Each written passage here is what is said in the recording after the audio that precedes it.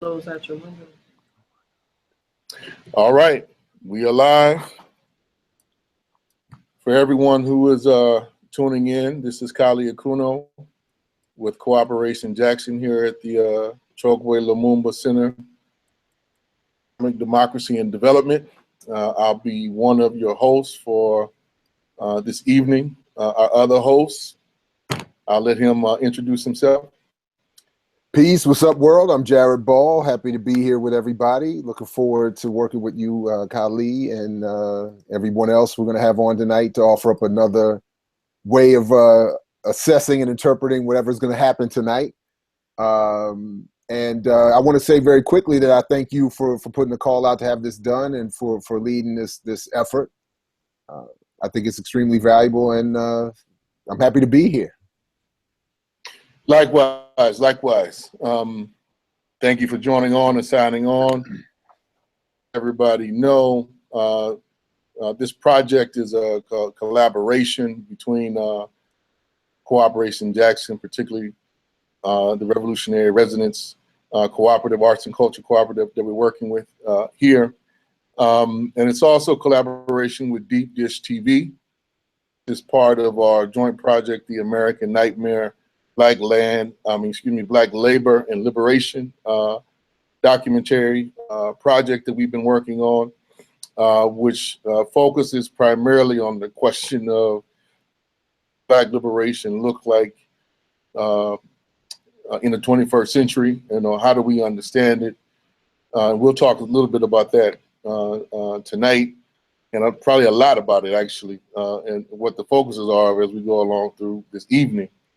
But just kind of want to get the evening started off right, to let you know who to be expecting throughout the evening. Right. We have a good lineup, and it probably may actually expand everybody as time goes along. As we bring more folks on, we are intending on being here till 1 a.m. You heard that right, 1 a.m.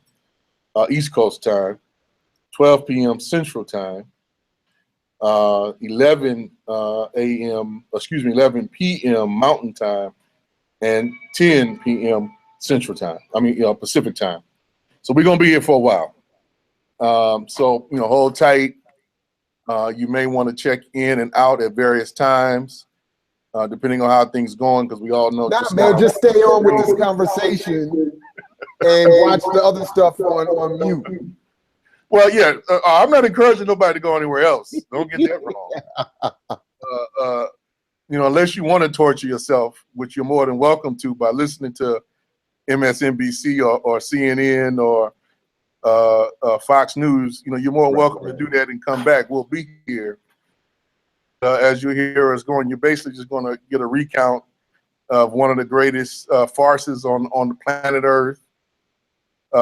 Billions and billions of dollars spent only to decide, which tactics the United States empire is going to employ in trying to carry out its with the planet Earth. That's basically kind of what's being decided tonight, and what we are going to be talking about is the impact of these elections on people all over the planet, not just here in the United States, because unfortunately what happens tonight has global implications, so we want to lay that bare, and we're going to be talking to a couple of our friends and comrades and allies who are going to be touching on that around flashpoints all throughout the globe, including Canada, various points on the African continent, Venezuela. I want to just give you a little bit of some of the lineup that we're going to have tonight, and we're going to bring our first guest on in about 25 minutes from now. So we're starting off with Doug Norberg, longtime revolutionary organizer based out of the Bay Area. Then we got Dr. Yolande Tomlinson, who's going to be joining us, revolutionary organizer. Heather Milton Lightning, indigenous organizer based out of Canada. We got Ajamu Baraka, who's going to be joining us to give his take on a number of different things. We got Feroz. He might be the vice president-elect. Okay. We got George Ciccarello Myers, who's going to be joining us. Comrade of mine, Arlene Eisen, is going to be joining us. Netfa Freeman is going to be joining us. Former political prisoner, Black Liberation Army, Black Panther Party member, Daruba bin Wahad will be joining us. Taliba Abuya and Nardine Kiswani. Ed Brent will be joining us, and probably, as we said, a few other folks, including people who will be here live with us in Jackson throughout the course of the night as people kind of come in and come out to join us in this conversation.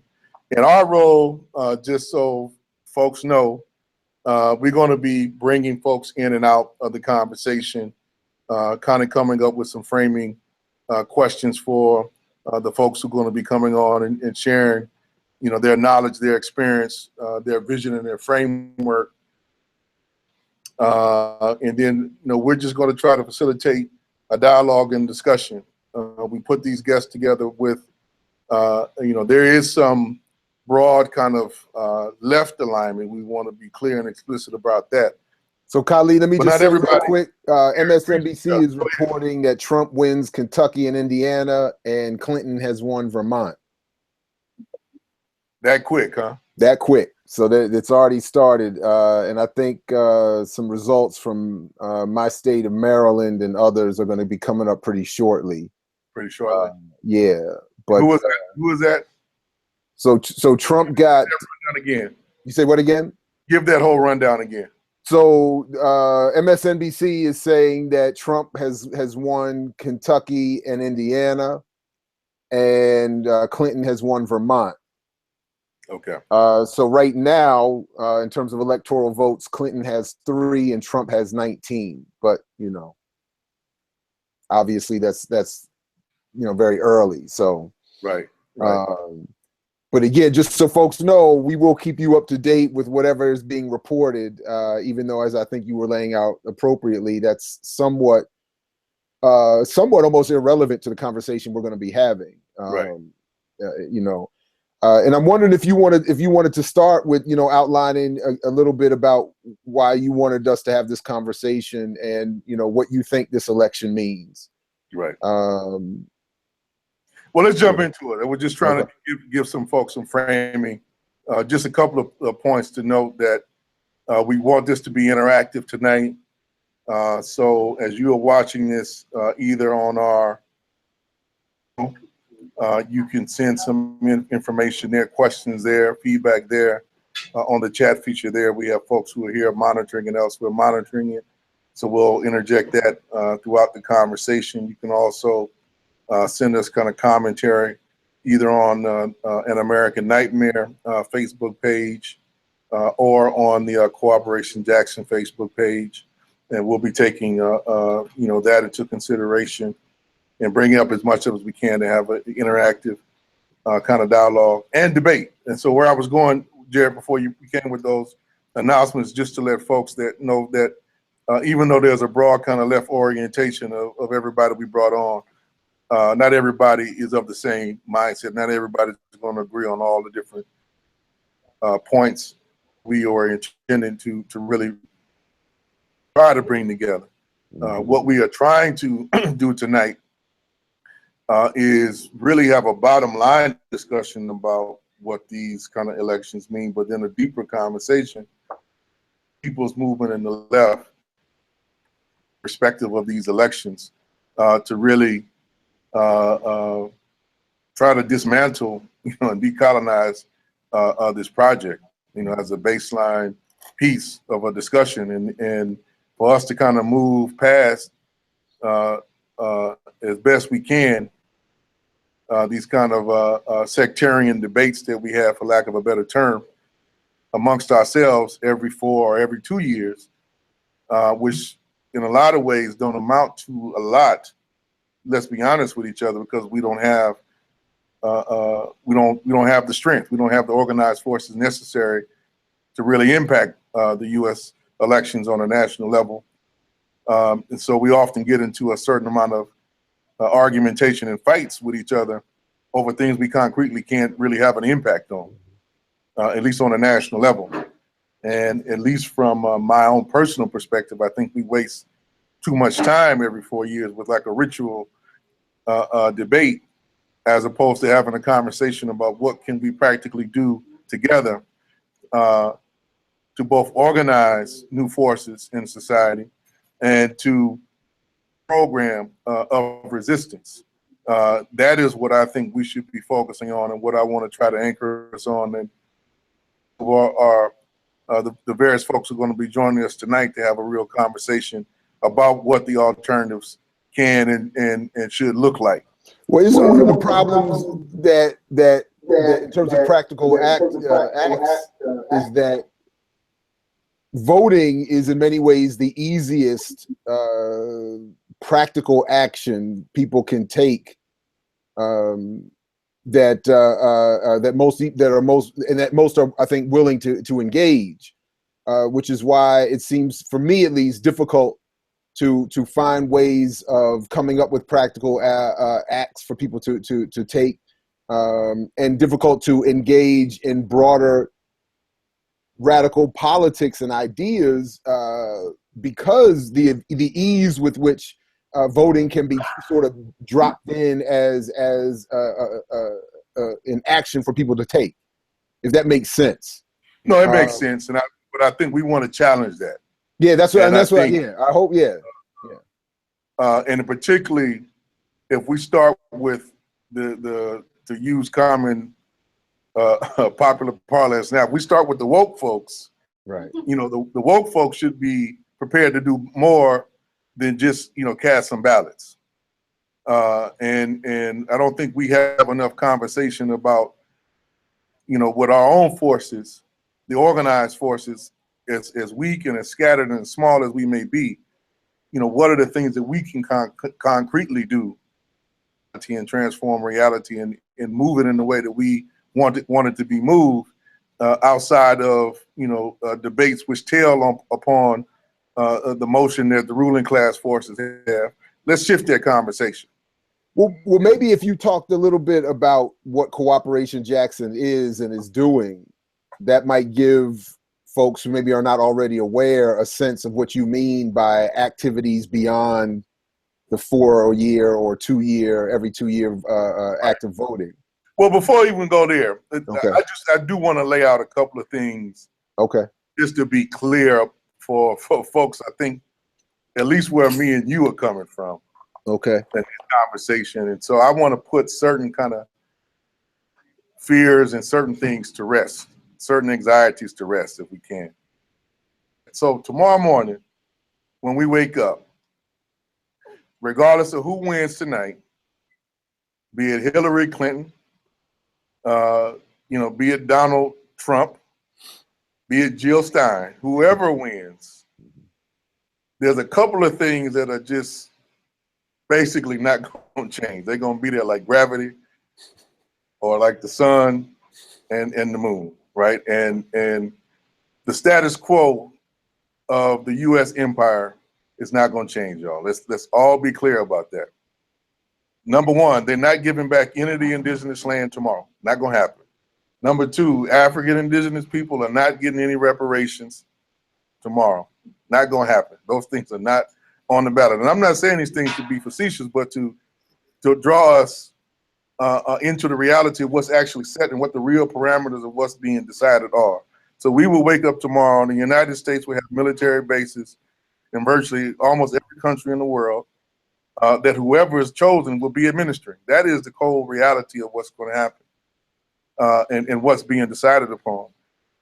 In essence, you know, just to reiterate, as it regards to the overall empire, the choice as it is between the parties, between the Trump and the Hillary, is really over the tactics of how the empire is going to be managed and administered. Right. You know, that's the real deal.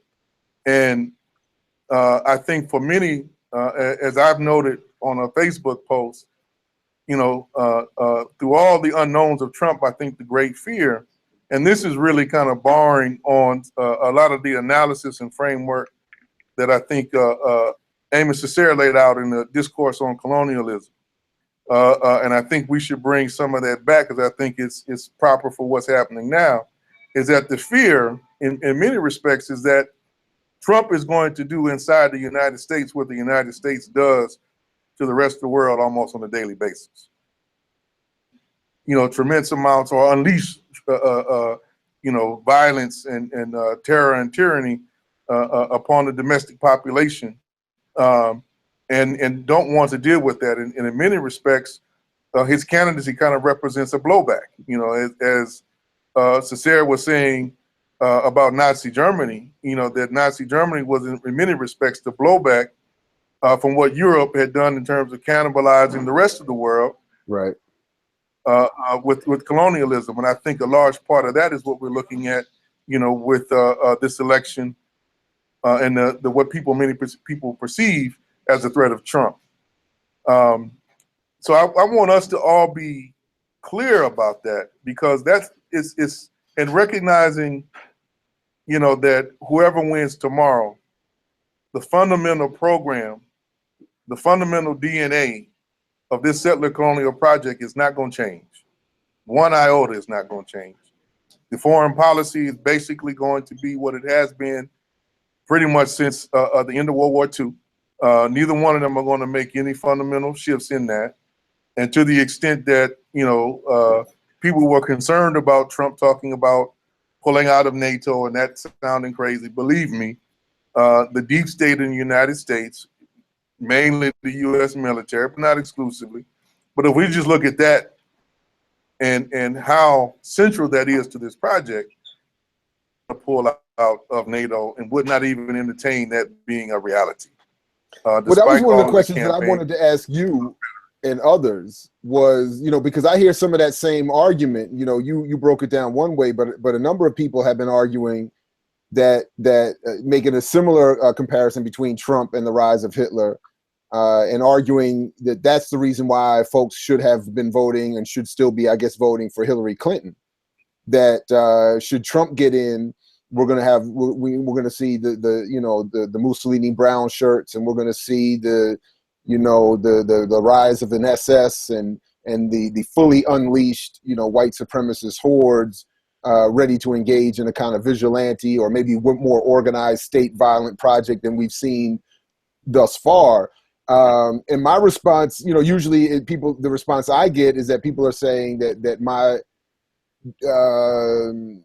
inability to see it that way is largely due to what they perceive as my relative position of comfort. So I'm wondering what you think about that. In other words, I don't see those conditions quite the same, in part because of what you were talking about, and also in part because even under Obama and what I would suspect even under Hillary Clinton, or what we saw previously under Bill Clinton, is that the conditions for Black people don't necessarily improve. It's not as though racists and racism disappear. It's not as though wars cease. It's not as though people, you know, Black people in particular, stop going to prison. It's not as though Latinos are you know, cease to be deported. So what I keep trying to argue is that the unknown, apparently unknown fears that are projected onto Trump are more likely and more real in the hands of Hillary Clinton, the Democratic Party, as we've seen under the last 8 years of Barack Obama.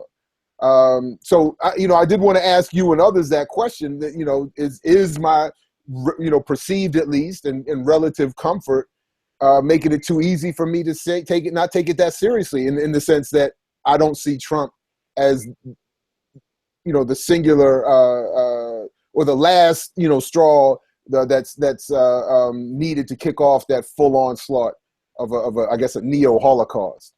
Well, I would say let's look at it. Let's and this is the deeper part of what I have been arguing for and would push and challenge people to really look at. Because the way in which you partly frame that is still a choice between two candidates, right? As opposed to what are the actual social conditions, both within the country and on a global scale, and particularly what is the role of capital as the dominant, you know, political and material force on our planet, at least that the part of it organized by human beings, what does it necessitate right now, right? Given its drive for constant profit and that being the kind of motive, and there being a crisis of it being realized now for decades, right? And in this moment, what is it really demanding with a population within the United States and on a global scale, right? And I think if we look at that, then we start looking at the two choices between Coke and Pepsi profoundly different. Because that's not really giving us a whole view of the system. It's just giving us a question about management, not the deeper aspect of the crisis underneath it, right? And so part of the thing I would look at is that, in 2006, and between 2006 and 2008, there was a major financial meltdown. And if we look at most of the real indicators, if you take all of the little fake numbers about, the recovery of the jobs and, without people analyzing a lot of those are temp jobs, a lot of those are jobs at lower wages than people who were making before. A lot of them are not full-time jobs. So the crisis of unemployment or underemployment or undercompensation is just as real now as it was in 2008 for many, and I would say for most. You got, China's production decreasing, and what that means on the global scale, saying that the global engine is slowing down. And you have a whole aggravated crisis of the standards of living, particularly in the so-called West, have been steadily declining now for about 20 to 30 years. And the populations which have grown accustomed to a certain standard of living are now being forced by capital on a global scale to accept less and less and less in the midst of profound political and climatic instability, which is driving migrants, from Africa, from Asia into the heart of Europe at record numbers. Folks being driven because of, trade deals and the deepening aspect of globalization, and also some of the same climactic crises that are happening here, but in a different kind of orientation from Central America and South America and the Caribbean into the United States. And this is forcing more competition in the job markets in Europe and in North America in particular. And so that just brings out all the notions of racism that get pulled off the shelf and white supremacy that get pulled off the shelf to be manipulated to control various markets. So we have to put what the Tea Party is in that context as a precursor to the rise of the phenomenon of Trump, right? So it's not like we haven't, to go back to your point around the Brown shirts, it's not like those forces haven't been organizing before Trump showed up. It's not like they weren't being subsidized, and it's not like there's there aren't movements even further to the right of that have their own impetus and their own strength, like the Patriot movement and the resurgence of the Klan. So those forces have never went anywhere in the United States. They've always been here. And what I think the past 8 years has done is give them a focal point in the hatred of Obama, which is, vehemently sponsored and promoted by the likes of and others. This has already been here. So the little choice that's being kind of put before us by the two parties and how that whole edifice has been structured, I think misses the point around, the so-called kind of rise of fascism with Trump. Is the way some of that is often posed is as if he has himself organized these forces and not that they already exist. Right. That's right. And that's sort of what I was saying, that this idea that those forces have disappeared or scattered and have just waited, and that if Trump wins, they will then somehow and only then find their triggering. And if Clinton wins, somehow they'll climb back into their holes and go away. That's the part of that argument in defense of defending the call to vote for Hillary that I've struggled with and not found moving.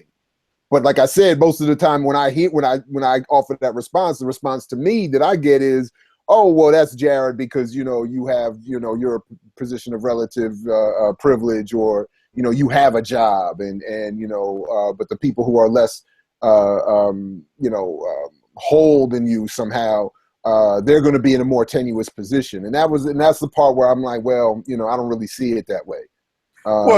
Yeah. This part I would agree with it. I think we all are going to be in a more tenuous position, regardless of who wins. Though that's the point. Well, that's my point. I'm just saying that those who are defending the vote for Hillary are saying it's only going to be more tenuous if she loses. Right. Right. That's all. Well, I mean, the reality I think of it is this is what I argue for, is that regardless of who wins, given the nature of the crisis that's at hand on a global scale, of this kind of ruling class coin are going to have to resort to serious amounts of violence in order to try to retain the status quo or to make certain advances. I don't think that there is a way beyond that at this point. There's not a door open for either one of them at this point to offer more concessions in either direction. And that's what both of them promised in different ways. Trump was perhaps a little bit more elaborate in what he was offering, you know, to a particular audience. But it's not like the resources were there to deliver, right? And it's not like the economy, as it's been constructed, it can be reoriented in the way that he is talking about reoriented, right? It wouldn't be profitable to bring a whole bunch of manual labor factories back when you have, you know, forces like Uber now running driverless trucks, right? That just don't make any economic sense in the 21st century, you know, given how capital is realized and the contradiction it now has, you know, with capital and technology being able to reduce labor costs, if not eliminate them altogether. But you shrink in your market. So capitalism itself is deepening. These contradictions are deepening its own crisis in a number of different ways that have to be dealt with. And that's one of the things, just to bring, before we bring Doug in a few minutes, you know, that's one of the central things that we have been arguing with this An American Nightmare project. Fundamentally, Black people in the United States, if you would, are kind of a guinea pig. That we are, us and indigenous people, you know, we are the most disposable populations within this particular settler-colonial project, and the nature of which, how capitalism has emerged and developed 30 years in particular, there's less and less need for, you know, surplus populations like most of the Black working class fundamentally is now. And that the system is going to have to come up with some serious ways of either managing the Black population, right?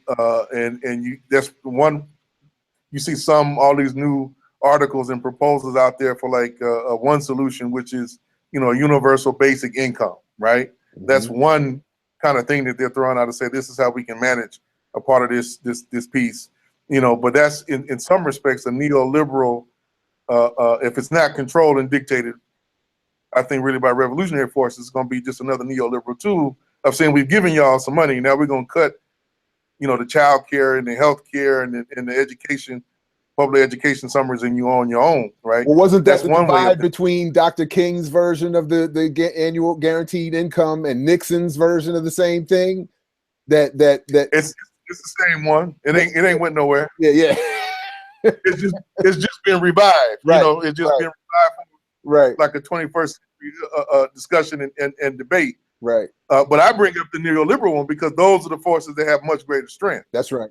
Right. There was a stronger left right. in 1968 with the Poor People's Campaign than there is now. That's right.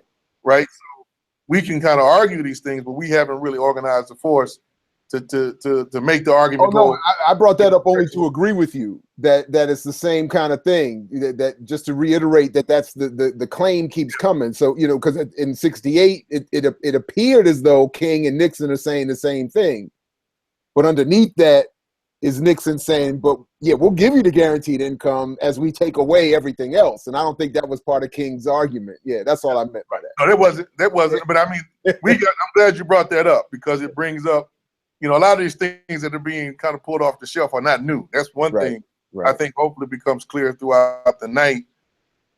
And when you asked about kind of define what cooperation Jackson is, I think we lost some of that time, but we got so long tonight, we'll make it up. Okay. But,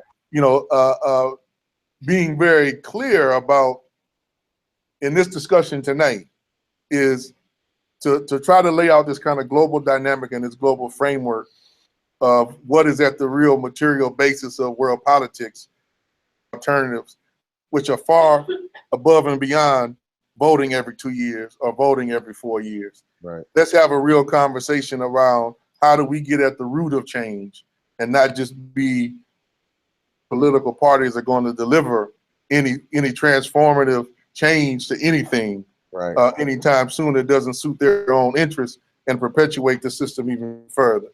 So, that's what, just to give folks a taste of kind of what we mean and why we start off with the framework that, for those of you who might just check in a little bit late, just being real about tomorrow, military machine is going to be humming like the fine tool machine it is, regardless of who wins. They gonna pull different contingency plans that they already got off the shelf, and best believe that the United States, military, the Pentagon, they got scenarios for damn near everything that you can of course. From alien invasions to they really got some think tank papers on a zombie apocalypse. They got it all written out, and a Trump or a Hillary is not really going to make too much difference ultimately in how this thing runs at the end of the day. It'll be some slight differences as opposed to who gets preference in eating and who doesn't. That's what you're really kind of choosing. But with that, I want to try and move into our first guest. I'm wondering if you think if we want to run, something off our playlist as a transition while we get Doug on. That's a good idea. And just to let folks know who are watching, this is definitely not going to be your regular election night kind of watching coverage. We're going to mix it up and be as creative as we can be. Conversation. Again, we want to hear from you. So, hit us up on Facebook with questions, challenges, up on the YouTube piece directly. We have folks who are going to be monitoring and bringing these things in with us. We're going to have our house DJ Leon Gray here. He's going to be doing some spinning. Folks who are here with us at the Lumumba Center will probably come up, ask questions. We got a couple of folks that's going to be doing some poetry, doing some of the breaks. So, get ready for a little different taste of the evening. And the first thing we want to really try to bring up is a little music to also put some things in context. You want to introduce this piece, Jared?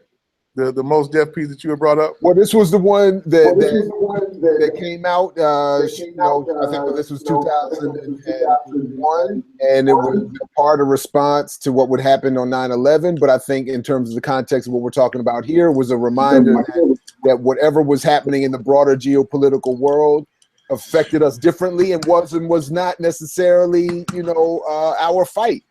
And I think it is, I think it actually is quite relevant to what's happening tonight with these elections. So, like the track says, bin Laden didn't blow up the projects. It was the policies of the United States just as I would say that it doesn't matter which one of these, candidates is elected. It's the policies of both parties working collectively that have led us to this pitiful position that we're in today. So, all right, with that.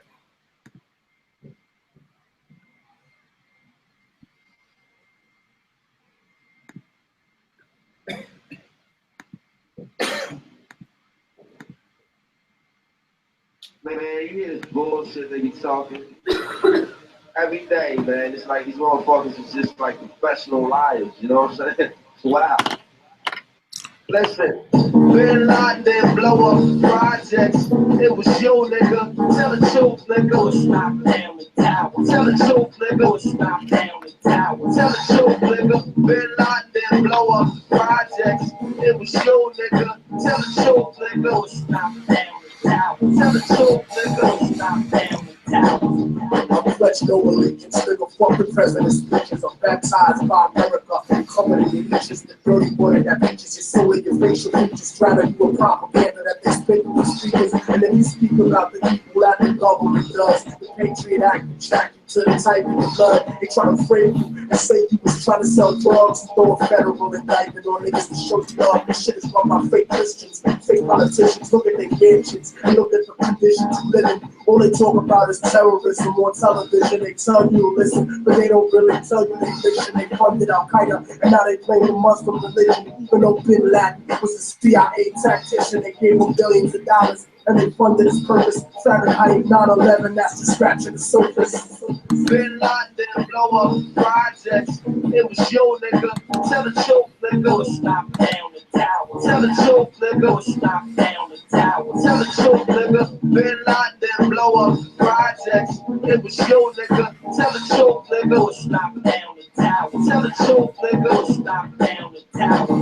They say levels in Iraq still fighting Saddam, but that's bullshit. I'll show you why it's totally wrong. Cause if another country invaded the hood tonight, it'll be warfare to Harlem, Washington Heights. I wouldn't be fighting for Bush or white America's dream. I'll be fighting for my people's survival and self-esteem. I wouldn't fight for racist churches from the South, my nigga. I'll be fighting to keep the occupation out, my nigga. You ever clock someone who talk shit or look at you wrong? Imagine if they shot at you. I was raping your moms, and then forced Saddam Hussein had chemical weapons. We sold them that shit after Ronald Reagan's election. Mercenary contractors fighting a new era. Corporate military banking off the war on terror. They controlling the ghetto with the fear of attack, trying to distract the fact that they engineered in the crack. So I'm strapped like Lee Malvo, holding a sniper rifle. These bullets will touch your kids, and I don't mean like Michael. Your body be sent to the morgue, stripped down and recycled. I fire on house niggas that support you and like you. As innocent people get murdered in the struggle daily.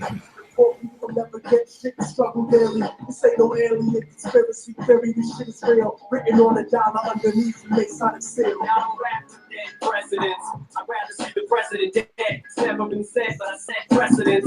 Bin Laden blow up projects. It was you, nigga. Tell the truth, nigga. It's not down the tower. Tell the truth, nigga. It's not down the tower. Tell the truth, nigga. Bin Laden blow up projects. It was you, nigga. Tell the truth, nigga. This is 80 seconds away from the towers. Look how it's off with the wrong building. Nigga, to get hours.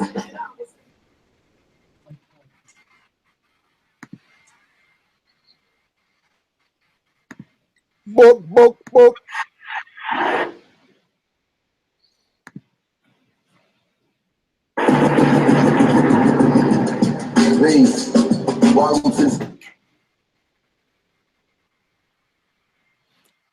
All right, all right. You with us? Absolutely. The only Eminem line that's ever moved me. Yeah, I'm here. We'll say that for another conversation. We'll say that for another conversation. All right, Doug. Glad you could join us tonight. Pleasure to have you on. I don't know if you got a chance to listen to, just a little introduction that me and Jared were able to kind of touch on to give a framing, Doug, and if you had any first comments on that before we got into, some questions and answers and presentation by yourself. All right. Can you hear me okay? Yeah, we can hear you good. Can you hear me okay? Yeah, we can hear you good. I think you're... All right. First of all, what's that? No, we hear you go. Go ahead, Doug. Huh? We hear You you can good. hear me okay now? Yeah. All right. First of all, they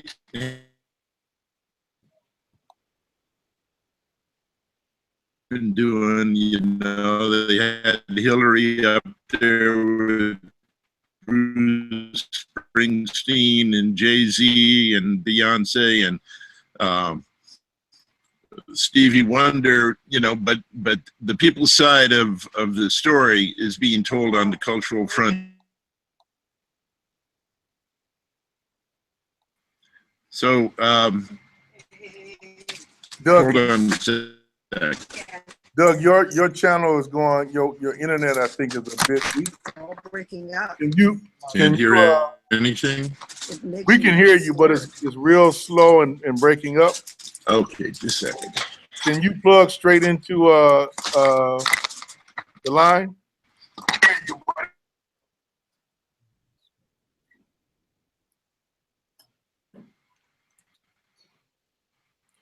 One of the, for folks who are looking, Do you hear me now? Yeah, we hear you. You were going in and out on this, Doug. So you hear me better now? I think, no, it's not the plug. I think it's the strength of your internet connection that we got to get you on a faster line or something like that, or something with some more broadband. Is there a way that you have one of those old cords to plug in straight into the computer? I forgot what they call it. No, I'm running the internet. I'm running the computer off of Wi-Fi. But are you able to hear it better now? Yes. Yeah, we can hear you better now. It's the speed. It's your speed that was the issue. But let's try. You seem to be stable now.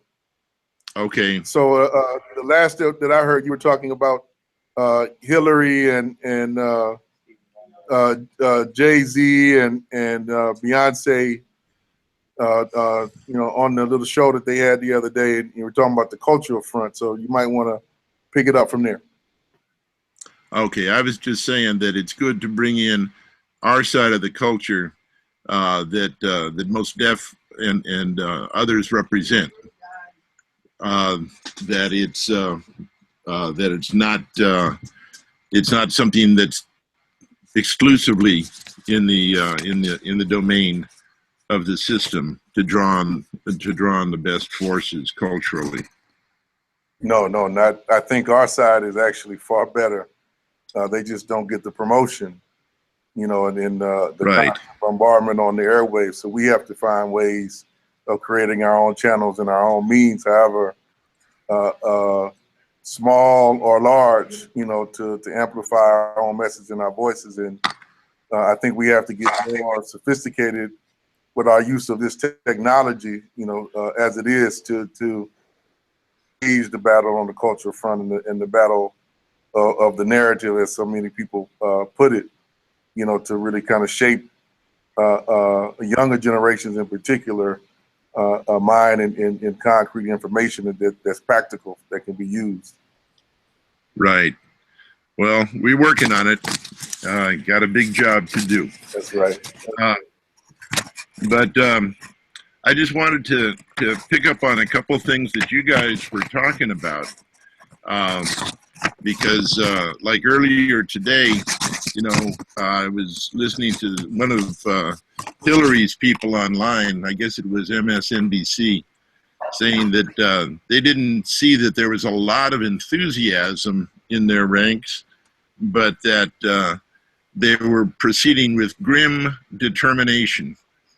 And I thought that was probably a fair depiction, because they have a very, very difficult, not just Hillary, but the entire system has had a major job, and they've been closing ranks this last week to try to reconsolidate the system, after all the bitter back and forth going on in the course of the campaign, where they were making false accusations and false promises right and left all the way through, because they didn't have much substance to play with.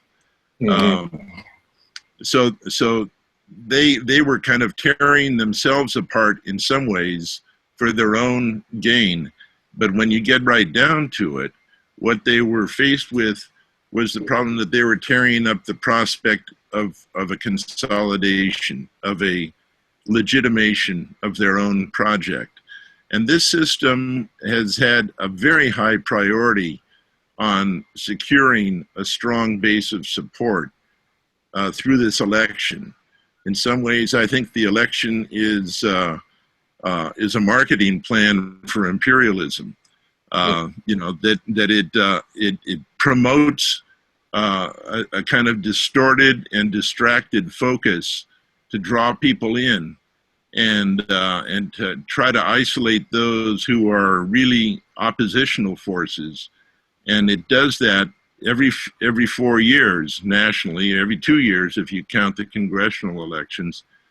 And it is a marketing plan for the system itself. In the last few days, I saw a speech from Hillary where she was saying, oh, the issues in this campaign are the issues of the people, you know, but I don't think imperialism was on the ballot. I don't think colonialism was on the ballot. I don't think the history of settler colonialism or white supremacy was on the ballot. I think it's important to keep this stuff in mind. You know, you mentioned before reparations was not on the ballot. Standing Rock has been deliberately ignored completely through, even though people made specific appeals to Hillary. But in fact, she just said, well, you all work it out. But in fact, she put hands off because she didn't want to address that. And that it raised the question, not just of Standing Rock or of what is happening to indigenous people today, or to the climate issues involved in the water issues that are so critical and important, because they were also raising, at Standing Rock, they've had educations going on about the doctrine of discovery and and how the settler colonialist history of this country laid claim to people and have continued that claim all the way through. And that is the center issue in the Standing Rock dispute today. Reparations, they've never raised the question of rectifying the history of slavery. In fact, if you look at the history of how voting rights was developed, in the wake of crushing the Mississippi Freedom Democratic Party in 1964, blocking it from taking a role in the Democratic Party, it was in the wake of that that they developed voting rights as a mechanism for people to support the system and not to develop their own voices and structures, you know, to fight it out. That proved, among, you know, in many ways, the fact that this is not a democratic system. This is a system that is designed for building and channeling support for the capitalist powers and for imperialism, and that those who support that and pledge loyalty to it are allowed to weigh in on it. I think Doug, we're about to elect the first woman. We've had 8 years of the first black president. Isn't I mean, this is you know, isn't that a sign that the problems that you're describing from you know, a few generations ago have been overcome or dealt with? Well, when Obama came in there, a lot of people were saying that Obama was proof that we were post-racial now. Maybe with Hillary, they'll say that we're post-misogynist. but in fact, people who live their lives in reality knew that that wasn't the case with Obama, and this will not be the case with Hillary. These are representatives that have turned their backs on the basic issues of people on a grassroots level. It kind of goes back to one other thing that you were saying earlier, Jared. You said that people were saying that you couldn't see the difference between Hillary and Trump in a pro-Hillary kind of way because you were too privileged. Well, I think, in fact, the people who are really at the bottom are the ones who don't see the difference, and that in fact they are not going to be facing vastly worse conditions. They've been living vastly worse conditions. I think the Hillary appeal is not to people who are at the very bottom. It's to people and throughout the whole campaign, it was to stand up for the middle class, stand up for the privileges of those who've been able to get some little piece of the action or crumbs from the table. Doug, forgive the interruption, but MSNBC is reporting that Trump has won South Carolina and now leads 33-3 in the race to 270 electoral votes. Just want to keep our audience up to date. Right. I saw that they came out with an announcement about West Virginia too, like that. Oh, really? Okay, I missed that one. Okay. Yeah.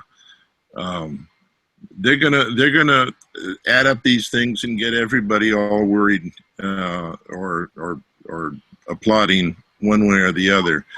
But tomorrow morning, they're still going to wake up with the same amount of stuff on the table and the same kind of problem of how they're going to put the gas in the tank and how they're going to actually wage their struggle because they're being gunned down or they're being channeled in ways that are really slamming their position in the world and in life. And by the way, you were right. They did call West Virginia for Trump. I think one thing that I was looking over this week that was very interesting, I mentioned earlier the election of 1964. And there was something that Malcolm X put out about the election in 64, where the suppression of the Mississippi Freedom Democratic Party, led by Fannie Lou Hamer, that took place, and it was, that was the suppression of that was ordered by LBJ, carried out by Hubert Humphrey. And they brought in Walter Reuther, and they brought in Martin Luther King Jr. To all stand against the demands of the whole MFDP delegation. And they did this on the basis that they needed to unite the South, the Jim Crow segregationist South, in Johnson's camp in order to defeat Goldwater. And that Goldwater was the big bogeyman that was being used to kind of rally everybody into LBJ's corner. And this was the method that was being done at that time. It's very parallel to the situation today. But what Malcolm said, and I have his quote, it says, if Johnson had been running all by himself, he would not have been acceptable to anyone. The only thing that made him acceptable to the world was that the shrewd capitalists, the shrewd imperialists, knew that the only way people would run toward the fox would be if you showed them a wolf. So that created a ghastly alternative, and it had the whole world, including people who call themselves Marxists, hoping that Johnson would beat Goldwater. I have to say this is Malcolm speaking, those who claim to be enemies of the system were on their hands and knees waiting for Johnson to get elected because he is supposed to be a man of peace, and all that, and at that moment he had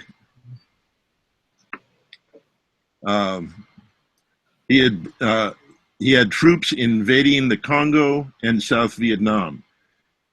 He even had troops in areas where other imperialists had already withdrawn. And that was Malcolm's comment on the way people got channeled by this electoral democratic hoax.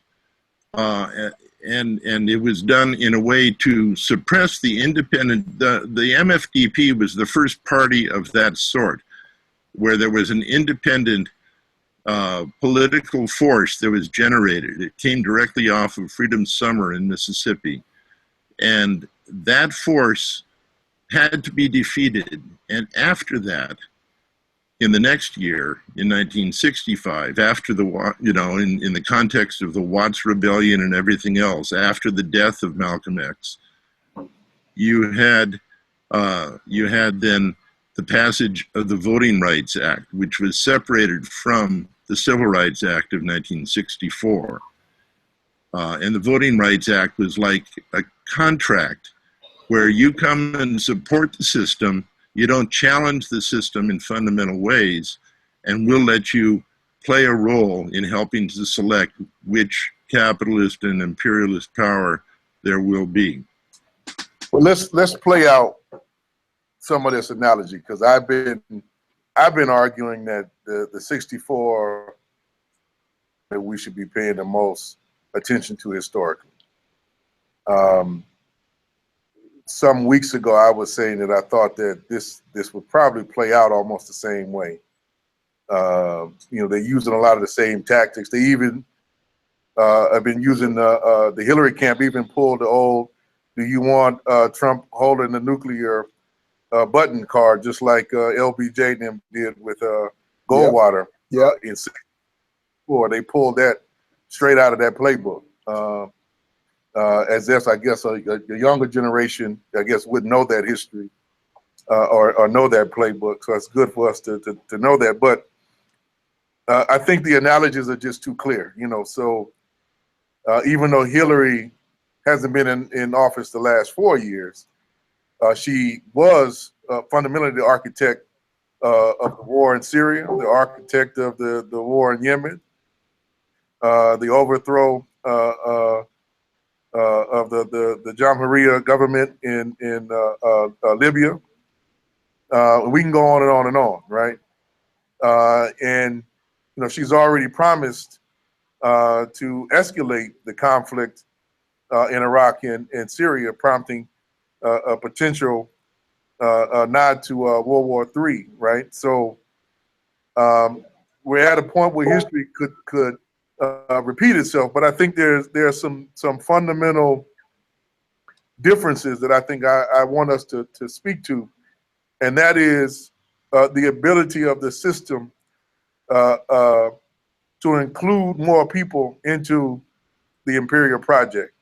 In the 1960s, at least we forget, Johnson was introducing the Great Society, and for a while anyway, the United States government had enough resources to both support the military escalation in Vietnam and elsewhere, and to kind of dole out more by way of social programs. I don't think that's the case now. Definitely. So let's speak to why, and both the parallel and the differences, and what the differences might lead to, in the next couple of years. Well, I think that there are some differences, and it does come down some to the resources that you're talking about. Imperialism has developed as a much more integrated and global system with a U.S. command of many aspects, and a lot of that those command structures have broken down or been proven not effective. There's growing competition. You know, in the late 50s and up to around 1960, the United States had a productive apparatus that exceeded the entire capitalist world. But the thing is, it was reaching its limits of what it could do internally, and the needs of capital have always been there, and those needs are always, they're fundamental to the whole capitalist system. You need to expand or die. You need to try to develop mechanisms that are more capital intensive rather than labor intensive.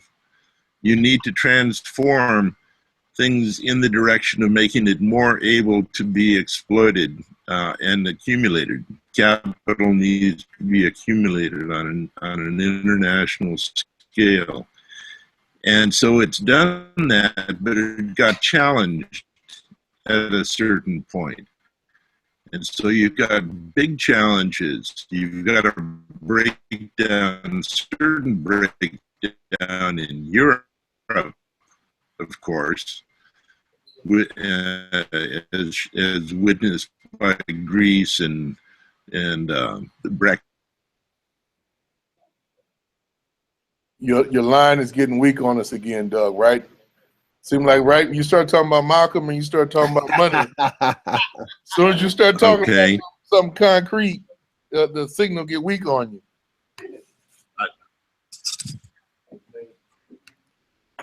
The FBI is controlling this.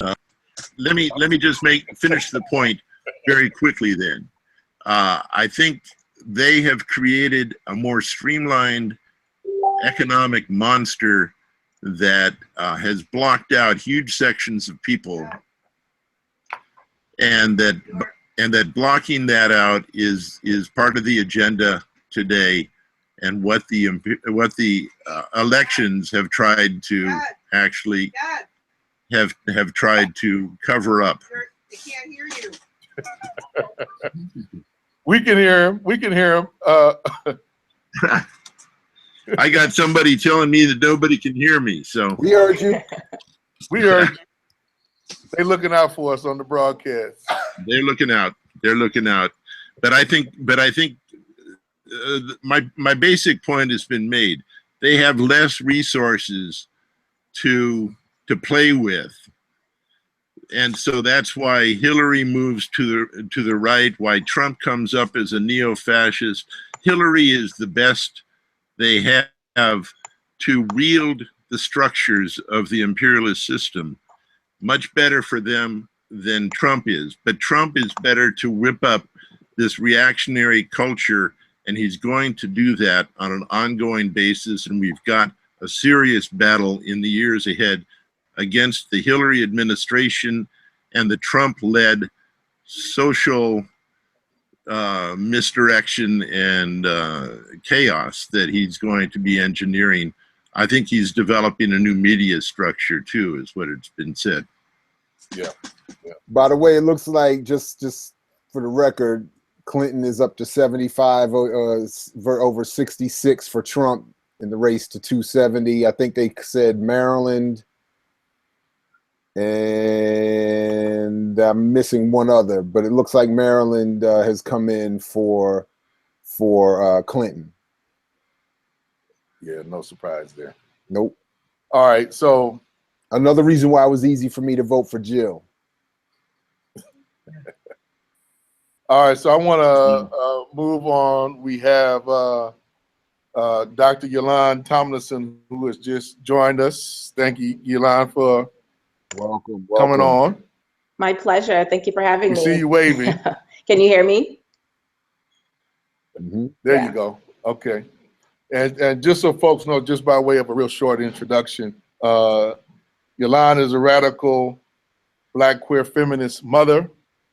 There's a lot to say, but I'll leave it at that, as I know that was the top of what you had put on the bio, and I think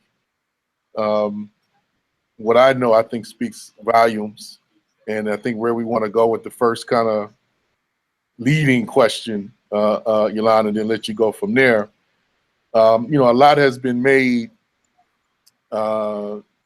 this election cycle by the Clinton campaign, and I think by left forces in general, being the first woman ever nominated on a major party ticket.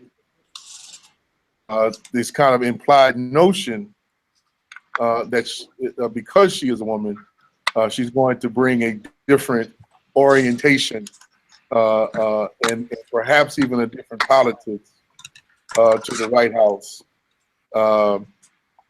which I think is complete BS. But let's break that down a bit, just as a starting point, if you don't mind, Yolanda. I would love to. Thanks, Kali and Jared, for having me on. I think this is a super important conversation, so I'm glad you all are holding the space for this, and I hope that it continues, not just over the next 4 years under Clinton's administration, but as we move forward.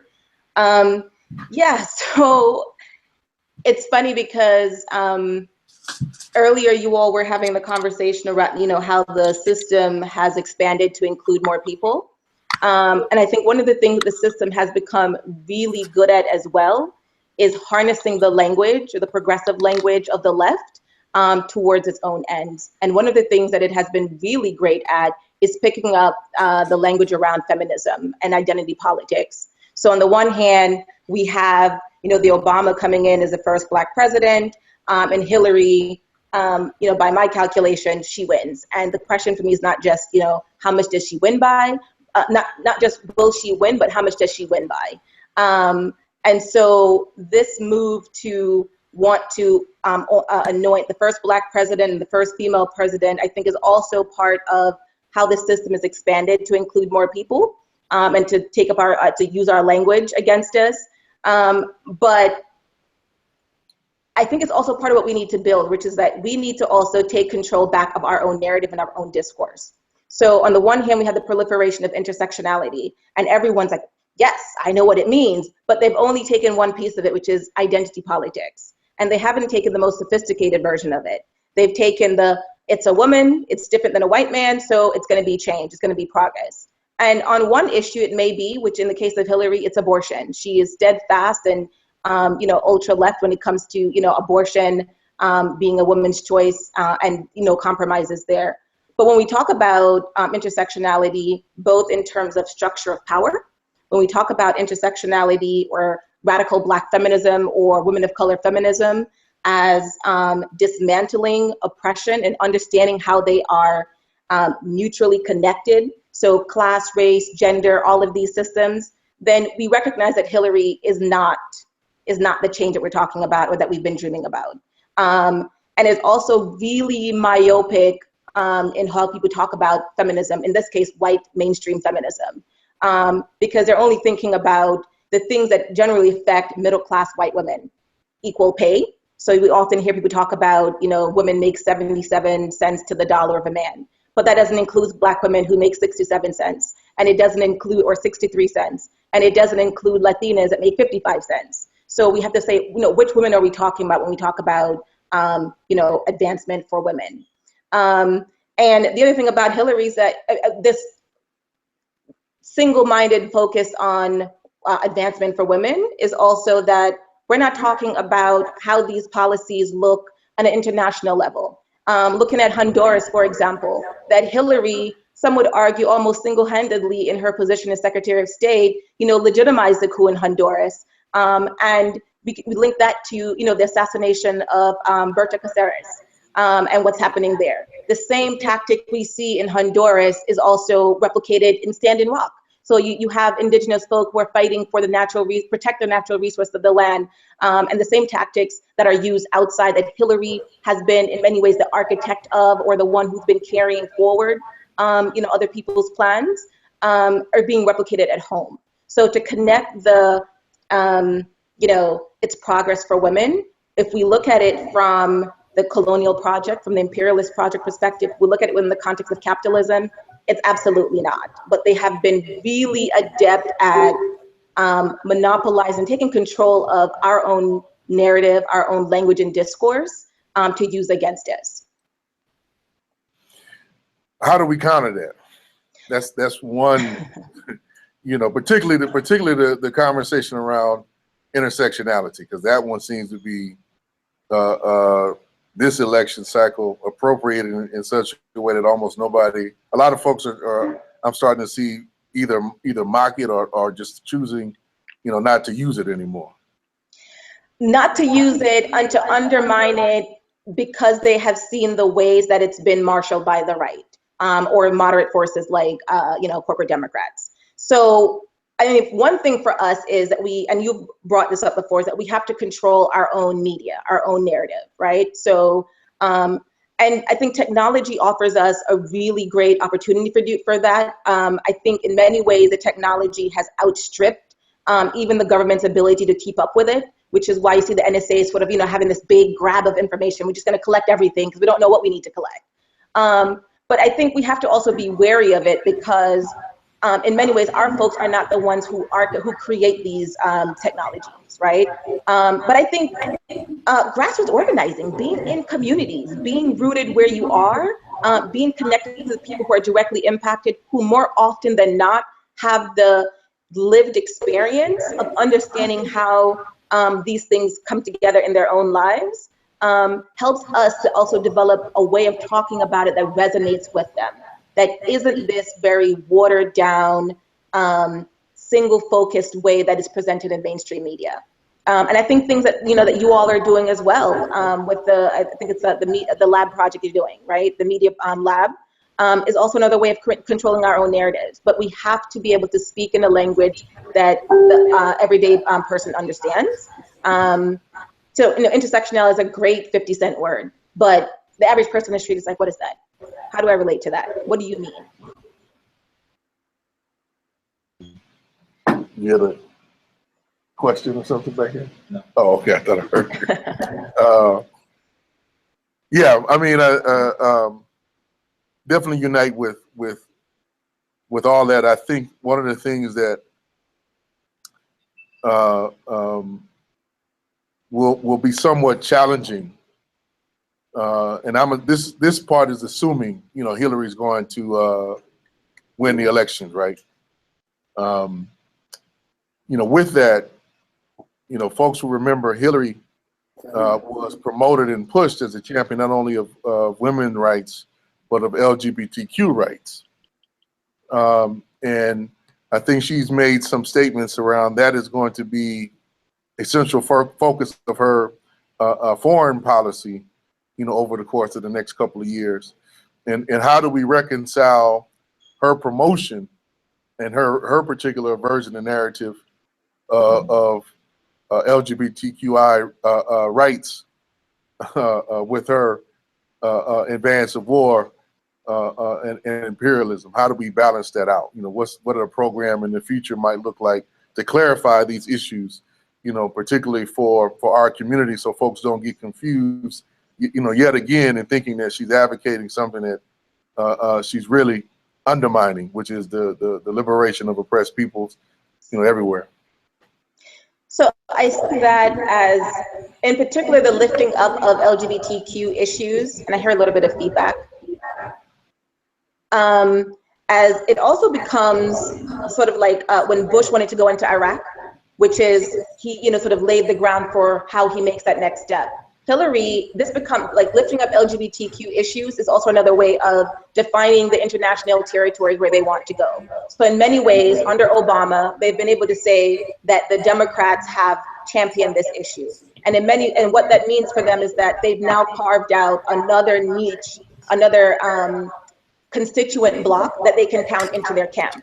And I think that's what Obama's work was under his 8 years, it was what he was doing, right? So he didn't pay as much attention to racial justice, not just because of the Black person, it was hard for him to have to push those issues that people want to defend him, but they were very strategic about which piece of the issue they wanted to carve out next. And so I don't think it's just going to be LGBTQ issues with Hillary, it's also going to be immigration. It's so kind of like, we want to consolidate around Latinos and it's sort of the new emergent voter bloc that's happening. But Russia has been one of the places where LGBTQ struggles has been at the forefront around, it's against the human rights of LGBTQ people. And so by lifting that up now, it becomes a way that she's already setting the stage for why we need to confront Russia. I think Syria becomes one of those places where they already feel like they have some access for that, but I feel like LGBTQ issues becomes one of the sort of narrative strain that they're using to sort of set the framework for, okay, why Russia, right? They've violated the rights of LGBTQ people. But I don't want to be ignorant by saying, so I think there's also another thing happening on the ground with communities, with organizations that are doing work in communities. They are very savvy and astute about how these issues for LGBTQ people of color are connected. But there's a disconnect when they get to, the election cycle. And they think that they do have this tactical alliance with corporate Democrats, that they can vote them into power and that they'll have, some level of room, as I've seen it explained, to be able to organize under this type of leadership. But what Clinton, and I think the Democrats have been really good at, is not so much shutting shit down at home, but it is to advance the tactics abroad and then to bring it home. So we see Obama, for example, using drones in other parts of the world without officially having Congress declare war. But when we talked about the shooter in Dallas, they used police drones to go after him. In North Dakota, they legalized the use of drones against water protectors. And so if we're not also being savvy about connecting these issues nationally and internationally, then I think we're always going to be outflanked in the struggles that we're facing, even while we're so-called lifting up this progressive framework around intersectionality. Mm-hmm. Mm-hmm. So, I heard yeah. The folks in the audience, you guys got questions?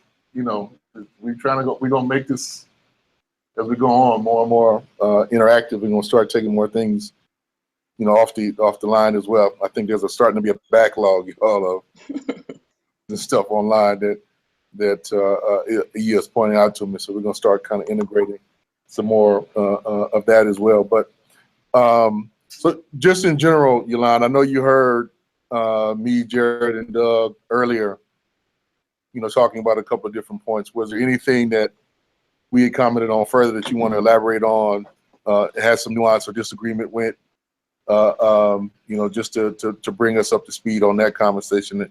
We're trying to have everything kind of build upon each other. So, I want to offer that as well, or Doug or Jared, if you all have any questions for Yolanda, also just pipe in. If there are any questions, I'll take them, but there's a point that I wanted to raise around kind of the purpose of this piece. Go ahead.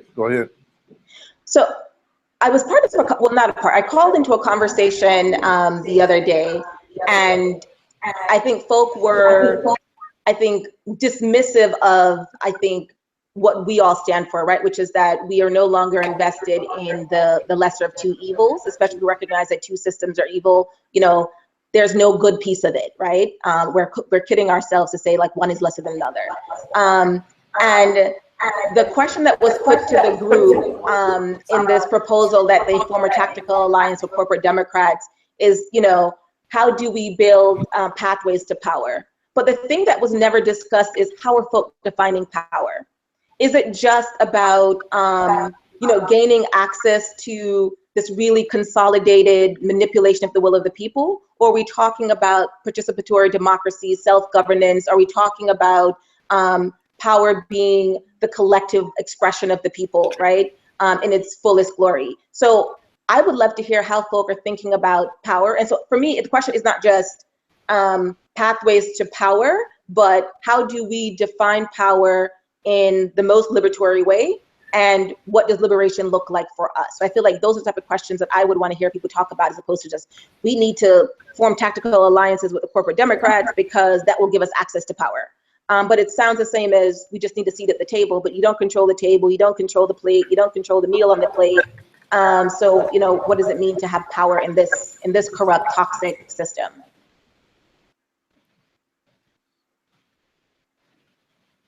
Yeah, I think I was on a call about that earlier today. As a matter of fact, in planning a conference, and I think it wound up being named Reimagining Power. Mm-hmm. And I think it was like Pathways to Transformation or something like that. I have to look at it, but I think this whole notion that the only way that we can exercise power is through elections is something that we have to defeat. And I think it's critical for our organizing work to really challenge this notion. I know we were talking, me and Jared, talking about politics not being defined by 2 or 4 year cycles, Right. you know, and how do we break out of that? And, you know, for many, that is, as Jared, I think, was rightly pointing out, for many people in this society anyway, you know, that is how they engage in politics, and then everything else they do in their life is kind of deliberately and intentionally separated from that, right? But at least for, I think,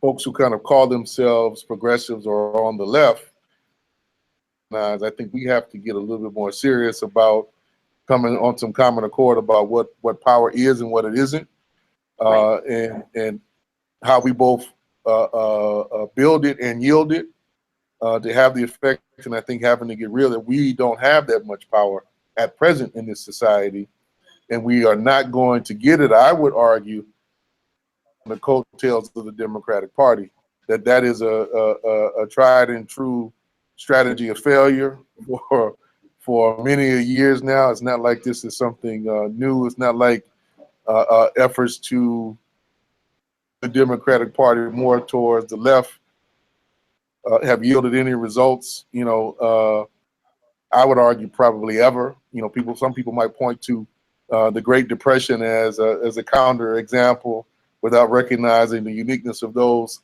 historic circumstances, and where the left forces were stronger, and how most of the left forces at that time actually didn't operate within either the parameters of the Republican Party or the Democratic Party. And those are some choices that certain aspects of what I would call the revisionist left wind up kind of doing in large part as a compromise of trying to survive the McCarthy era. So I think we got to both dig deeper in our history to understand these kind of choices, and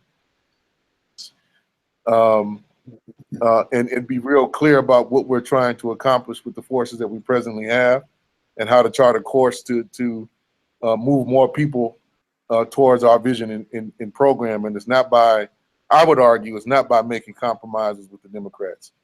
Doug, I mean, I don't know if you want to respond to that, Yolande, first and foremost, but that's some of my 2 cents. I can go deeper, but I don't let room for other people to respond. No, I completely agree with that. I think you actually give away whatever power you do have when you compromise with the Democrats. And I think it's also interesting to, this person brought up, you know, that voting with the Democrats against Trump is some sort of tactical alliance. But the Democrats, in many ways, assumed the Black vote. There was a lot of Black political and social capital maximized for Hillary Clinton's election, that in ways that I didn't see come out for Obama. So Hillary Clinton was elected on the strength of Black people's social and political capital this cycle, particularly the Obamas, a lot of these celebrities, and the folk on the ground. I think it was taken for granted that they would vote for them. In many ways, I thought that Clinton, in initial phases, orchestrated her campaign towards different constituencies than Black people, which is why when you saw Trump starting to move into the Black church arena, where I think, you know, they thought that Clinton, the first Clinton, had consolidated that block, you know, then she started, you know, reaching out to Black people more and showing up in places. So I think we definitely have to have our own reimagining of power, and it has to be rooted in the people, in the collective, in democracy with a small d. I think there's also space being opened up on the left for us, because the Democrats are increasingly moving to the right to be able to bring in more people within the party. But I think we also need a different framework and a different language for bringing people into that work. Well, I mean, that's what I would like to, that's what I continue to want to advocate in terms of developing, for practical and strategic reasons, the Green Party into this area where we form this tactical alliance that rather than with the Democrats, who have, I think, more than ever been exposed in this election as being what they are. I would like to see people who are involved in this kind of conversation and this call itself make that commitment going forward. And again, it's not to say that the Green Party is what we need as it is currently constituted, but in terms of electoral politics, the relative closeness to the 5% that we could even develop in subsequent elections to get the matching funds and all that, but more importantly, as a staging area for building the kind of political education and consciousness and unity among those of us on certain aspects of the left, and giving people an easy, legal, practical step to take that is just re-register and vote green, and then use that to galvanize and have conversations around our set of politics and ideas to build something beyond that. But anyway.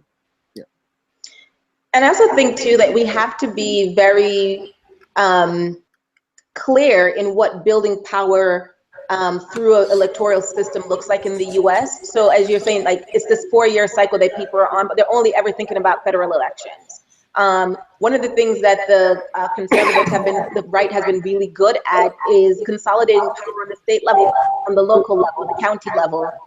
When you look at the map of where there's Republican governorship across the nation, it's almost like 40 states or more that they're controlling the state legislature. And so folks don't also engage on the local level as well, recognizing that we're in a federalist system. So the fact that they only turn out and turn up on federal elections for presidents or whatnot is also, I think, another short-sighted way that people approach, sort of tactical maneuvers towards power in the US.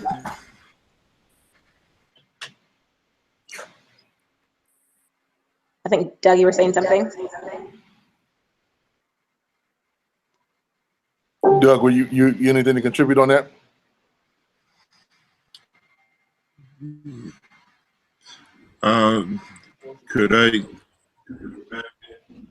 I'd like to speak to this.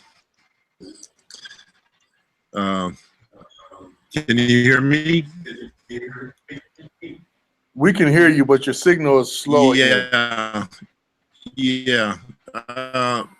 I've had an ongoing discussion.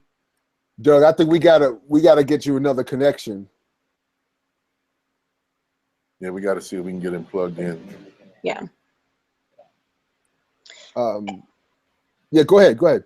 No, I know my time is short, but I think that there's one other thing that I wanted to raise in this conversation, and perhaps the folk come in later on could tap onto that. But there's a lot of disunity on the left, but not, I think, irreparably so, right? Which is, you have people who are really good at talking about neoliberal capitalism. You have people who are really great at talking about heteropatriarchy. You have other folk who are really adept at talking about neocolonialism and global white supremacy. But we're not talking to each other and understanding how those things are interconnected. And I think when we do that, we miss opportunities for really fully connecting with how people experience these things on the ground. And so in terms of moving forward and building a unified left, I really would love to see us be able to break down some of those walls that we have that forces us to not talk across and talk with each other around how these things are connected.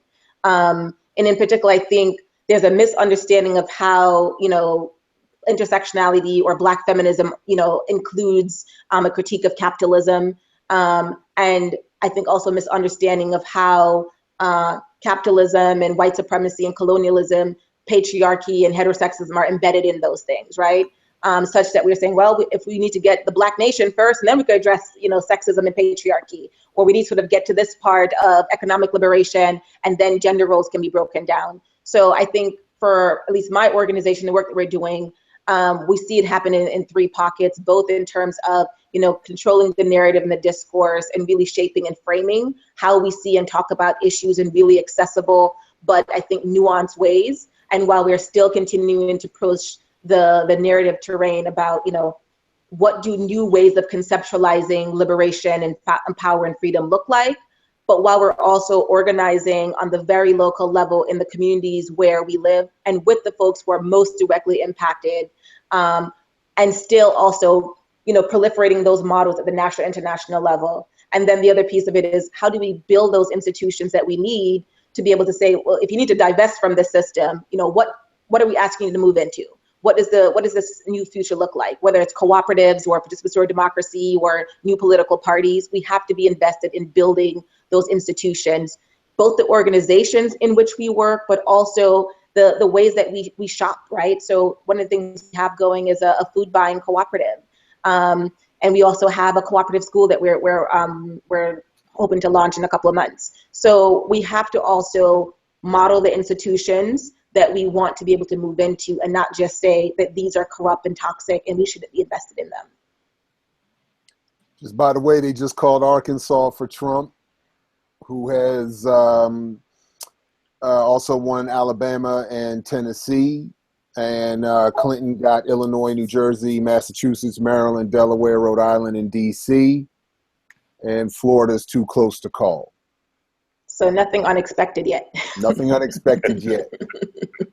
But my one question real quick is kind of going back to the point I was trying to make a minute ago. Wouldn't, or to what extent do you think I may be on the right track in arguing that the Green Party could be the vessel that is the umbrella organization around which people find, all these various groups that we're talking about, find an easy space to collaborate and exchange and build?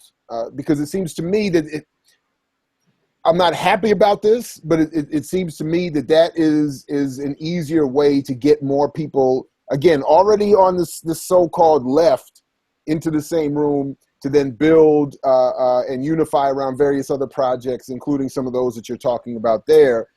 Because from my limited vantage point, it has seemed that it has always been very difficult to build around those other kinds of projects, including co-ops, et cetera, and so forth. Because either people, I don't know, it's harder to convince people of the value of that political project, or it's harder to do and sustain than just joining a party and casting a vote. But anyway, what do you both think about that, and anyone else watching? So I think on principle and its platform, the Green Party absolutely, I think, holds the best potential for the project that we want to build. But I think, at least for me, speaking from my own perception, I think the Green Party has a perception problem, right? Which is, it's always been associated with like a Nader or sort of the environmental platform, right? In a way that it wasn't always resonating with people how they experience environmental racism in their own communities. So I think it both also has kind of a PR branding that it also needs to do to bring folk into that. But I also think that there are people who, they're really hungry and they haven't divested from the notion that they need a seat at the table, and that's the way to get there. And so they see the investment in the Green Party as it's too long before we get to be in control. And I think, which is why they're willing to make these, I think, really dangerous to our own detriment. And the same way they've critiqued working class, poor white people for continuing to support the Republican Party all the time, that they're continuing to vote against their own economic interests. We continue to do the same thing, to vote against our own political interests by siding with the Democratic Party rather than invest in building. But I also I'm not talking about them, just to be clear, I'm sorry to interrupt, but I'm not talking about those who are still at this point willing to make arrangements with the Democratic Party. Mm-hmm. I'm talking about those of us who have said we're not doing that, but still haven't necessarily found a similar political home or space in which to work. So for myself, I mean, I wrote in Stein and Baraka on my ticket, right? Here in Georgia. But I also think I don't think those two things are separate, because I see, for example, and this is anecdotal, you know, folk who are like, yes, I support everything the Green Party stands for, but we've made this calculation and strategically it's better for us to align with Democrats so we can organize and then we can build a Green Party. Or I see folk who are like, I'm not with Hillary, but I voted for her. I want the Green Party to get their 5% so they can get the federal funding, and I want Hillary to win. And it's like, well, you just traded away part of that 5% by voting for Hillary. So there's this disconnect in people's mind who would actually align with the Green Party, but I think they have one foot in the Democrat door, kind of like holding it open. At least they think it's in there.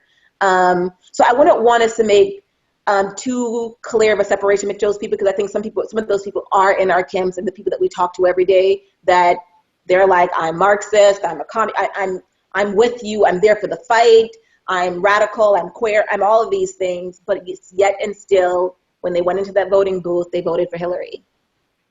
Yeah. Well, one thing I would just add to that, and hopefully we'll get into this, you know, more in different ways throughout the night.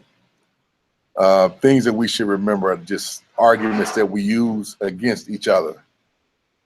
And one of those is always couched in terms of relevance, which is tied to demographics and the ability for us to have influence in both scale and scope, right? And what people will typically throw in the face of those who are trying to oppose electoral alternatives is that the very structure of electoral politics within this, you know, project is fundamentally kind of shaped and oriented towards supporting two parties, and people's belief, you know, progressives and left beliefs that unless there are some major kind of economic ruptures or contradictions, that it's hard to breach that scale and scope barrier with third-party efforts, right? Right.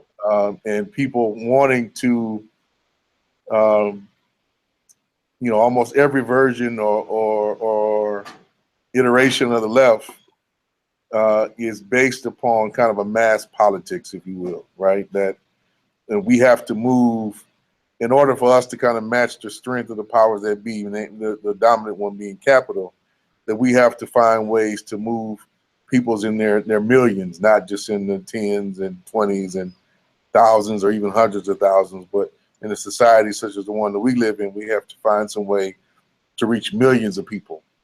And so and I'm speaking to the point where you say Jared, when you talk about both of you, us being divided, right? I think we got to dissect the arguments around what divides the left and progressive forces in the society around elections a little bit. That's another area where we get into the same kind of stale arguments particularly every 4 years, right?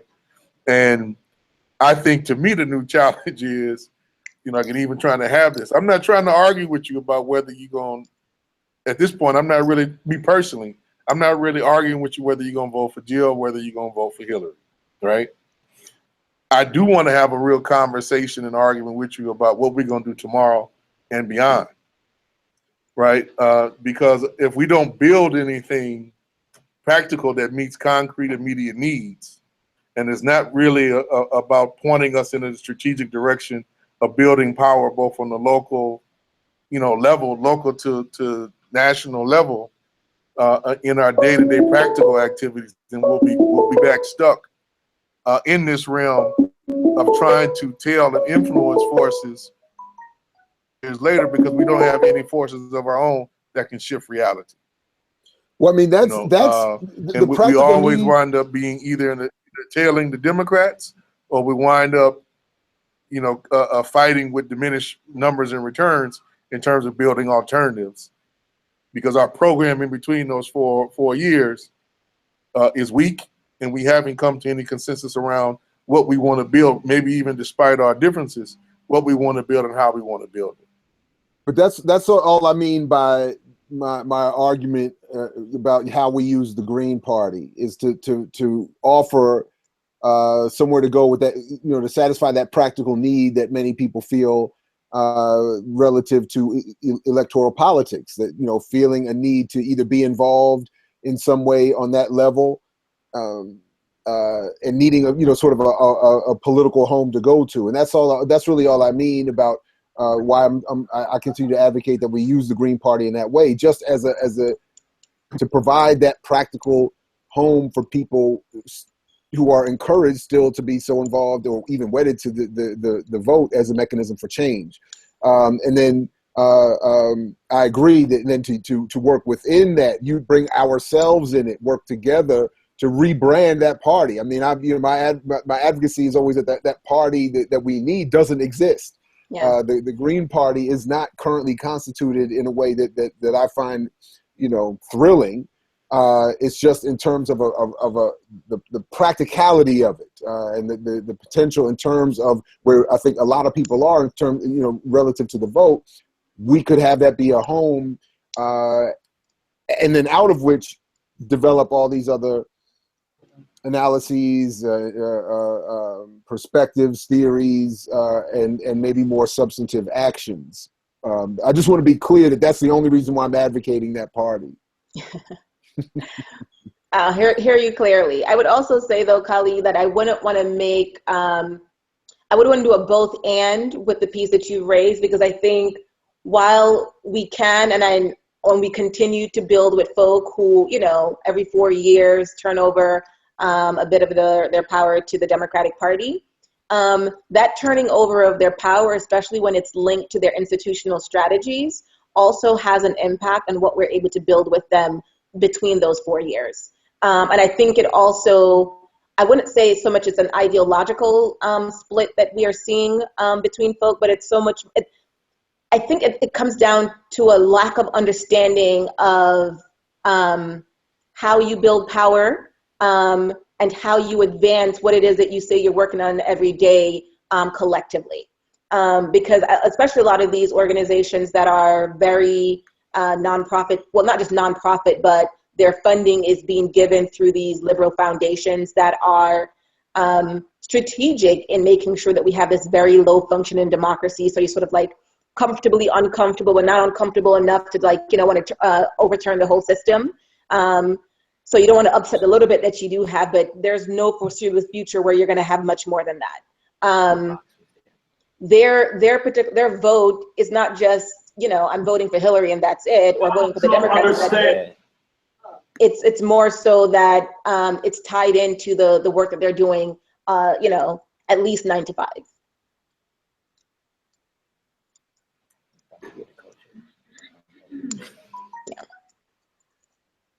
Kali, did we lose you?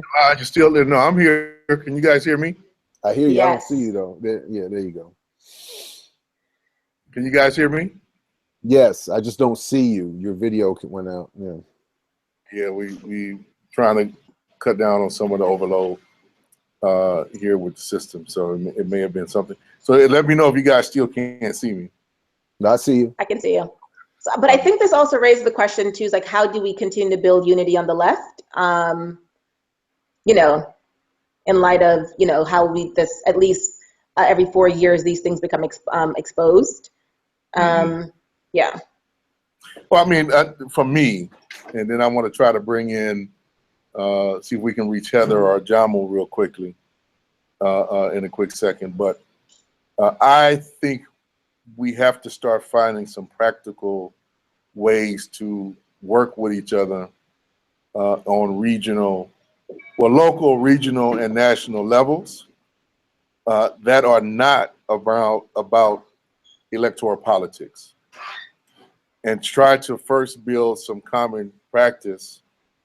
I think particularly in the area building what I would call kind of new working class institutions, new working class vehicles, right? Of which I see the cooperatives, that at least the Cooperation Jackson is trying to work on, and what we're trying to promote being those kind of vehicles. Things that are about actually trying to amass and build power on the productive level in our direct communities, that try to put more and more or try to concentrate more and more the control of the means of production in our own communities, control, right? And I think there are areas where we claim, at least theoretically, to have a certain level of unity, but we have to find some practical ways to exercise it. And again, I think cooperatives, at least in this iteration in the here and now, are a way to do that, given the nature of the crisis. And I'm not saying, let me be clear to everybody, that these are the end all to be all. It's just another tool in our arsenal that can be used, I think, to put more of economic power in our hands. And that is the kind of orientation we have. Them in and of themselves are not going to deal with the question of power or solve, some of the larger fundamental issues around how we exploited and oppressed. But I think we have to figure out both, how we interject on the material level in the economy, and then how do we use that to have a political impact, but starting on the material level, on the material but that's basis. again where I keep struggling. I'm sorry, because like where I am, I just keep thinking about where I am in this. I guess, I don't know, like a working class section of a suburb between DC and Baltimore.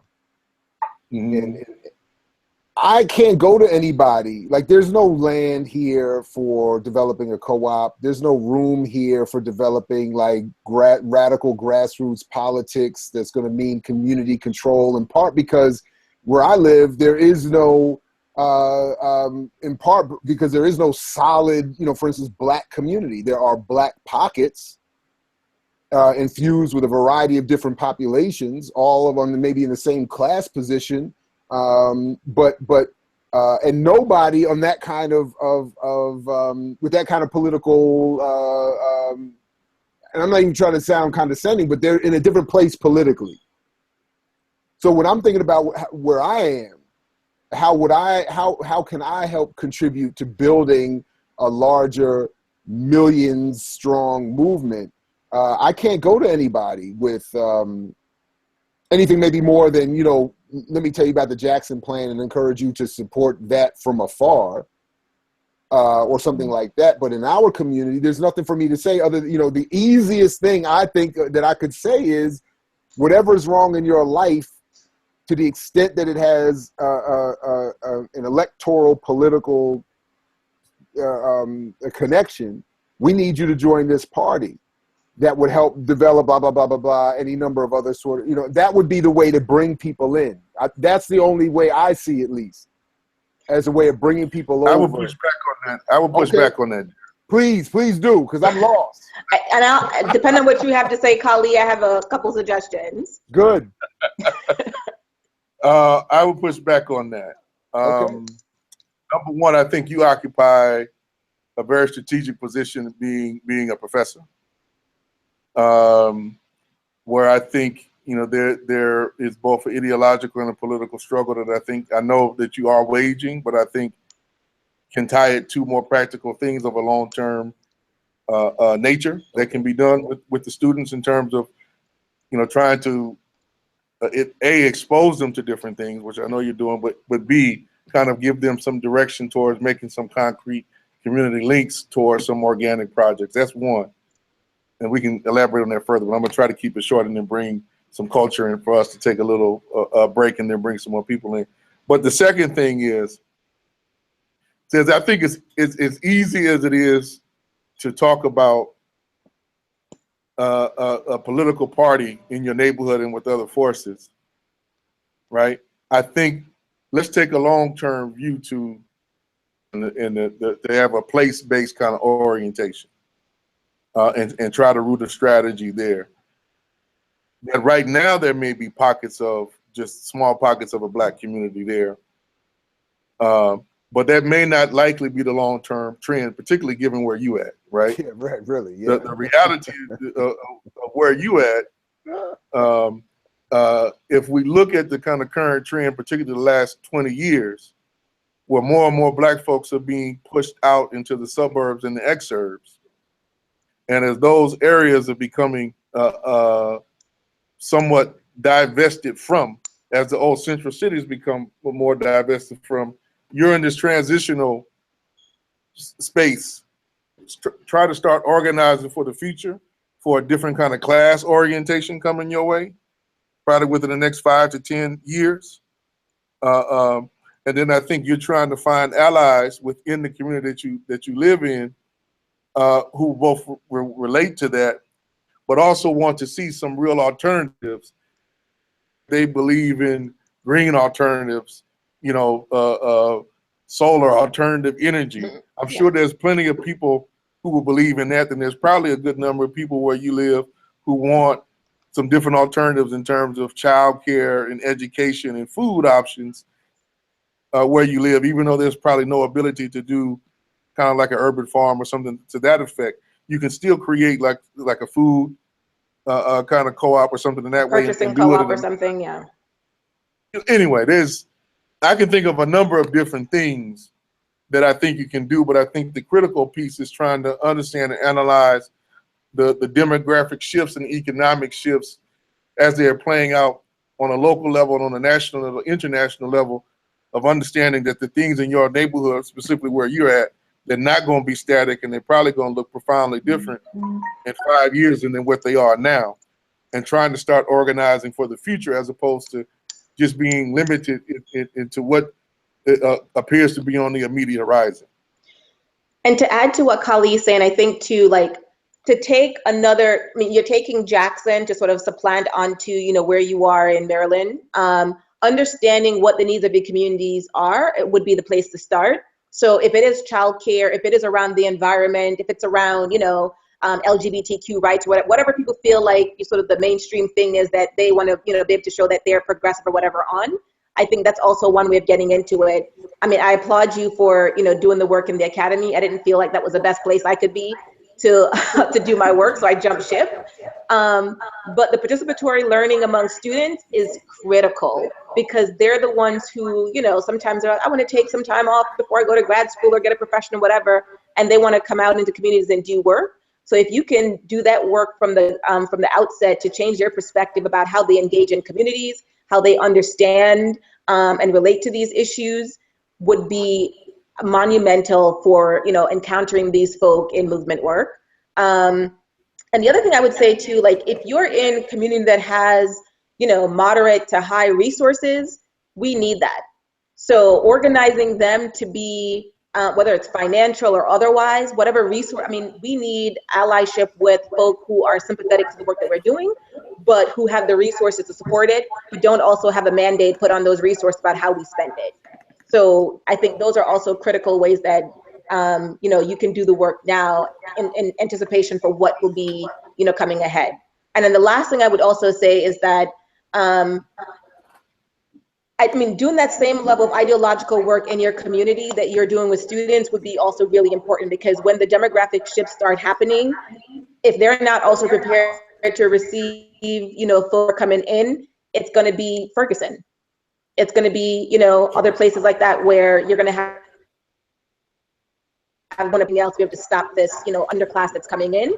So I think that you're actually in a really critical place to do the work, maybe not in terms of like inner city Baltimore or rural Mississippi or wherever folk are, building some of these institutions, but absolutely where you are. I think there's some specifics to this situation that I'm in that are missing here, but okay. But I appreciate what you said. I think we need to, I don't know, I think maybe at this moment the timing isn't right to get into that, but I think that I like what you both have said. I just, and maybe another time if you have more time, there's some specifics that I think are needed for this part of the conversation, but I do like where you both are going. Definitely. Thank you. No, the devil's in the details. I mean, before we go to a little break, the devil is definitely in the details, and we often kind of get pushed in our travels in talking about the Jackson Kush plan with a lot of folks who just want to kind of copy carte blanche what is being developed and struggled for here in Jackson. And the thing that I always tell people that you're probably not going to be able to recreate this experiment almost well, just anywhere. one thing very quickly. I'm sorry. Just one thing very quickly is that where I am is the one of the biggest problems I've always had living in Columbia, Maryland, is the assumption that back in the day it was the assumption that people hear suburb and they think 90210, or people will make the assumption that people in every part of every suburb are doing so much better than people in every part of every inner city or rural area, and it's a little more complicated than that. And one of the problems that I've had just personally, and there are several, but one of them is that a lot of the people who end up being gentrified, so to speak, out to where I am in Columbia, Maryland, see Columbia as, for lack of a better word, a promised land. So they see whatever problems they may see themselves facing here, the first reaction is to compare it to where they've just come from, and to not feel that there's any real need to get involved in certainly any kind of radical. So part of what I'm arguing about the Green Party is that it gives the label home of an organization that I don't currently have to use as a way of bringing people in, and I just haven't found a way to interact to build more radical movements in this area in any other using any other method. But anyway, anyway, just something that eventually I would like to maybe revisit in these kinds of conversations with you and others that we bring into these groups. Yeah, we'll do that. And I think again, want to touch base on that piece I was talking about is how do we analyze our situation to be able to make relevant, to develop relevant strategies and build the forces, to execute them. And folks should know, we have we believe some solid ideas here in Jackson. We've accomplished a few things here in Jackson, but we far from where we need to be and where we want to be. Right. Even still here, doing the work to develop the co-ops is a struggle. Learning how to be democratic is a struggle. So it's a constant piece. It's not like the work is done.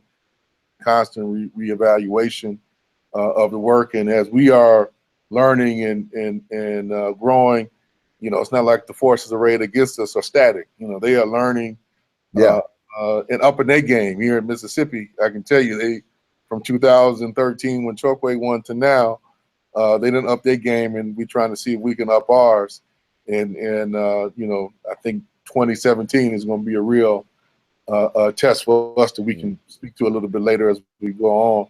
But right now, Jamu do want to take a quick break and let Brother Leon do a little bit of culture with us for a quick second, so folks can kind of check that out as we try to bring more people on. In a few minutes, folks, don't go anywhere. We're going to start taking questions in and pulling those up, because we see a lot of things that's been chatted out, which we greatly appreciate. Keep tweeting, keep hitting it up, and we're going to start bringing that into the conversation directly now.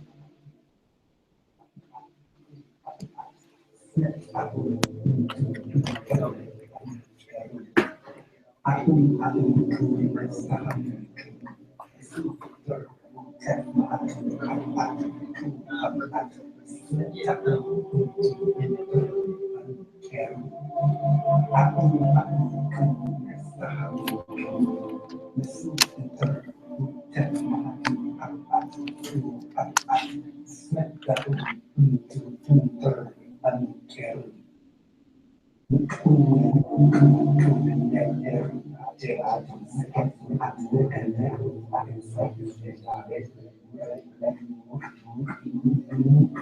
don't have to tell you things aren't good.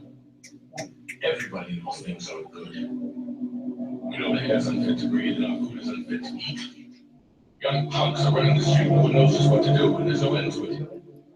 The dollar buys a penny's worth of eggs and coppers giving a bell under the counter. We sit watching our eating boxes while some local anchorman tells us that today we've had 18 murders and 80 violent crimes, as if that was the way things were supposed to be. We know when times are bad, worse than bad. People are crazy. It's like everything everywhere is going utterly mad, so we never leave our homes. Okay, wanted to know that Nubia's Place Cafe is offering this evening vegan butternut squash and spinach lasagna, vegan cilantro lime rice, vegan cooked rice, and chicken parmesan marinara, lemonade and water, plates for $2, and they include a drink, and cash and credit cards are accepted. The kitchen is now open.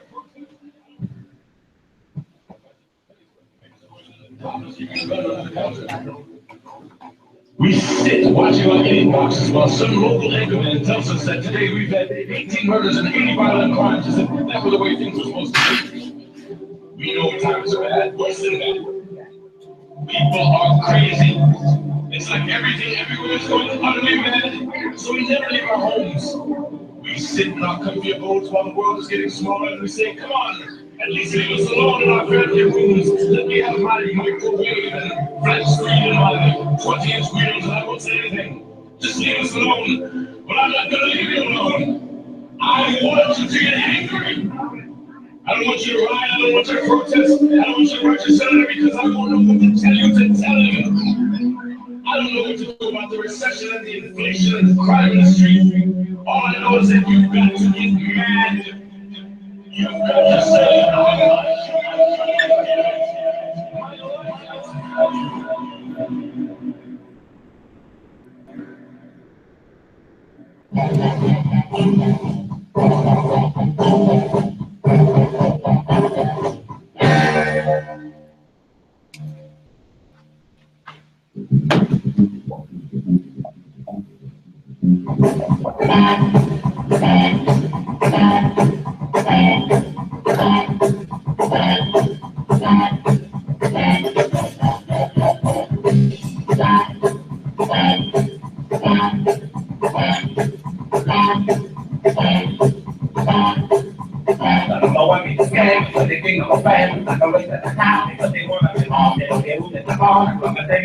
politicians in my eyes.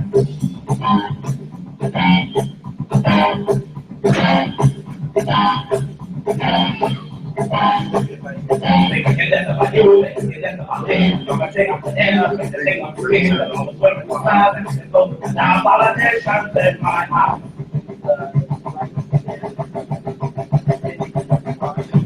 Always trying to isolate when they tell us that I'm very responsible for sending young men to we have waited so long for someone to come along and correct our country law, but the way we're too low.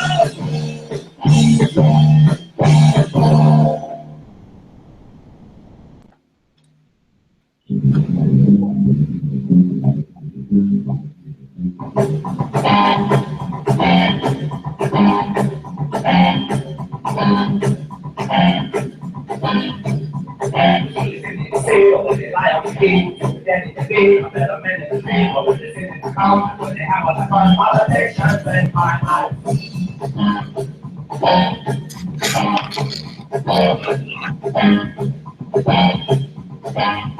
They're all turning the face, and we look at the same. It's just like the queen, you look at the thing, but then you do such a damn, you can get everything. Politicians in my eyes.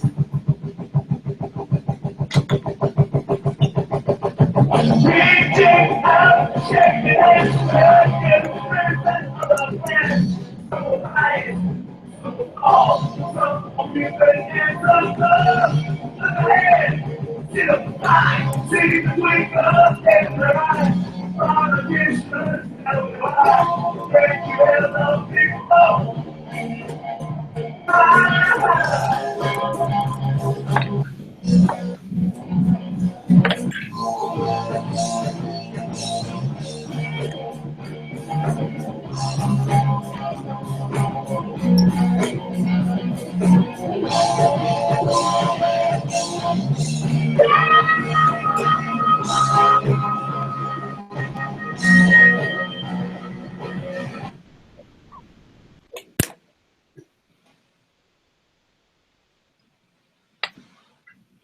coming back. Hit the chord, hit the chord.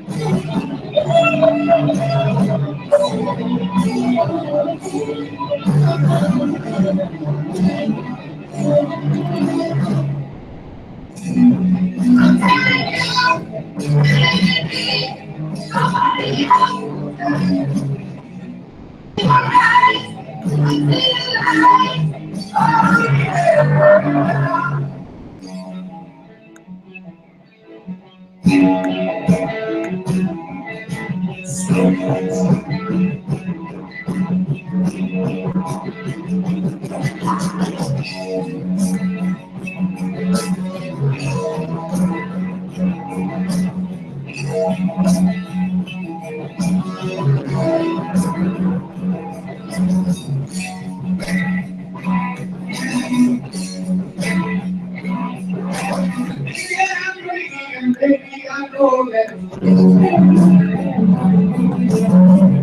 You know it, I think that you know it.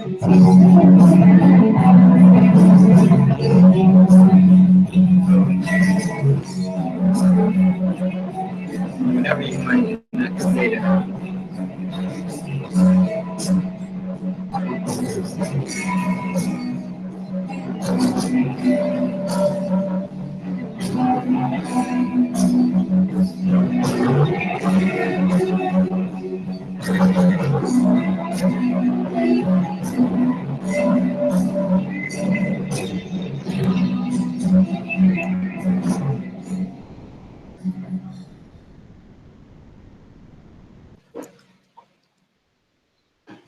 All right, we are back.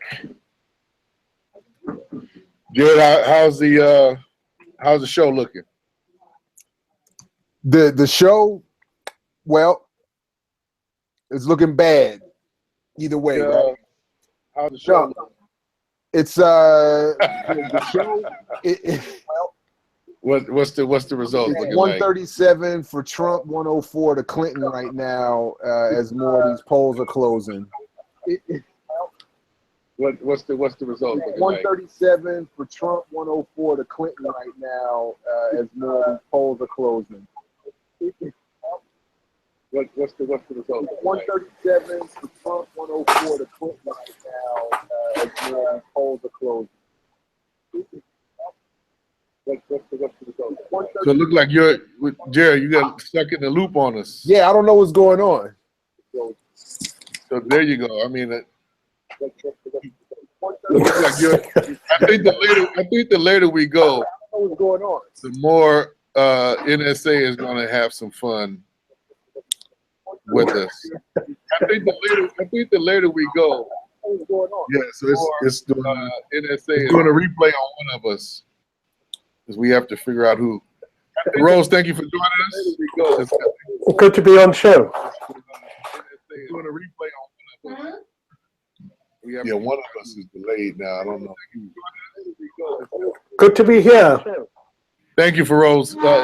Give us a quick second, everybody. We're trying to. It coming back. We've now. No, but it's I can hear a delay, so I will talk. And there's a delay. Give us a quick second, everybody. We're trying to. It coming back. We've now. No, but it's I can hear a delay, so I will talk. Hey, give us a quick second, everybody. We're trying to. Feroz, are you watching online? Yes, I am. Are you watching the YouTube? Nope. Jared, are you watching the YouTube? The YouTube feed? Yes, I am. Are you watching the YouTube? No, I'm not. So one of us is watching it, I think. Okay. We're hearing the time delay. So whoever's watching it live, as opposed to just being on the chat, should just shut that down. Okay. It was me. Yep. Okay. Yep. All right. So I think we're good. Jared, you there? I'm here. All right. So read them and weep, as they say. What's the weep? So it without the echo. Well, I lost where the latest count was, but Trump currently had the lead, and RT is projecting that the Republicans will maintain control of the House. Florida's too close to call with 93% of the vote in. It's 49-48 for Trump. But the overall number was something. Trump had an electoral count lead that I'm not seeing in front of me at the moment, but I'll cut in as soon as it comes up. But as we started this conversation with a couple hours ago, it's bad for all. It's bad for us either way. Yeah. So But they haven't gotten to New York or California, clearly. No. Florida's too close to call. Ohio, Virginia, North Carolina, Pennsylvania are all on the too close to call list. They have not announced New York. New Jersey went for Clinton. Maryland and D.C. went for Clinton. And Donald Trump has a 50 to 46% edge in the popular vote with 28% of the vote logged, according to MSNBC. Well, one thing it seems for sure, this is not going to be 64. I think pretty much settled that this is actually probably going to be a little bit more close. Yeah. Which says something within itself about, where this project is socialist. But with that, we are happy to bring on, without interruption, Feroz Manji. I think Feroz is joining us from Montreal, Quebec, Canada, if I recall where you are today correctly, Feroz. Yeah. So why don't we start with joining you soon? Sorry. If you can, Feroz, just to start off, a view of what this looks like from Canada and more deeply, how our left forces on the continent, which you just left and which, you were based in. And for folks who don't know, Feroz is a long time left organizer and activist. I think many in our audience will probably know him best from his work with Palm Bazooka.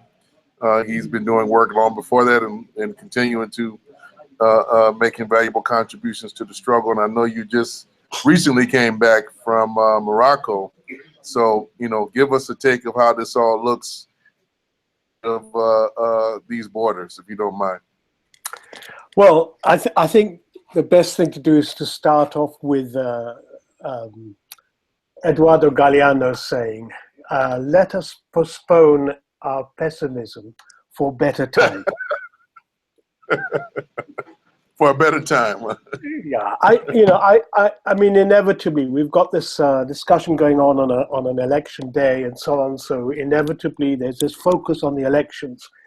But I think this what we have to look at is something more than about the personalities, more than about the political parties, so-called, that are competing.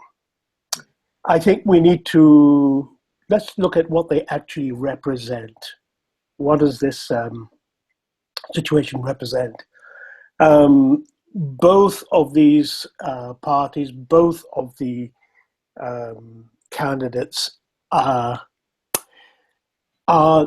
logical, direct products of the politics of neoliberalism, of liberalism. Let's call it by its real name, liberalism. It's resurged recently in the last 30 years. But it's really important to just call it that, because liberalism is something that's associated with the Enlightenment period. And that was a period which everyone talks about in the West as some sort of glorious cultural, democratic development. But I think if we really look at that, and I think it's really important to start at that point, because what was absolutely central to the nature of Enlightenment was that it gave birth to two real spaces that Claudio Losordo talks about. One is the sacred space within which the white world lived, and which had its democratic and cultural life and intellectual and philosophical life. And the other was what he called the profane space. And the profane space was the space where everyone there was considered less than human or not human.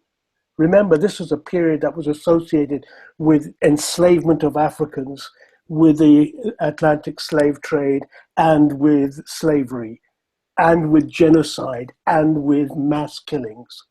the occupation of large, vast territories across the world. That was only possible by actually dehumanizing the populations in the profane space. And I think what we are today facing is a situation where I think it is possibly worse than ever. Racism and colonialism, dependence and exploitation, destructive dispossession, and natural resource amputation on an immense scale is happening everywhere.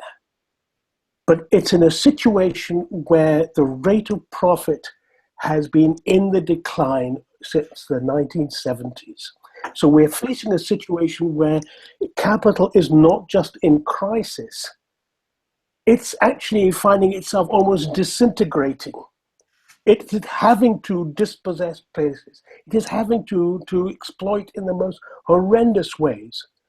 But to do so and to protect itself, it is creating these enclosed, gated communities of the sacred space. So I remember you saying, we already live in Trump land in Mississippi. Okay, and that is the reality of this world. People forget that what has happened already is that vast sections of humanity are absolutely disposed of, are being thrown out of any relationship with capital. You look at the ghettos of our cities. You look at where most people are living. Look at where the dispossessed peasantry moved to. We're in a situation where there are huge numbers of people who are completely cast out of this system. And amongst that are these little territories, these gated, these walled communities, which are protected and protect at huge expense the sacred space of white supremacy. So that's the situation worldwide that we see. We even see the building of new cities, which are protected and away from where the mass of people are to be found. All of that has been created in response to the needs of transnational capital. Let's be clear, that's the objective situation. Who administers those policies may be one camp or the other. I remember Douglas saying that actually there is only one party. Was it Douglas or was it was Du Bois? There is only one party. They just look in different colors. That was Du Bois. It was Du Bois, yeah.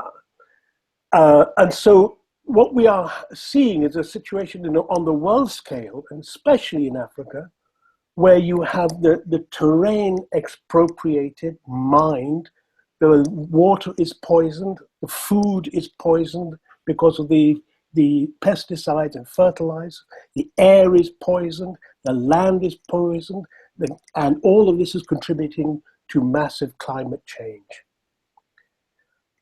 Trump is the logical product of republicanism, as is Clinton a product of that same politics. They both respond to the requirements of transnationals and whose capacity to increase profits and to keep growing is crumbling. And to respond to that, the needs of also the financialized, speculative casino economy. So what do we have? We have two people and two parties, well, really two people who will respond in different ways. I think the difference between them is not their difference in their political positions, not in terms of what interests they will serve, or they do serve. I think the difference between these two is the way in which they will do it. Whereas Trump will mobilize his white racist base to create the walls that he wants to create around, and which keeps out the profane, the subhuman species in the profane space. Clinton may do it somewhat more subtly. But let's be clear, under the last few administrations of the US, there already exists a wall at the Mexican border. There already exists a wall around Israel. There already exists a wall against the Bangladeshis in India. There's already an effective wall around Fortress Europe to keep out the hordes coming out, so-called, from Africa. So the protection of the sacred space and the exclusion of those who live in the profane space is the fundamental uniting premise of both candidates. Okay, so it is a question of whoever wants to vote is actually going to be getting the same effect, even if the way in which it is each will do will be different. And the tragedy is that, you know, we are in a situation where our own classes in our own countries in Africa have now become part of the transnational capitalist class. And so it's no longer a question of us and them, our countries against the US. They are part of the same problem. They are part of that situation. So thus, we're now facing a situation where the contradiction between the liberal conception, which restricts freedom, equality, and justice to a minority while denying it systematically to the majority of the world population, is becoming more and more obvious. In this context, the search for a true universal form of struggle which does not exclude the so-called barbarians at the gates is becoming really urgent.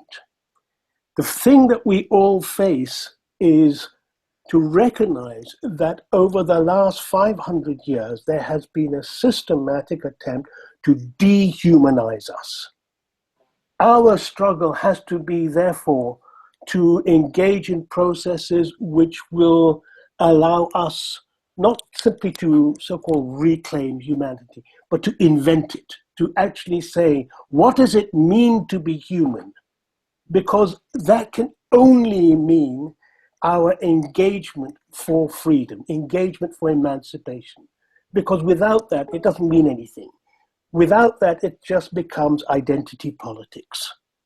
And I think that's the key issue that we have to face. So what's the way forward?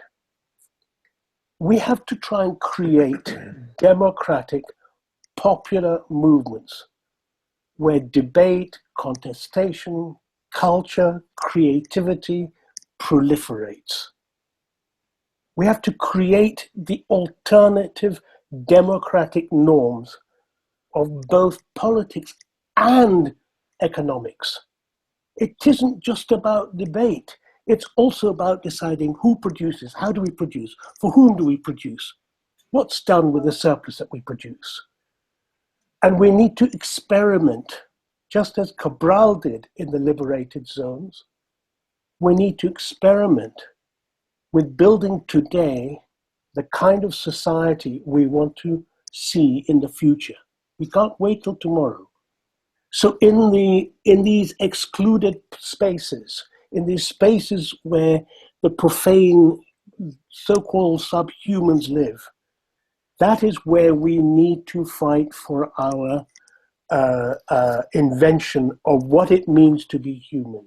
It is there that we must try and create that new world. And it doesn't matter whether that's sitting in some corner of some ghetto in a university or real ghettos out in the real world. That is where we have to be engaged in making those processes happen. I don't think that the election process really matters that much at least not in the form it takes in the United States. We have to be able to concentrate on that, which is why I think the conversations that you've been proposing for this dialogue this evening is really important as a starting point. Yeah, I mean, thank you for that. I mean, one of the things I guess I'm going to bring up and then some stuff.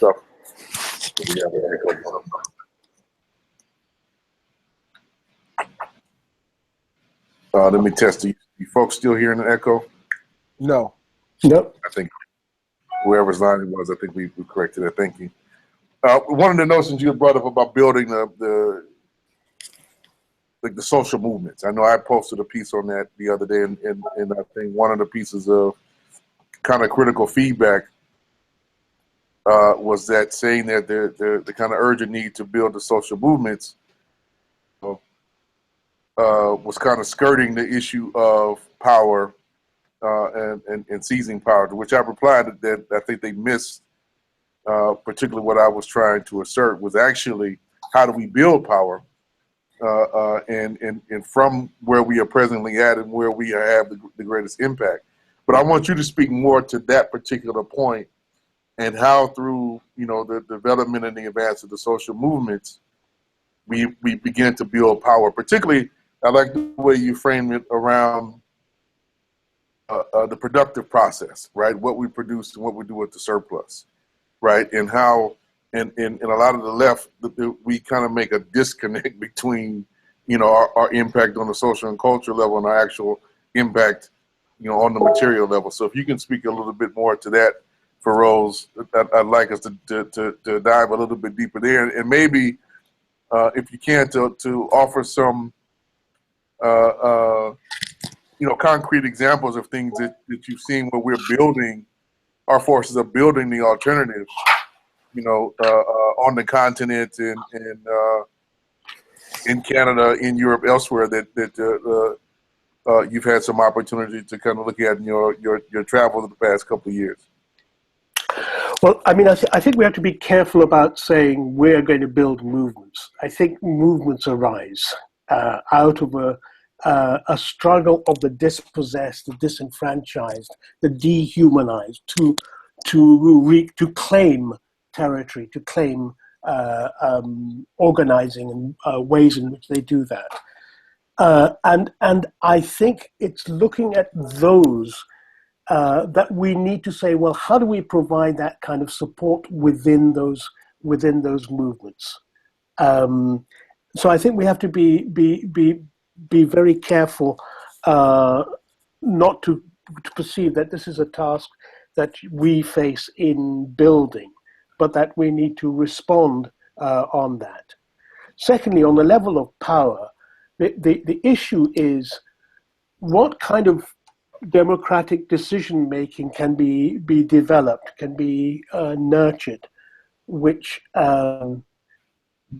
enables that exercise of power, that show of power in terms of their aspirations. Let me give you examples. For example, with from South Africa, with the formation of the landless people movement, the Abahlali Basmandolo in South Africa, which started in Durban and has spread to many cities across South Africa. And there you find that although the struggle originated from having a place in the city, the right to have decent housing in the city, it has emerged to develop new forms of organizing, new ways of making decisions, which are not based on the usual hierarchical structures, but which are truly an attempt to bring people together to decide how the politics of their work should carry on. We've seen similar things going on in many other movements. Occupy, for example, showed the potential for a period of how decisions can be made in a collective way. many of the movements which arose, which got characterized as the Arab uprisings, the Arab Spring, many of those showed exactly the same thing. If you remember Tahrir Square in Egypt, where there were millions of people assembled in a very small space, all the decisions that were made about how to feed people, how to look after people, provide health care, how to provide security for people, were developed as a concrete, direct way in which everyone participated. And it emerged out of that, not through a state that was provided. And I think this is the crucial thing.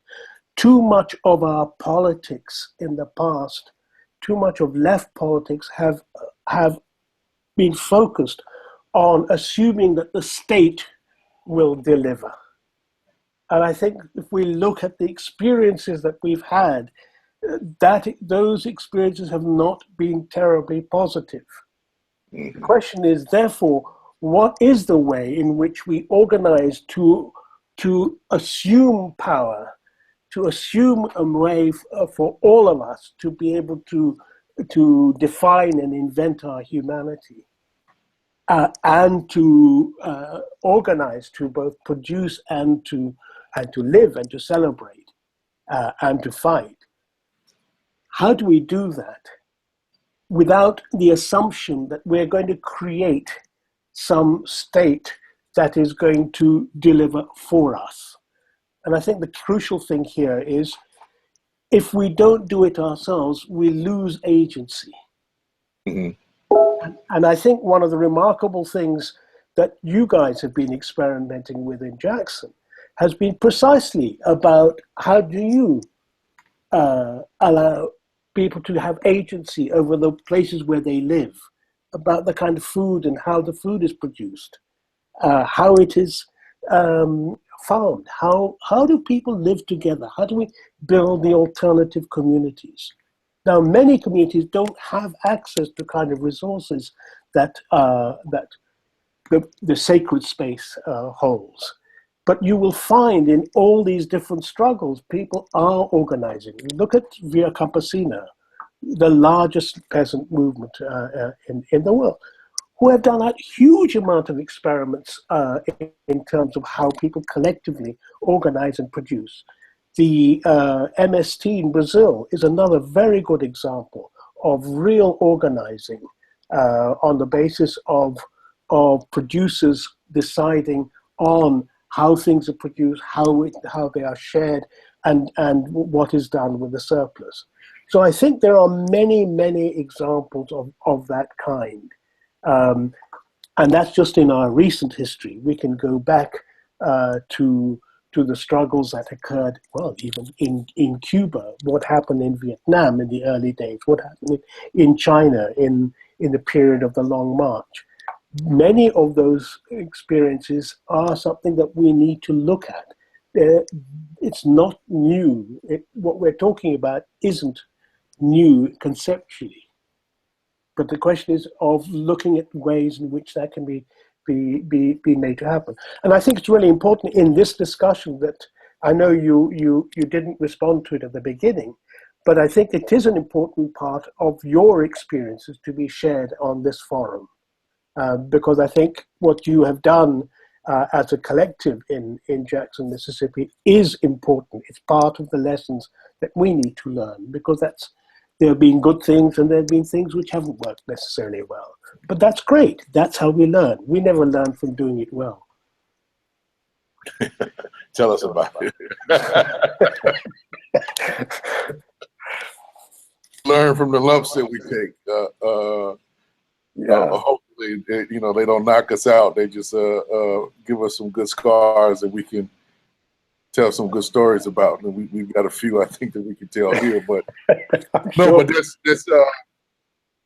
that is in the introduction. That just didn't want to make it too local, but you're right, and I know you've heard me say that before. To folks on an international stage, and I've been saying it, the past several months about our kind of take on Trump, and that, in Mississippi and large parts of the what we call the Neo-Confederacy, we already live in a Trump state. We already live in a Trump universe, and whether he wins or not, those social forces aren't going anywhere. And deeper still, the social developments and the contradictions that he represents, they aren't going anywhere.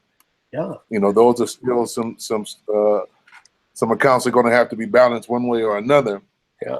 Is, by whose dictates and whose strategy, I think is going to be the real.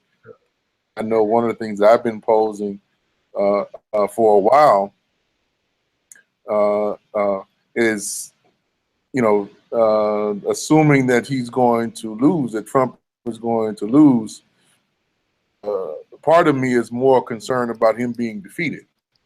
And what will happen, forces, and one of the things that has been very clear to me, people have been concerned about the brown shirts and all those analogies, but in many respects, he has not organized folks. He's mobilized people, but his campaign hasn't organized folks to be a coherent force. And to a certain extent, that may be more, that means those forces who have been mobilized and, energized to a certain extent, they're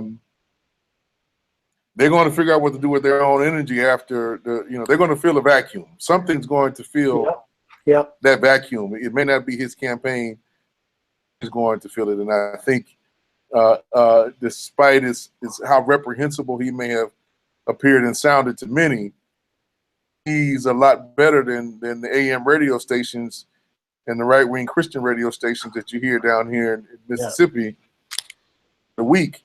So if those of you on a national, international level think worst of what's out there to offer, you're sorely mistaken. It gets a lot worse.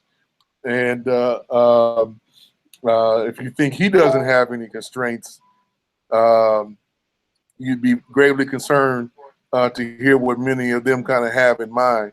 And those are forces we need to be real about and let an international audience know they are getting in a number of different ways. And there's some ways that you can track that, and other ways that you can't. But look at the Patriot movement and other kind of related movements, their websites and their Twitter things. They haven't been hiding. They haven't been any. Just too few of us be willing to look.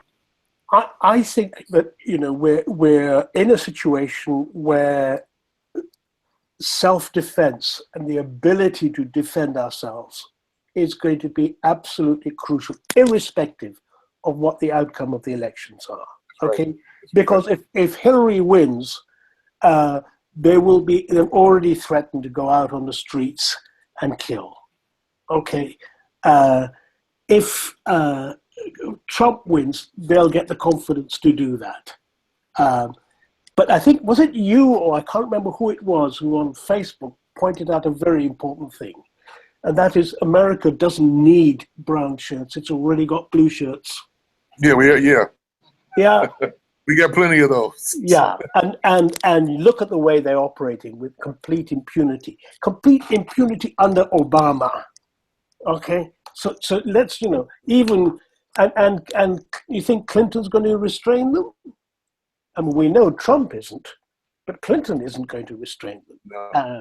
And they've already all said they're going to vote for Trump. Okay, so yeah. So, I think we're facing a crisis. That's why these are the things we wanted to have this conversation. Yeah, but I think what we're facing is a I can't find the right word. It isn't. I don't want to use the word crisis, because a crisis implies that you'll come out of it and we'll be fine. Okay, we'll find a way out.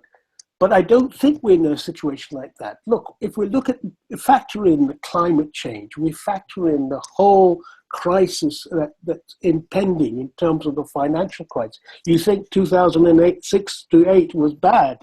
I think what's coming is even worse. And I think it is a structural crisis of capital, okay? And it potentially could be its death throes. but it's dangerous times, and I think we have to be able to understand that irrespective of who they put in the White House, on the streets, there is going to be a major social and political problem emerging. And I don't think that we can avoid that. And the response of the Black Power movement, remember, was both to create ways of organizing, both a way of organizing the communities, building movements and so on, but also being willing to say, well, if we need to defend ourselves, we will defend ourselves. Okay. Could you elaborate a little bit on this crisis you see coming and how and in what ways you see it being worse than 2008? Well, I think it's more than a crisis. I don't think we have, I agree with Feroz. I think it's more than crisis, and I think we have to find the language to define it. But I just wanted to say that I want us to try to struggle with the language, but I didn't mean to interrupt you, Feroz. Keep going.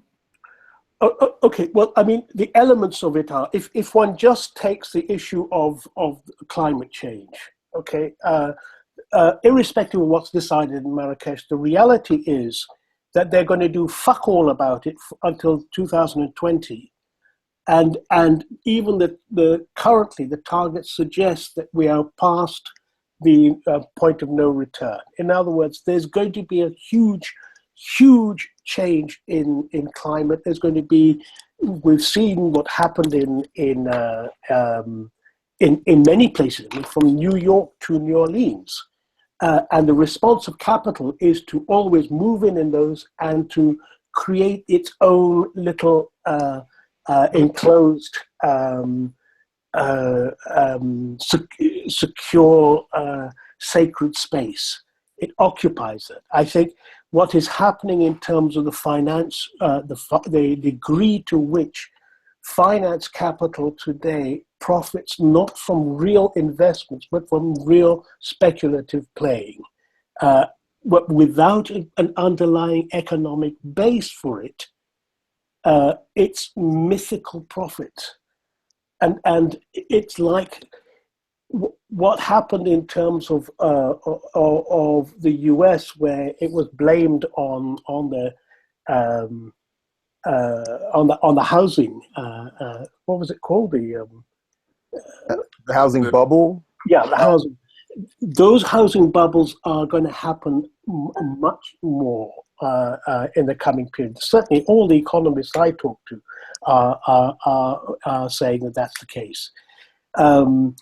The reality is that production, or value-added production, as they talk about in economics, is on a decline.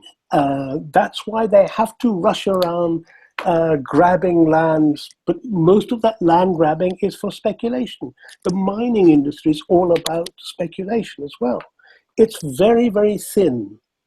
Secondly, I think that the ability of capital to reproduce itself in a situation where there's huge technological developments, they don't need labor. They need very high-skilled, small number of labor who produce huge amounts of surplus value. Okay, but they are all part of the sacred space. Okay, everyone else is out. That's not a sustainable situation. I think what we're facing is a disintegration of capitalism as we know it. It doesn't mean it's going to be over, nor does it mean it's uniform across the world. People who live in the ghettos of Nairobi know what it means to be like, we have lived for decades in a situation where there's no production, where there's nothing. There's sewage in the streets, that's life, okay? But they're the people who know most, have the greatest familiarity about what it means to be thrown out by capital. Look at the America's prisons. The black population in the prisons are paid to remain there because they daren't let them out they face this amazing contradiction because they have to incarcerate these people because that's a good way of getting them off the streets. But inside those prisons, they are socializing, they're organizing. Okay, prisons always cause that kind of radicalization. And they can't afford to let these people out. So you now have a permanent incarceration culture. I think that that there are lots of different ways. You can look at this happening in many different countries. The building of walls is a manifestation of the degree of crisis that they face. And you can't blame Trump because the wall is already there. You can't blame Trump about talking about deporting immigrants. I mean, Obama's been doing that. He's been deporting infants and children. In other words, what Trump has been promising is happening structurally already. It's already there. Yeah. Yeah. And so what do the elections mean? And there may be an argument to say, well, the conditions for struggle under a Clinton administration might be a little better than under a Trump administration. And there might be an argument for that, but I think in many places, like in Jackson, and I think in many cities, where the profane space has been defined, where people have been eliminated just thrown out of society, I'm not sure what difference it will make. But you may have a view on that, Kali. No, I mean you're repeating basically what we had said, what I had said basically to start off. That come tomorrow morning, come next week, come next month, the U.S. empire is still firmly going to be in place. It's not like there's any military base is going to get removed anytime soon. And basically this is a debate around management of empire. That's fundamentally what's at stake and what's debated, if you would, and what are the various tactics. But the fundamental, DNA of this project is not changing, is not going to alter one iota. Yeah, I think the critical piece that I've been really trying to draw people in on is much in the same direction that you're going in, Feroz, which is, keep asking the question a number of different ways to try to get folks on our side of this equation, on our side of the struggle, take a serious look at and taking a serious investigation of what capital is dictating at this particular point in time. And I think the reality of that is very stark. I don't think we're really staring it down and either rising to the level, either in our analysis and definitely in our politics and our organizing. Yeah. But the magnitude of, I would say, the kind of pending catastrophe which seems to be staring us face, I think we're trying to skirt the graveness of it with tactics. Yeah. In the absence of having a serious strategy. What I want to push is to have some serious conversation about how do we develop a strategy. But I think we also need to not lose sight of the really interesting things that are going on, which the like of which we haven't seen for a long time. I haven't seen. Just take North Dakota. Okay, first of all, 69% vote for Trump. Okay, but there you have a struggle going on. Okay, which brings in a struggle of the original native population of this continent, who are engaged in a struggle around the very history of this place, the attempt to betray them on every fucking treaty. They are fighting the oil battle. Okay, they're fighting capital, but they're also fighting one of the worst forms of extraction going on, which also is not only about extraction of natural resources, but it's something that contributes majorly to climate change. Mm-hmm. And its effects on poisoning of the water and so on. So they are confronted by the state, and they are confronted by the private armies. There's a militarization of the police in that situation, and you are having a response of loads of people who are saying, look, we're in solidarity with what's going on. We're even having police saying, I refuse to go and fight there. Okay, these are small things, but look, this is the kind of struggle, this is the kind of collision of different ideas. There is a convergence going on in terms of no one struggle is purely one-dimensional. They never actually have been, but in terms of popular perception, they're not. And that's really important. And that's how we build. That's the alliances we need to build. Because we need to have a large African-American contingent down in North Dakota say, we are with you, okay? Because we all belong to that profane space, okay? Because that kind of solidarity that's built up will be absolutely essential for turning things around. And I think now that's where we will find inspiration for each other and the prevention of us being isolated, these different struggles being isolated from each other. So I think, as I said, let's postpone pessimisms for better times. We'll come back and debate that in a bit, but I wanted to bring on another comrade, George Chicarillo Maher, who just joined us. And George, I always think I'm massacring your name, man. So if I got it way wrong, please correct me. No, you got it. Can you hear me? Okay, yeah, we can hear. Right. You got it a lot better than most people do. I want to apologize to everyone and just say I'm coming at you from Mexico City. If the connection fails, I'll blame that. But I'm glad to be here, part of the conversation. And can I just shout out George real quick as being one of the few to really take on the tradition of the hip hop mixtape and do it well from back in the day. I just wanted to say that we haven't been on together before, so I appreciate him for that as well. I appreciate that was a decade ago. But it was important. As I'm saying, it was important.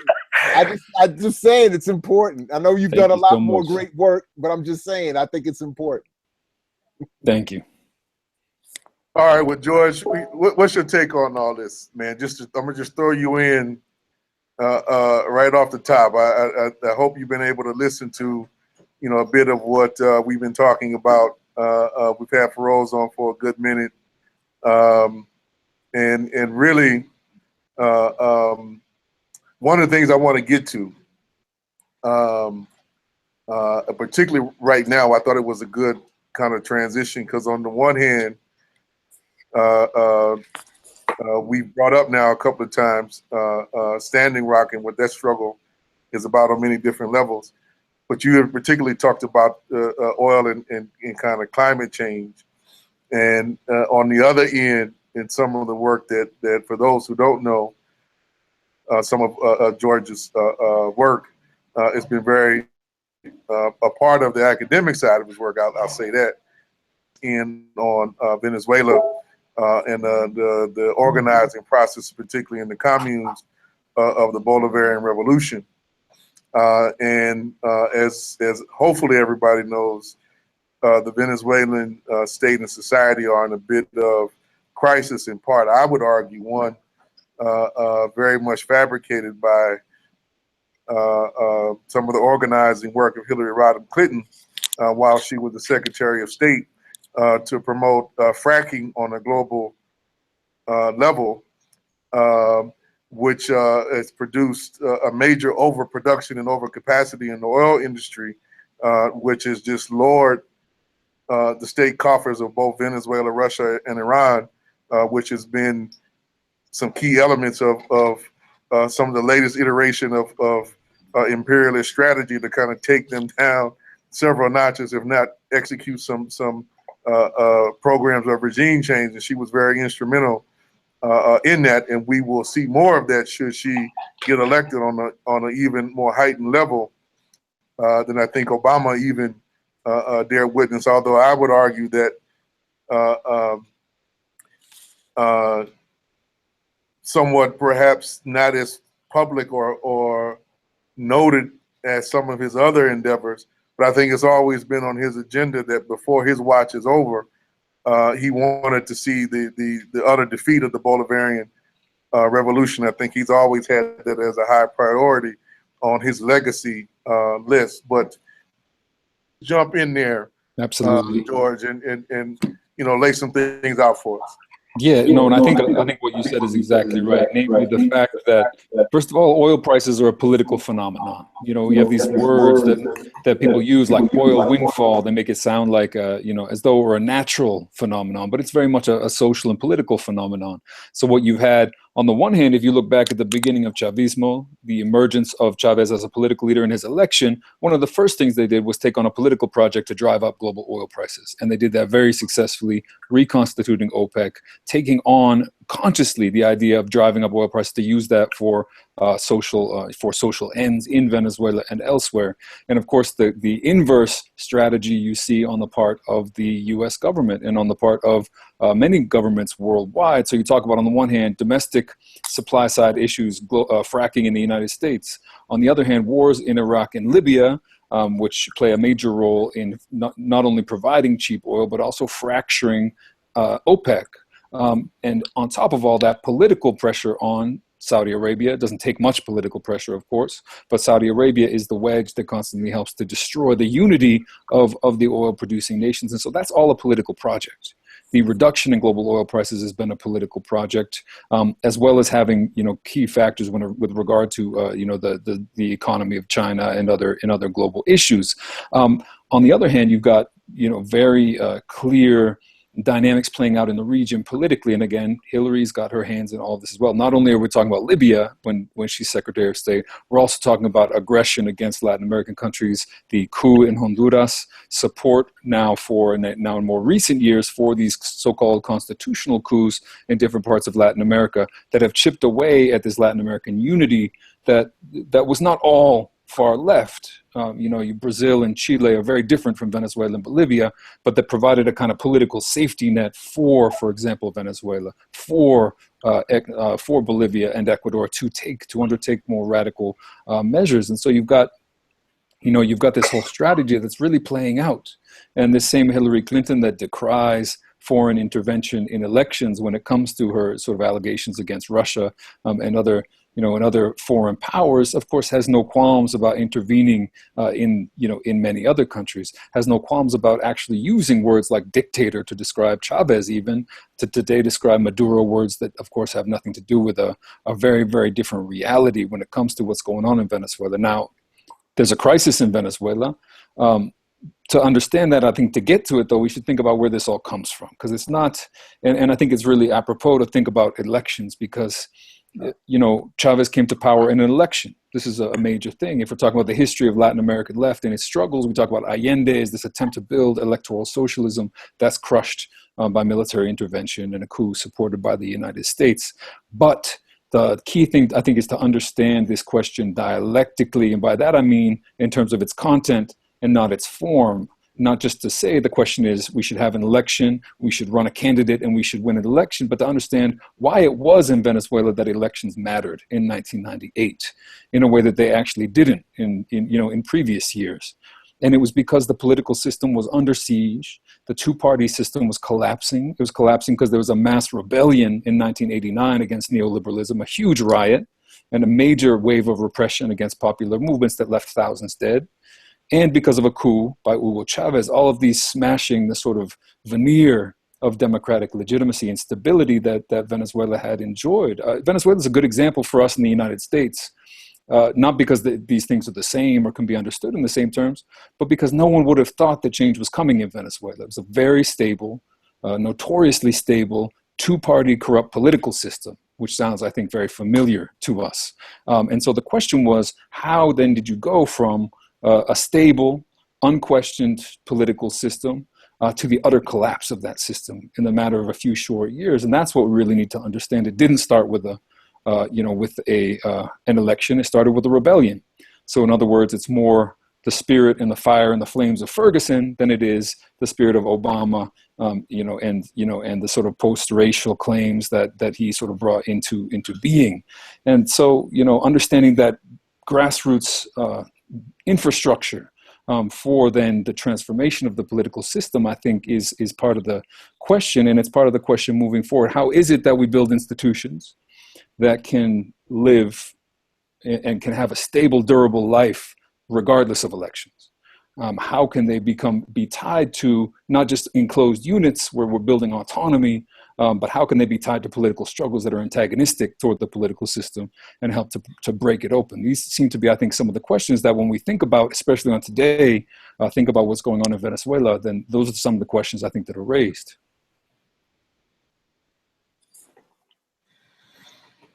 Well, they're going to get raised, I think, pretty dramatically, pretty quick. I think in our case, because I just don't see the center holding for a number of different reasons. One of the things I think that what we call part of what you were laying out for Rose is I call it the disposability kind of thesis, right? And that's a large part of what a lot of my writing and work has been kind of articulated on the past couple of years. That basically the entire edifice, the entire world system is dealing with kind of an escalating magnitude of surplus populations and what to do with them, right? Because of this, I agree with you. I don't like the word crisis in this context, but I don't know of a better word, yet that we have to kind of explain. I think that I'm leaning more towards catastrophe, but I don't think that also kind of gets at exactly what we mean either. But I think the piece that I want all of us, and George, to take the lead on, I think it's my argument that, again, regardless of which one of these jokers win tonight, repression, a deeper level of repression, I think, is on the menu. Yeah. And I think there seems to be, and this is a good thing, there seems to be no let up in the struggle for the sacredness of water, standing rock. Despite a lot of, prognosis that the movement for Black Lives was going to kind of fade away or disappear into the night. That's been moving now 2 years strong. And I don't see that really fading from the scene, despite the Democrats' best efforts to buy it off and to pry it off, or to direct as much of his energy as possibly could into this election cycle behind Hillary Clinton. So without these things kind of subsiding, and I think new movements kind of beginning to emerge, there's a real question as to, A, what is the system going to do to kind of put the genie back in the bottle, if you would, and then what is our role in helping to give more ammunition, if you would, to these movements. So that's an open question to both of you. I mean, I think it's worth reflecting on the fact that the past few years have been incredible in political terms. And not only the past few years, the past decade, I always tell my students that they're lucky that they didn't grow up in the 90s, because the 90s were fucking terrible. And now suddenly things are happening, right? The political system is in question. The majority of young people are not favorable toward capitalism. And that's not because they've been taught to be against capitalism. It's because they know that things are not going well, and because there are new possibilities in the air. People are occupying, they're taking over space. And this is, I think, one of the really interesting things. You know, in this little book on the communes, I try to point a little bit toward the fact that it's no coincidence, I think, that people in Tahrir Square, or people in the Puerto del Sol in Spain, or in Zuccotti Park, or in Venezuela are taking over space. And they're seizing that space, and they're trying to govern that space in a democratic way. They're discussing and debating, and they're really trying to do politics in a different way. And that's the form, in a way, that this resistance is taking in a lot of senses. Now, of course, in Ferguson and Baltimore, it takes much more mobile forms. But even these mobile forms, I'm talking about rebelling and rioting, are more sustained than a march, right? Are more, they last longer. Their attempts to actually demand and take over, and their claims for space, right? People in Ferguson were claiming the streets, and we're saying these are our streets, and we're going to come back every single night because we have something to say about it. And so I think we are in a trajectory toward these kind of sustained struggles, upheld by, of course, material realities, material conditions, this disposability question, right, of surplus populations. Again, in Venezuela in 1989, it is surplus populations that are making this rebellion. It is so-called surplus populations that are the spearhead of Chavismo, of the emergence of this Bolivarian revolution. It's not the formal working class, which has a very particular role in Venezuela, something like an aristocracy in some ways, although in some ways politically very conscious, but above all, very small, right? We're talking about the millions of people that live in the poor areas around the cities, in the peripheries, in the slums, in the barrios, who took to the streets. But if you look back, there are also people who, again, if we're talking about this question of space, for decades now, have been organizing, in part because they're not members of the formal working class. So they haven't been organizing around, the point of production or workplace issues. Even if they have a formal job, they're more often organizing from the 1980s and 90s on around their community, right? Around running water, around safe housing, safe streets. They're engaging in popular self-defense and taking up weapons even to drive out both the drug dealers and the police at the same time. And so they're taking over territory and taking over space, despite the fact that they're so-called surplus. And what's really interesting about Venezuela is, as I said, that the system was understood to be so stable and untouchable that it was really a shock for elites and for much of the middle-class population when it all exploded, because they had no idea how bad it was getting. And part of this shock, actually, I think, is the flip side and the advantage of being surplus, right? In the sense that you don't count, right? You're not taken seriously. You're kept in the peripheries. No one pays any attention to you. In Venezuela, we're talking about people who are never on TV, really, never in the public eye, not really involved in politics, excluded by the parties and the unions and everyone else. And so when they finally showed up on the scene, everyone was shocked. And that shock actually was part of the shock to the system that then allowed it to transform and allowed it to be sort of open and enter into movement. Mm. Mm.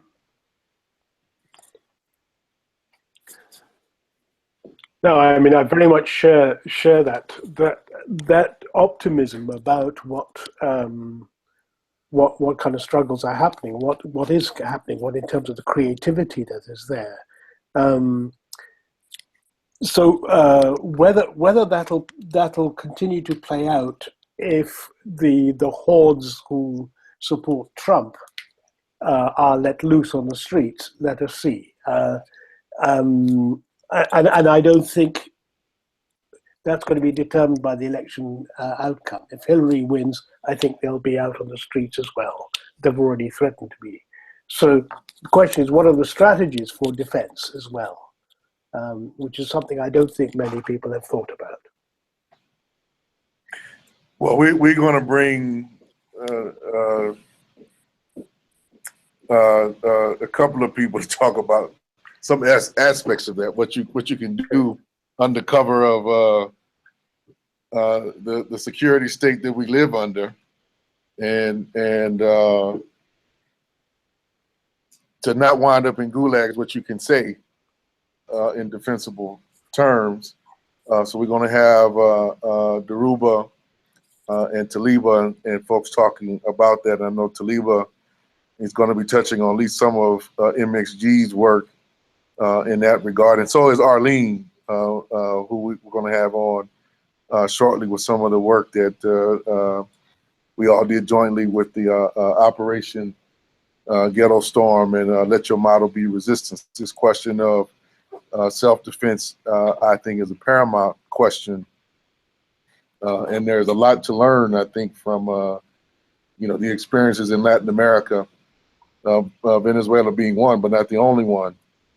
I think are here under profoundly different sets of circumstances and a much more entrenched intelligence and security state to learn in some very sophisticated ways, I think, to deal with. Because it's definitely dealing with us. Everything is monitored and codified, and our movements are being tracked. And they're not being tracked. Overlords are so generous and so kind, and just want to let us do what our little hearts desire. So we have to kind of keep that all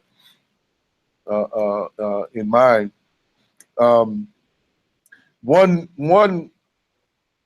thing I want both of you, I think, to talk about a bit. Some of this, both of you have brought in some international perspective. Help our audience, if you would, have engage in a deeper conversation about the strength of the right and reactionary forces. They are very much on the march right now internationally. And I think people are, at least in the States, just think that Trump is kind of isolated phenomenon and not really clear on actual fascists holding elected office in Europe. And we don't say that jokingly. We're not saying that, a sleight of hand, but I mean, real straight up forces tied to old National Socialist Party and the fascist parties, etc., throughout Europe. And so then if we look at what's going on, particularly in South America, we see some parallels. I think we would be remiss to not talk about that a little bit and try to link it to, these forces aren't just emerging merely as a result of just some tough economic times, that there are some real deep structural contradictions that is giving a certain level of energy and animus and purpose to these forces that we're going to have to contend with. Absolutely. I think, in Latin America, you see this pretty clearly. And I think understanding this constellation of global forces is really crucial, because it's no accident that what happened in Venezuela happened when it happened. It happened in a period in which the U.S. was tied up in the Middle East. Especially the period after September 11th. This is when the Bolivarian revolution starts to really get moving. It's when Chavez stands up against the free trade area of the Americas that the U.S. is trying to push, and helps to defeat that strategy of free trade in the Western Hemisphere, and then begins to radicalize, build regional alliances, because the U.S. is occupied elsewhere. Bush would love to get rid of him, but can't put all of his resources there. Supports the coup in 2002, but that fails. And so then, the U.S.'s role becomes very limited in the region, or much more limited as Venezuela's role increases. And now we're actually seeing, in some ways, the flip side of that. Some things have been resolved in other parts of the world to the advantage of the United States, and the regular right wing is on the march. Now, this regular right wing, I think, is not at all disconnected from the far right. And it's openly in cahoots with it in many places. Brazil is a good example. There was just a coup by the parliament that removed the democratically elected president of Brazil, and put in her place temporarily someone who could never be elected from the far right.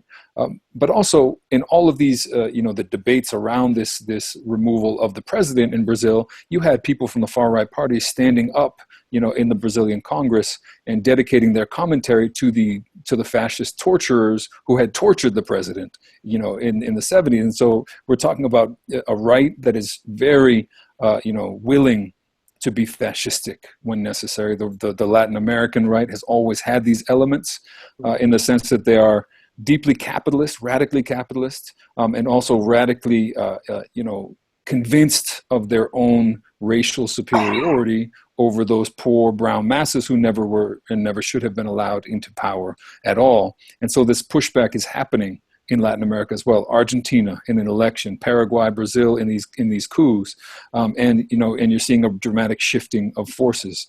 And at the same time, of course, what you're seeing in Europe, the failure of any kind of left to mount any kind of strategy amid a period of polarization, of course, is seeing people swing very, very far to the right. Now, I think the rise of the radical right in any moment of polarization is going to happen, right? In a moment where the center no longer holds, some people are going to go left and some people are going to go right. But there's been a radical failure of the European left, I think, to take advantage of this context, to take advantage of the polarization and to push it in a more radical direction by offering real alternatives, right? Not nostalgic alternatives that fall back on liberalism. And this is the Hillary Clinton and even to the left of that, the progressive wing of the United States at this point, just really deeply nostalgic for anything that's not going to get dramatically worse, right? Almost willing to admit that Clintonism created Trumpism, right? The dramatic dispossession of millions of poor white and black and brown people in the United States by decades of neoliberalism created the conditions that we're living now, and yet trying to pull the emergency brake on that, right? Instead of trying to mount any kind of real alternative. Wow. Yeah, I mean, I think what we're seeing in Europe is much more overtly fascist formations arising, and I mean, I think France is about to go that direction too, and that has consequences for certainly for West Africa, West and Central Africa, where the so-called former colonies, which still remain, very much part of that that dominion. In India, you have also Modi and the Hindu supremacists. Again, very much based on the same model of a superiority of race. We are seeing a similar thing arising in the Philippines, and of course in the Middle East. You have, in particular,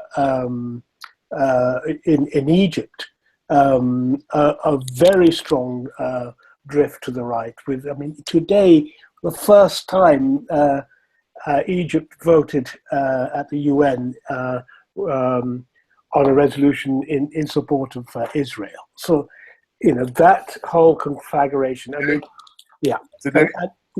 and so Saudi Arabia, Israel. That whole Middle East faction, Turkey, the same phenomenon emerging. The ANC in South Africa collapsing, falling apart at the seams, and a drift rightwards within the politics, even within the ANC. I think what you have in what happened in Russia was this establishment of this large mafia economy, and I think much of the rest of the African continent is caught up in that same thing, from DRC to Kenya. I mean, Kenya today is run by the mafia. It's a local mafia tied with the others across the world. So. Yeah, I do think. I mean, my sense is that there is a desperation in terms of finding ways to get out of the impending collapse or disintegration of capitalism as it has been working over the last 50 years. I don't think it's even. I don't think it's uniform across the board, but I do think that.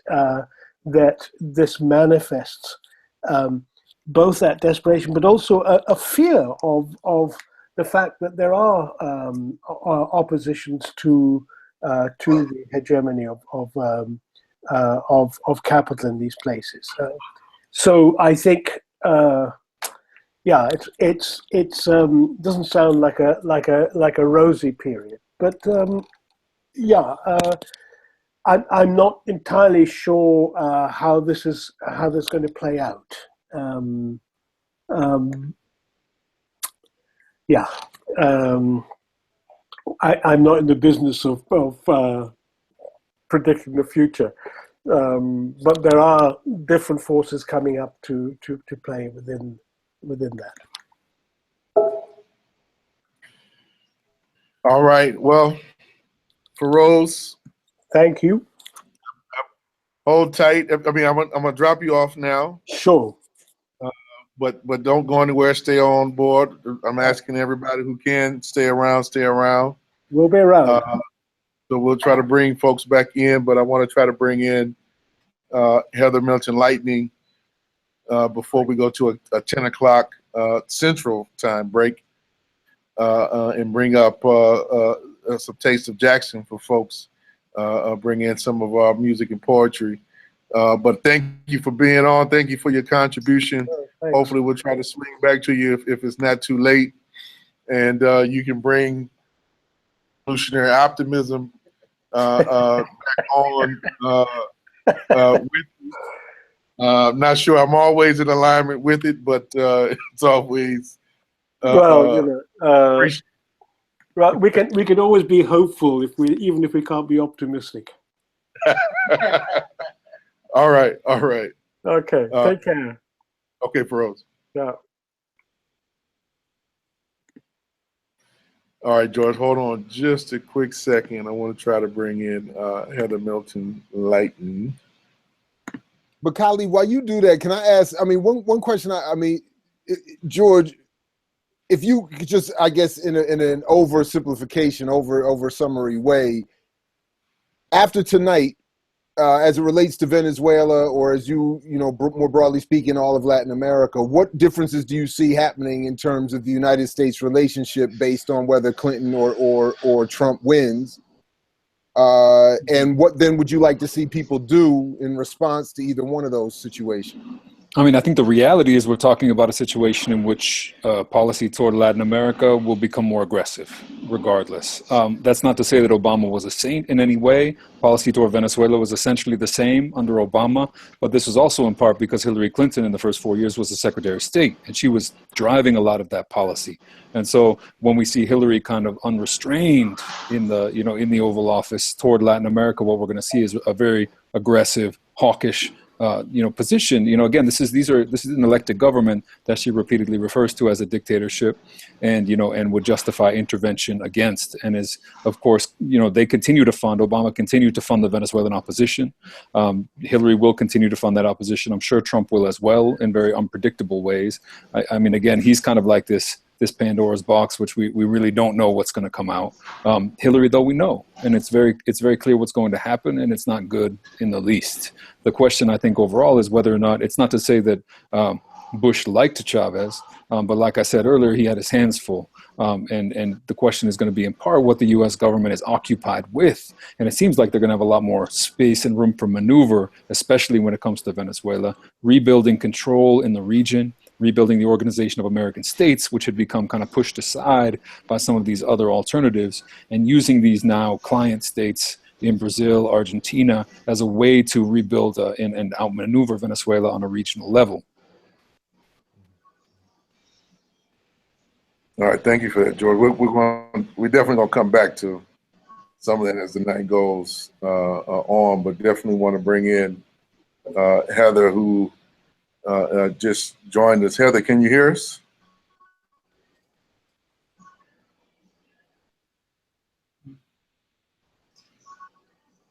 Now I feel like I'm in one of my classes.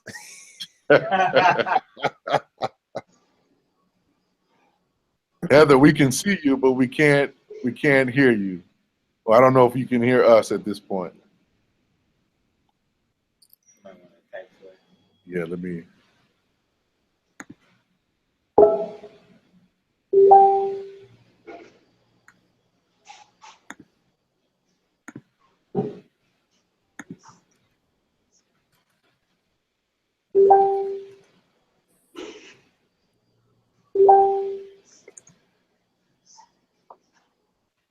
Now I feel like I'm watching Snowden.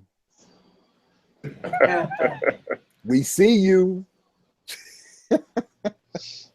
They're looking. They can see us. So, Heather, can you hear us? Mm-hmm. Yeah. Okay. All right. There you go. Well, thank you for joining us tonight. Yeah, we can hear you. We can hear you. How are things going where you're at? Just to start off with.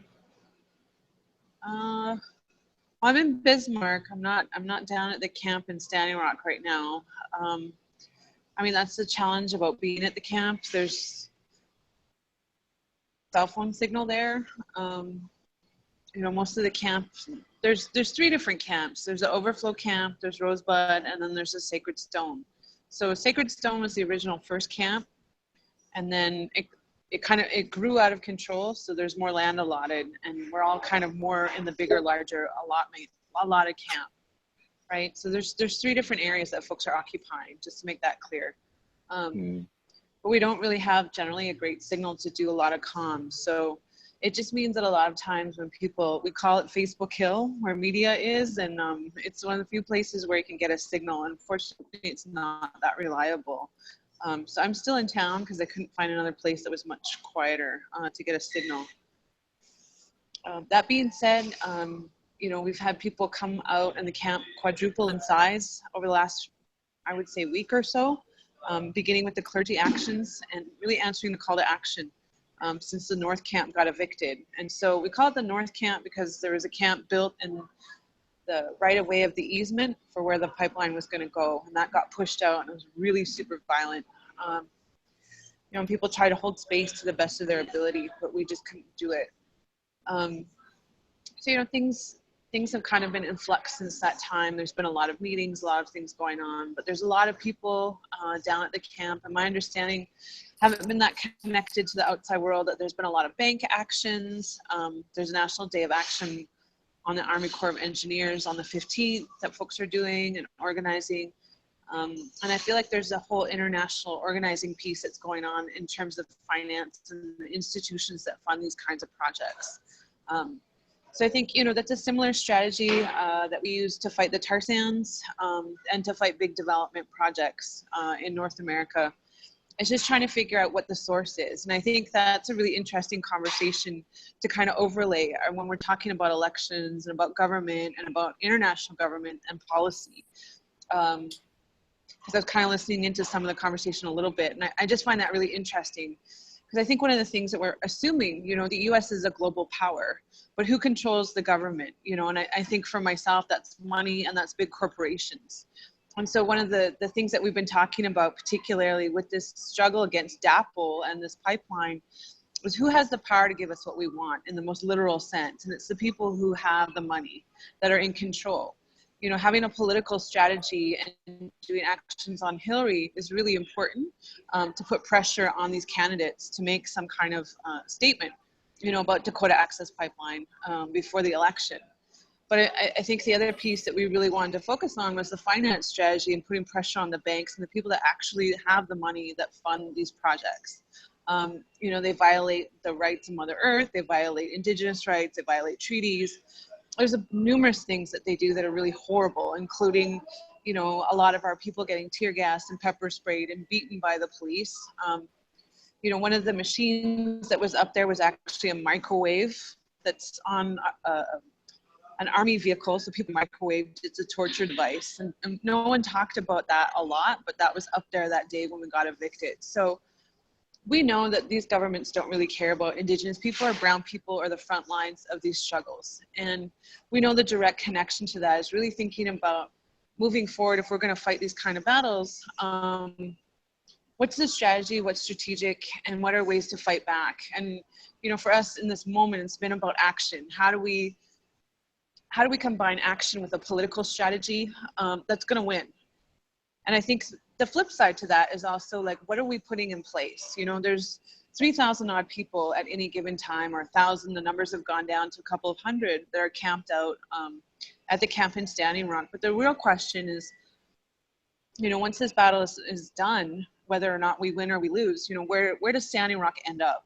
And I think that's also a challenge for a lot of Native country. You know, we've had leaders from all different communities across North America come and stand in solidarity and raise their community's flag. A lot of organizations have come and different groups have come to Standing Rock, but a lot of them, it's kind of contradictory because they're pro-development in their own communities. And so it's really challenging our own people to think beyond resource extraction and what that actually really means. Really interesting because there's been a lot of donations, like Native Renewables donated a bunch of solar panels. You know, there's a lot of knowledge in the camp in terms of building earth lodges, traditional lodges to different people's nations, permaculture. There's so much knowledge there. And I think that's one of the things and the goals of the camp. And there's some organizations that are working with the tribe to build an eco-village to actually showcase what you can do in terms of renewables. And I think that's a really good first step.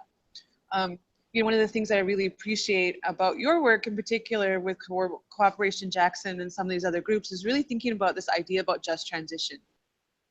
You know, because I think we need to redefine capitalism the way we want to see it. And these pipeline struggles are really important, particularly within our own communities and our own base, is not being afraid to stand up to a government and a large corporation and fight back and be able to win. I think myself, coming from the Canadian side, we see this kind of state repression and police repression on a regular basis for a lot of our land defenders. You know, it's pretty normal to see people getting beat up by the police, getting pepper sprayed and all these other things that they use as tactics and repression.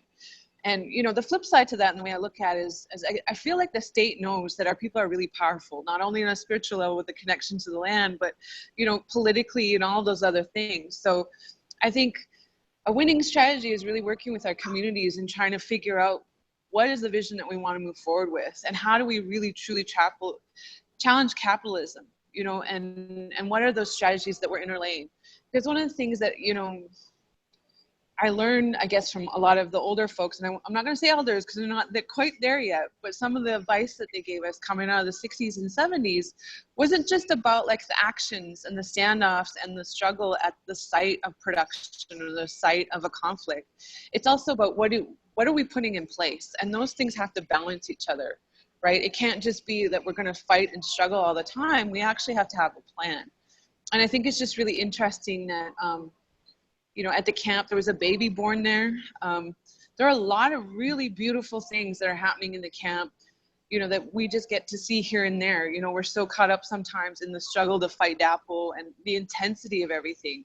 But I think one of the things that we haven't really talked about is, you know, the resurgence of the Osheti-Sakoan, which is the 7 council fires of the Lakota people. And, you know, a lot of times you'll hear Native people or Indigenous people talking about decolonization. And that's really important to reinvigorate our systems of governance and our old knowledge. And that's another way that we challenge the state, that we challenge capitalism, that we challenge the brutality of all of these global policies, is by bringing back our own knowledge. And so, you know, there's a lot of things in a microcosm that are happening there that I think are really important that we could learn valuable lessons from. But I think it goes back to this idea about we need those that are willing to challenge in a variety of different ways, both tactically, internationally, and in a variety of different arenas, whether that's political arenas through lobbying, whether that's doing actions and going out on the street, or whether that's building gardens and birthing babies in a traditional way. Like, all of those are ways that we challenge capitalism and that we challenge the power of the state. You know, for Indigenous people, that's practicing our spirituality. That's learning our languages and teaching our kids. I think that's one of the things that people don't realize either, is that there's schools at the Sacred Stone Camp. There's a school at the Overflow Camp on the base of the river where they're teaching Lakota and immersion programs and things like that, and there's teachers there. So, you know, there's a lot of really cool things that are going on that are kind of to have a vision that we, in Indian country at least, to have fluent young speakers and to be able to teach our own in the way that we want to teach them. So I think that's kind of it, a little snapshot, because I was really enjoying the conversation about international policy too, considering that the climate negotiations are about to start or happening, is my understanding. Mm-hmm. Yeah, they've started. I know I'm supposed to be heading that way Saturday or Friday, and I know Alberto is already there, giving a few reports. And I don't know. I know Tom is supposed to be on, but I don't know if he's going to make it given everything that's going on, at Standing Rock.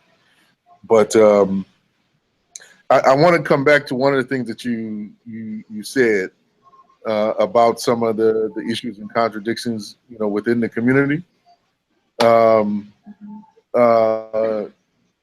Is any aspect of kind of the just transition framework and dialogue happening there, and the kind of debate around folks going back and maybe divesting from some of the oil and fracking and industry stuff within indigenous communities from this experience?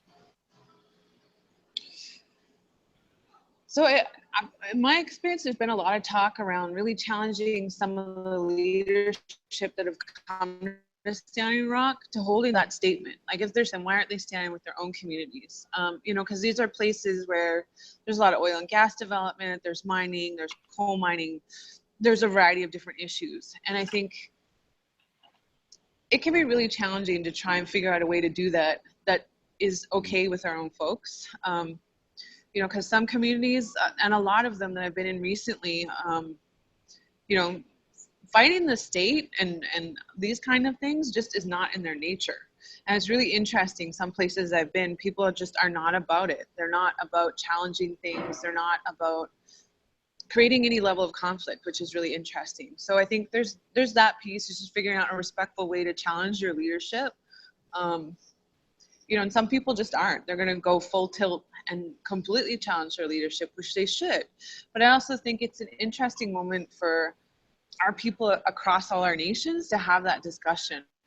Why is it that I really don't understand why Standing Rock has been such a big issue? And that's not to say that in any negative way. It's kind of like, I don't know more. Like, we couldn't quite put our finger on why this was the moment that everyone was really excited about, and that so many people mobilized to come to Standing Rock, which is great.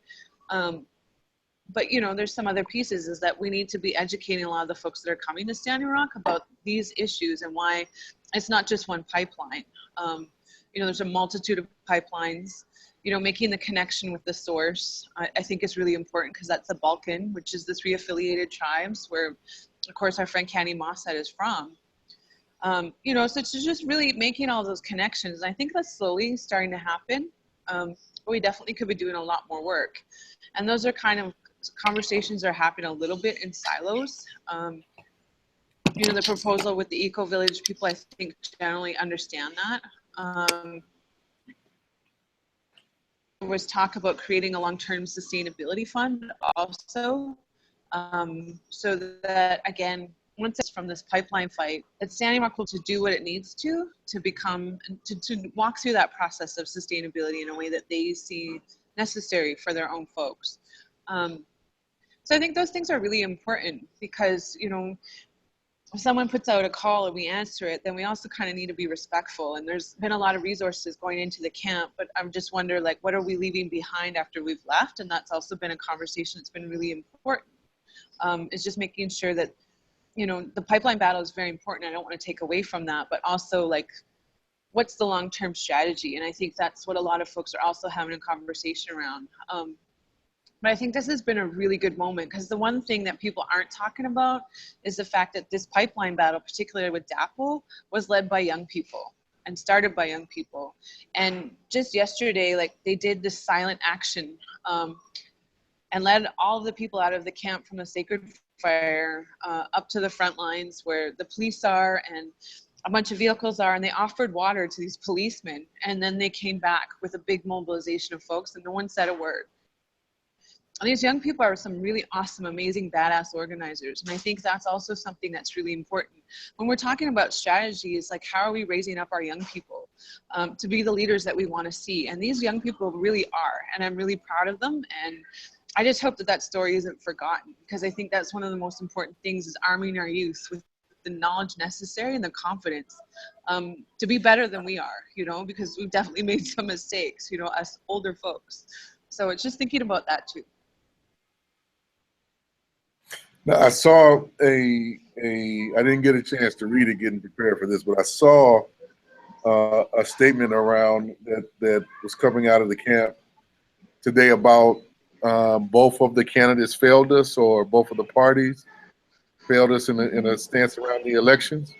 So I'm wondering kind of what some of the strategy is in thinking about kind of going forward, knowing that, you know, both Hillary and Trump have major connections to oil, you know, major investments, personal investments in oil.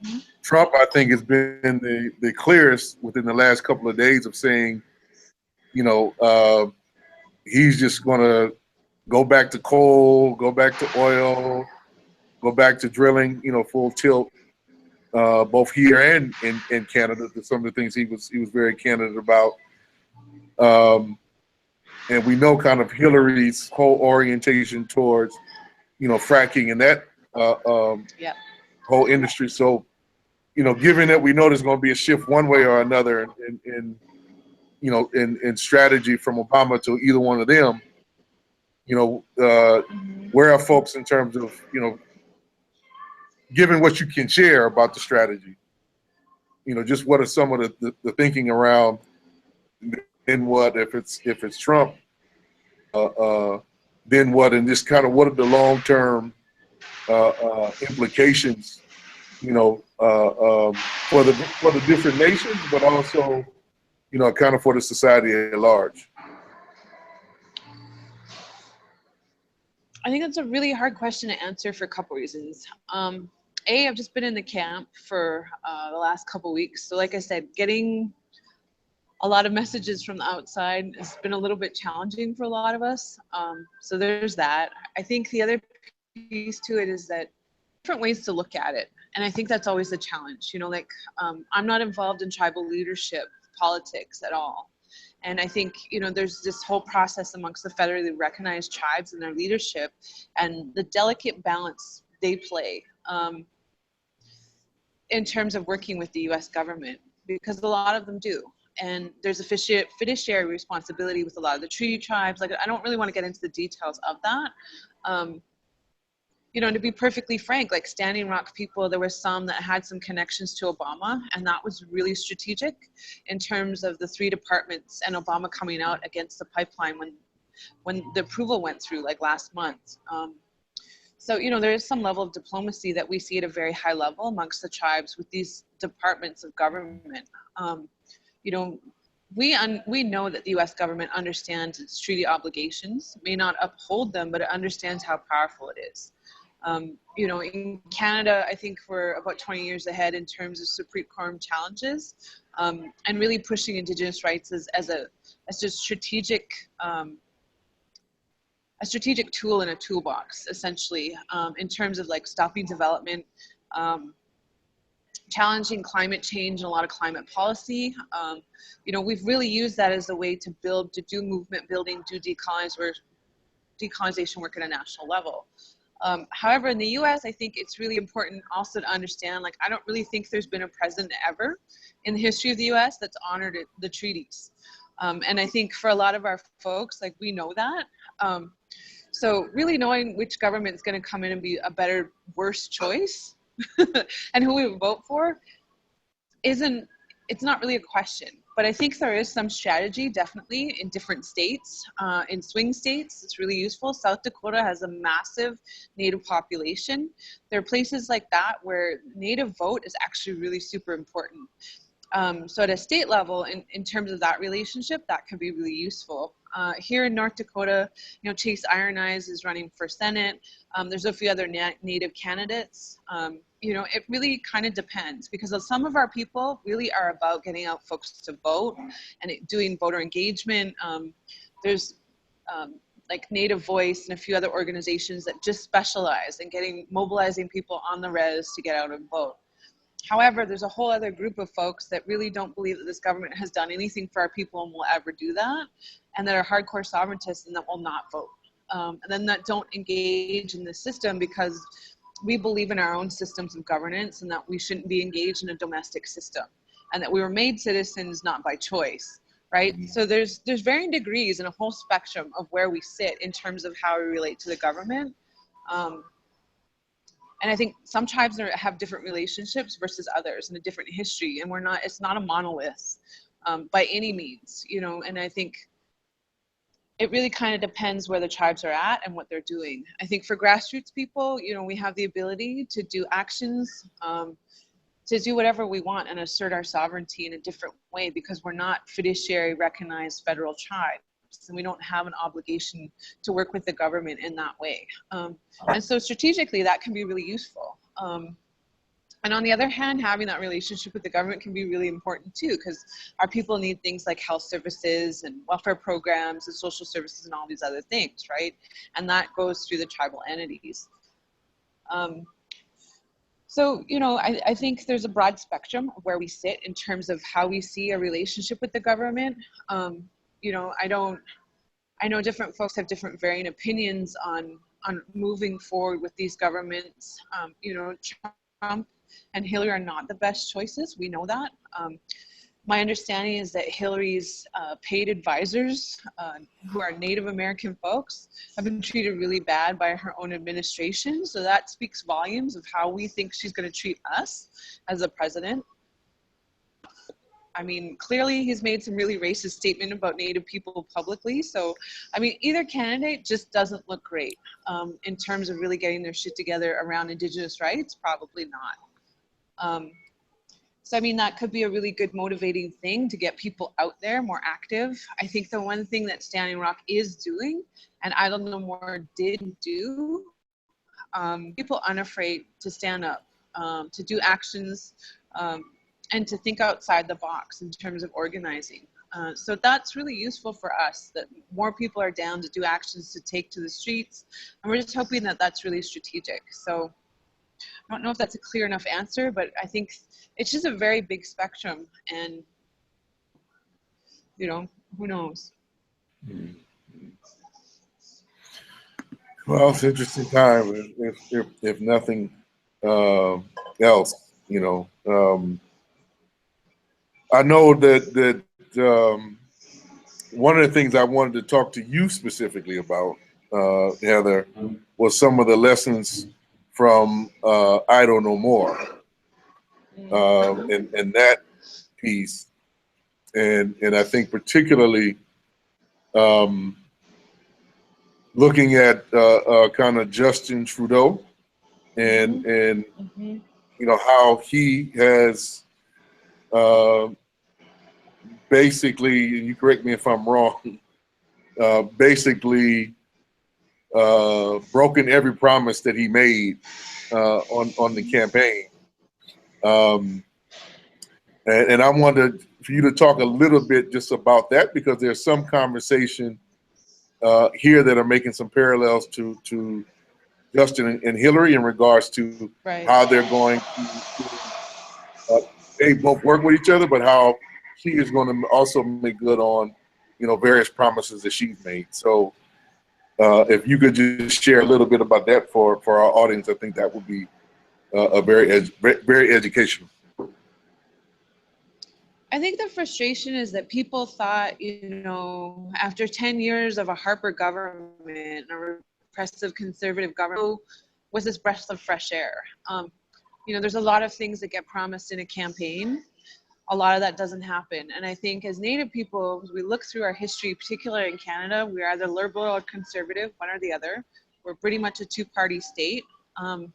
Neither government, again, has upheld Indigenous rights or its promises to our people ever since the history of Canada. So we need to be clear about that first.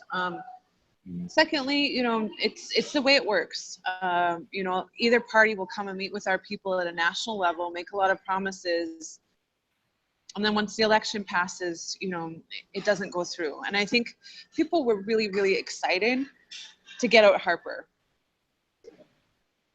I don't think there was a lot of strategy in terms of thinking around, like, if not Harper, then it must be Trudeau. But if Trudeau, is Trudeau strategic? And I don't think there was a question. It was more like, we're so desperate. We've been repressed by this government for so long that we're just going to go with this option because it seems to be the right one. He's saying all the right things. We think he's great.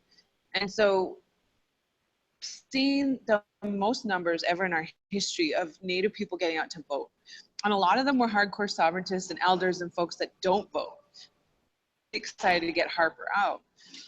The challenge though with it is he did make a lot of promises. I feel like the missing and murdered women's inquiry was something that did happen, that he did talk about in the lead up to the election. But in terms of like his policy around climate, he created a new position and appointed a climate position within his cabinet, right? And that was a really big deal for a lot of the NGOs, because they were like, well, climate change is such a big issue. You know, we have the Arctic, all these other things. So we thought that was a big win initially when when he appointed his ministers and created this new position. However, just last week, we've had the approval of a tar sands pipeline. You know, people have been doing actions and arrestable actions all across the country against Kinder Morgan, which is another tar sands pipeline. There's been some LNG terminals that were approved this past week, northern BC. The Site C damming process is going through. You know, there hasn't been a lot of follow-up on Mount Poly and that huge mining disaster.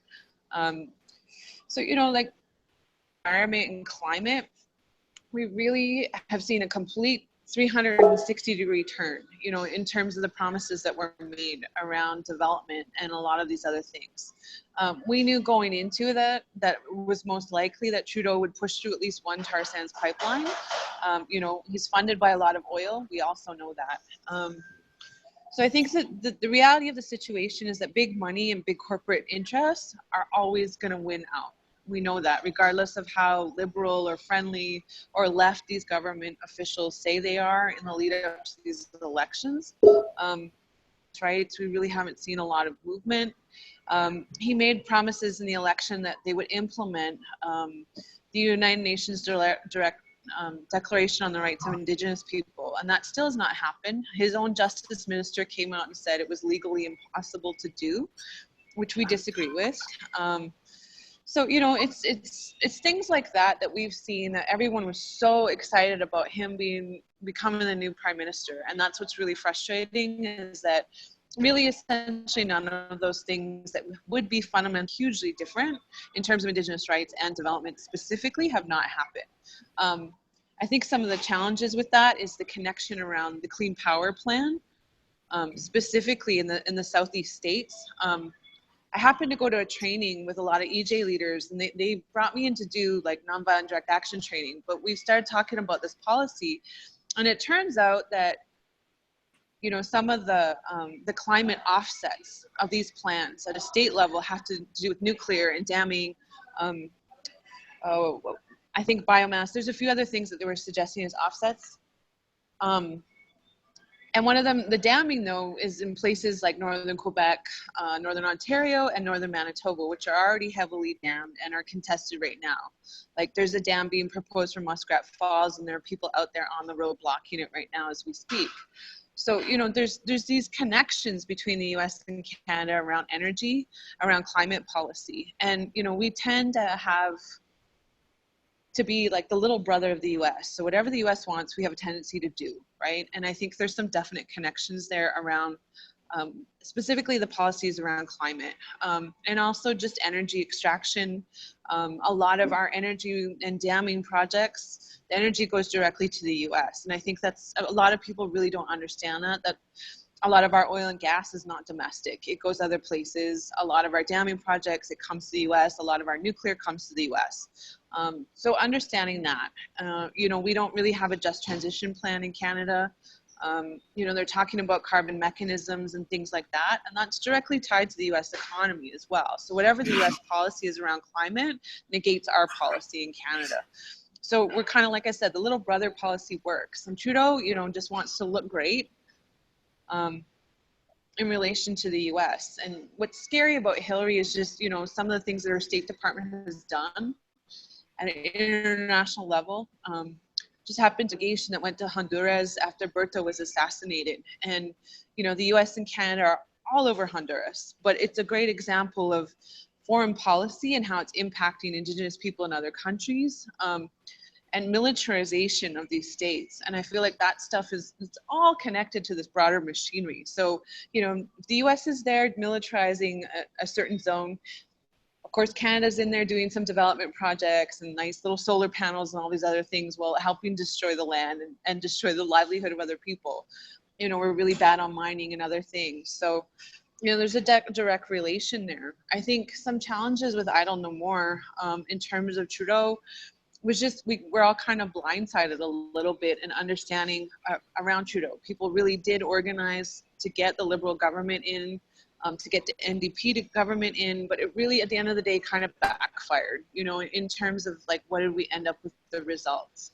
And I think some of the challenges to that is like, all Trudeau had to do was do the right thing, right? In terms of the murder of missing women inquiry, like any government should have done that. They just should have. You know, after 12 years of actions by the families, they just should have done that. And so finally, when they did the right thing, we're handed crumbs and we're thankful for them. And it's really pitiful, instead of like, you know, really forcing this government to do more than just the right thing, but have good policies and be accountable for them. You know, he has a lot of Indigenous ministers and things like that, but you know, at the end of the day, he could appoint a whole Indigenous cabinet, but at the end of the day, if he's not upholding, you know, the treaty rights, if he's not upholding Indigenous rights and all these other things that were promised to our communities, it doesn't really matter. You know, it's kind of just lip service. And I'm a little concerned about what the relationship's going to look like with Hillary or Trump, and the damage that Canada is going to continue to do at an international level, and also domestically in terms of relationship with climate policy and other things, and looking at a larger, you know, carbon banking system. So I don't know, it's kind of dismal, but on the other hand, if things are really dismal, people will get active and do some stuff. And I'm super excited that our people are not action shy anymore. Like it's something that is more normalized in our communities, which is really awesome. So hopefully we'll see a lot more action, and it'll push people to do really amazing work, but also think outside the box. Well, Heather, I saw you look up, and I don't know if you could stay with us for a while, if you got to leave pretty soon. Yeah, I do. I'm getting kicked out. That's what I kind of figured was happening. So you kind of went to some of the places. There's some more questions, but I'm glad you brought in for us in the connection to both the U.S. and Canada, because that was one of the things I wanted to ask you about. And we're going to go to break, but at maybe another time, it would be good to also bring in, you know, some of the connection around Palestine, because I know you went there you know, not too long ago. We're going to have Nardine Kisawi to join us a little bit later to talk about some of the impacts, you know, there, which are going to be very important, regardless of which one of these was wind up winning. Just some of the shift that's happening there. But I want to thank you and let you get moving while we go to the break. And, you know, hopefully we're going to do more of this, you know, in the future. We can get you back to go more in depth about the relationship between the United States and Canada, which most people on this side don't have any knowledge about whatsoever. So I'm glad you touched upon that, particularly as it relates to climate change and some of the stuff that we're working on here around the just transition and fighting the Kemper plan and trying to do, you know, work on some of the clean coal stuff and how just Mississippi is directly related to, you know, a lot of the things that are happening with the tar sands and vice versa, you know, so we can kind of break out and do more education for a broader audience, you know, just how we're all interconnected and need to be thinking strategically together as best we can moving forward. So thank you, Heather. All right. See you soon. Bye. It's 209 to 172. In favor of Clinton, who? to the extent that it matters. Clinton? 190 to 201 Oh, Ia says it's 190 to 201. That's her latest. on the Google. On the Google thing, who was I'm assuming Trump is the 190. No. Oh, Trump is the 201? Uh-oh. Well, it's getting interesting. And Google is practically interesting. Hillary's property. So, you know, that's maybe that's saying something. I don't know. Yeah, I mean, MSNBC is 209 to 172, but Clinton For 209 for Hillary, or who they got? Who, Hillary, 209 for to Trump? 172. 209 for Clinton, 172 for Trump, according to MSNBC. What is that? What is he watching? Well, MSNBC and that's both Hillary camp. But anyway, I'm sure those who are watching. What'd you say, George? Say it again. No, I said this is wild. Florida still looks like it's going to go to Trump. Ohio went to Trump. I mean, it's still probably going to be her. But I mean, what's I think really shocking to me is the fact that the overwhelming narrative of the last week was that it was over, right? Mm-hmm. You know, that it wasn't even going to be a challenge, which I think, and I was just kind of tweeting this out and kind of saying it's amazing that liberals they do this amazing maneuver where on the one hand they dismiss poor white people as racist, right? But on the other hand, they act like they don't exist, right? In other words, they act like they aren't going to show up and vote, right? Then they act like the fact that they've, abandoned them over the past decade or 2 decades isn't going to bite them in the ass. And so like these polls did not show this, right? I mean, we're looking at Florida, Ohio by a huge margin, it looks like, and none of this was expected. Right. But I mean, as I keep looking at this, on the one hand, again, many Democratic Party and Hillary supporters and liberals tell me that my voting for the Green Party or an alternative party is what is causing Trump to win. But as I've tried to remind folks, at least if I'm following the reports correctly from WikiLeaks and others, Hillary and the Democrats promoted Trump as a Pied Piper candidate, wanted to run against him. Then this Democracy Lost report comes out, a couple of weeks ago, saying that the Democratic primaries were stolen from Bernie to assure Hillary would win, using voter suppression and electronic voting machine hacking. And then we've already known, and as Black Agenda Report had put it, because of the WikiLeaks reports that came out a little while ago, previously to that, that the Democratic Party would rather have lost with Hillary than won with Bernie, when it was showing that he would be more likely to beat Trump. And the way I'm interpreting all this is this, again, that the Democratic Party is not a viable option because it, as an institution, is clearly against anything that might even be called progressive change. Which is why I would still like to see us more tonight talk about how we are going to organize ourselves to bridge all of these efforts that I'm hearing about from Venezuela to Dakota to wherever else. Because what I am, again, frustrated and admittedly sitting here listening and watching, there's so much in terms of detail that I'm not aware of. But from where I'm sitting, I just don't see enough of, again, the basic steps of practical organization building, movement building, or links that can be drawn to give people, some concrete measure of their unity. Well, we'll try to get to that. I mean, what I'm noticing about this whole piece, and many people were saying that 6-hour run was going to be too much time, and we're finding out that it's actually too little. Always, man. We still are very kind of scratching the surface on a lot of these issues when there's so much more depth that could be added. But well, Kylie, if you don't mind, since George said he's got to run in a few minutes, I want to make sure we get a chance for him to have some concluding comments for us. Oh, okay. I'm sorry, I missed that you were going to have to leave, George. Yeah. I missed that. So let me ask my people to hold on just a quick second more.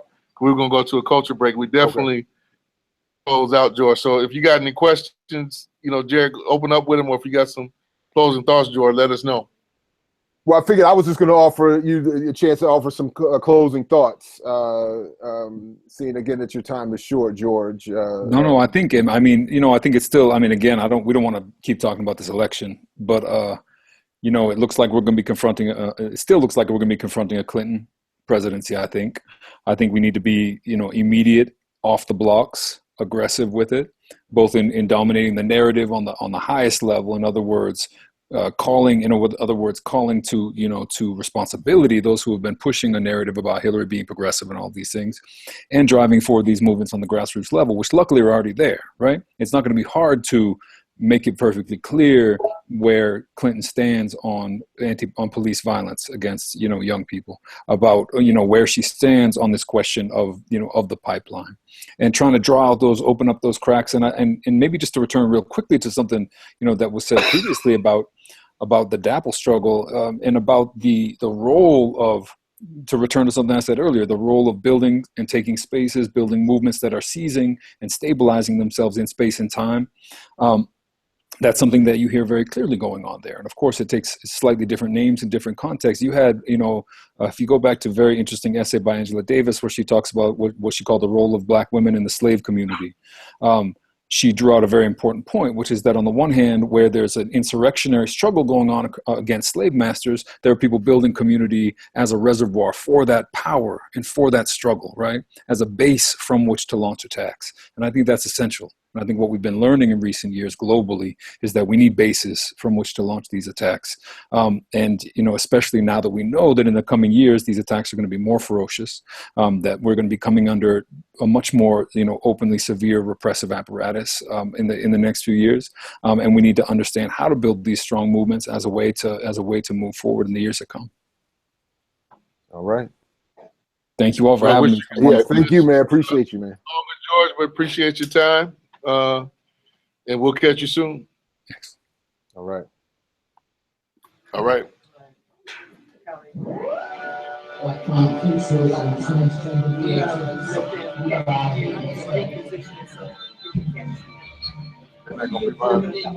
Oh.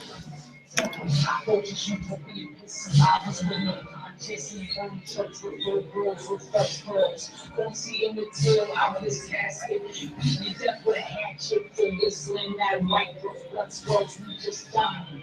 Tell Hollywood to keep the flies flying. Or mother. Buying everything for sale. Flag in your public house. Chain gangs and barely teachers now. Killings of the unjust. Co-cross with your boys. Watch the holding hold up. To the fire,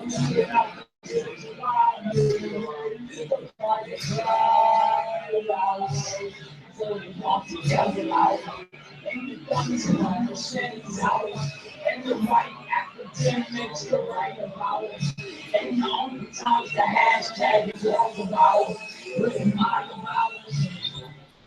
business, no corporate friendships. With my brand, bitch, me dying, my kid me on the sideline. Get a couple of the pipeline, it's go time. She waiting for the man trying to get body novels and before, but the novel remains up on the dance floor. Next, don't turn me up, cause it's a situation. Hands up, don't shoot, that's your occupation. Kill my girl, kill, that's my dissertation. If you can't drop a bomb on your plantation, just get a good. Just get a good. Just get a good. It's one for my newborn son. Shirley, a Mary, and James Bond. They still turning up, cause it's a situation. Hands up, don't shoot, that's your occupation.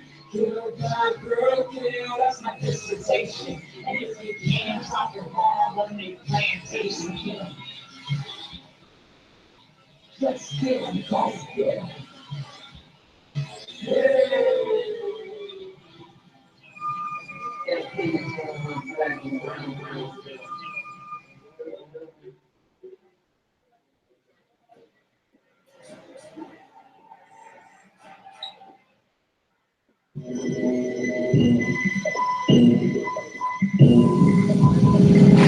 Right back, go US, all that cat, go tax man, and for the back, be that side, big side, big brain. Who's over there, we might not shrink. Put that back in our combos, all the way I hang is when I know. When I say ain't no What's going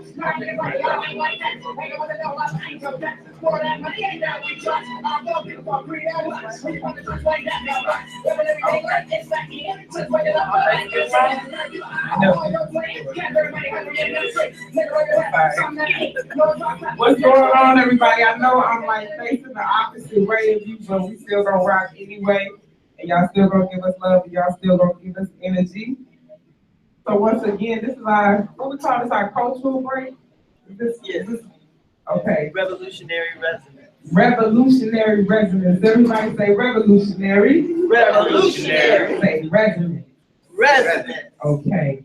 So we taking out this moment to one, acknowledge the arts and acknowledge revolution within the arts. So we got a couple artists, local artists in the area that came through to support.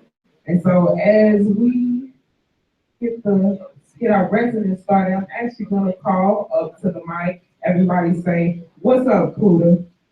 What's up, Kuda? Y'all show Kuda some love as he comes. Woo!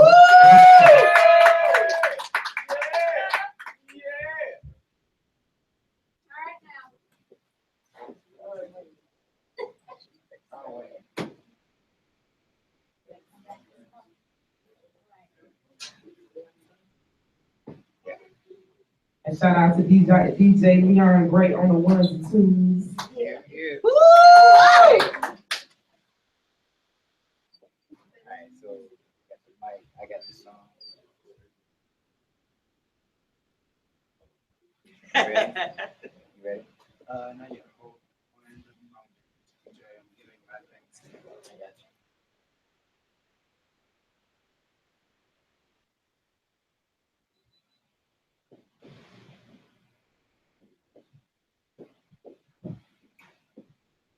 Is it okay if I warm up? So I'm gonna need to warm up real quick. Is that all right with y'all? Yeah. All right now. I'm gonna try to engage y'all from behind me if that's all right. Alright. All right. Everybody say check one, check. Check. All right. Alright. Check one, check. Check one, check. All right. Alright. Y'all behind me or not? Because I can't hear y'all back there. Everybody say check one, check. Check one, check. All right, that sounds like it. Check one, check. Check one, check. All right. Alright. If you can hear me, holler. Hey. Yeah, that's it. I'm ready when you are, Mr. DJ.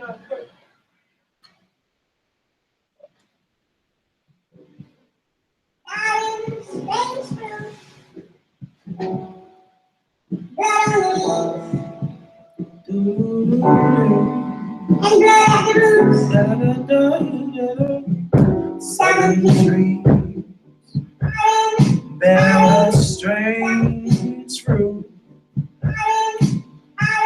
blood on the leaf, and blood at the root.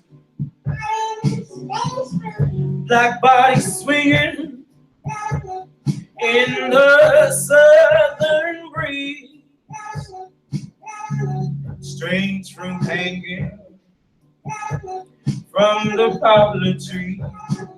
Hey. I'm too good to you. I'm way too good to you. You take my love for granted. I just don't understand it. I'm too good to you. I'm way too good to you. You take my love for granted. I just don't understand it. Pastoral scene of the gallant South, the bulging eyes in the twisted mouth, scent of magnolias, sweet and neat and fresh. Then the sad smell of burning flesh. I'm too good to you. I'm way too good to you. You take my love for granted. Understanding, I'm too good to you. I'm way too good to you. I just don't understand it. Here is a fruit for the crows to pluck, for the rain to gather, for the wind to sow, for the sun to rise, for the tree to drop. Is a strange bit again. I'm too good to you. I'm way too good to you. You take my love for granted. I just don't understand it. We're too good to you. We're way too good to you. You take our love for granted. We just don't understand it. I'ma break it down. I'ma break it down. 'Cause they don't understand. They don't understand. Y'all behind me, y'all understand? Yeah. I'm too good to you, man. I'm way too good to you. They just don't understand it.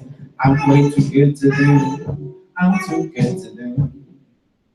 I'm way too good to them. They just don't understand it. I want my price not to. All right, let's do it. Now y'all got to give it up better than that.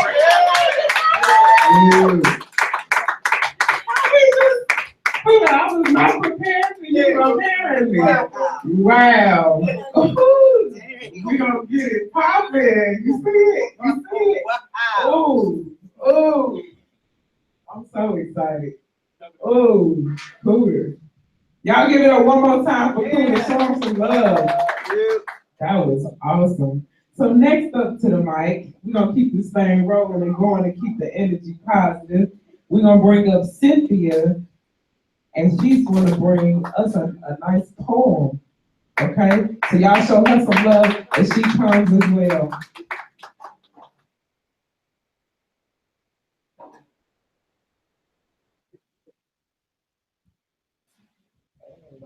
Shout out to the revolutionary resident. All right now. Revolution comes in all shapes and sizes. Come on, baby. My name is Cynthia, and the title of this poem is called Will the Freedom Bird Sing.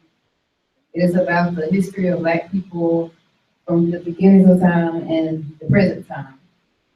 And I will begin. Rusty chains, clanging, soul-crushing sounds, shivers down my spine.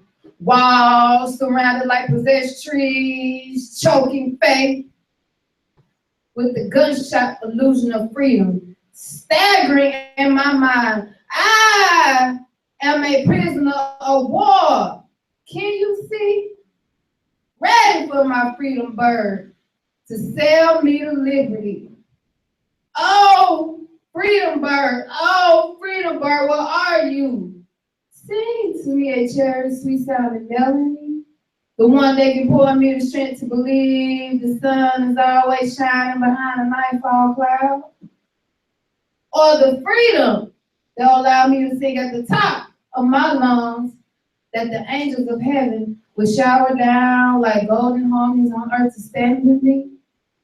Oh, freedom bird, where are you? The chains are restricting me.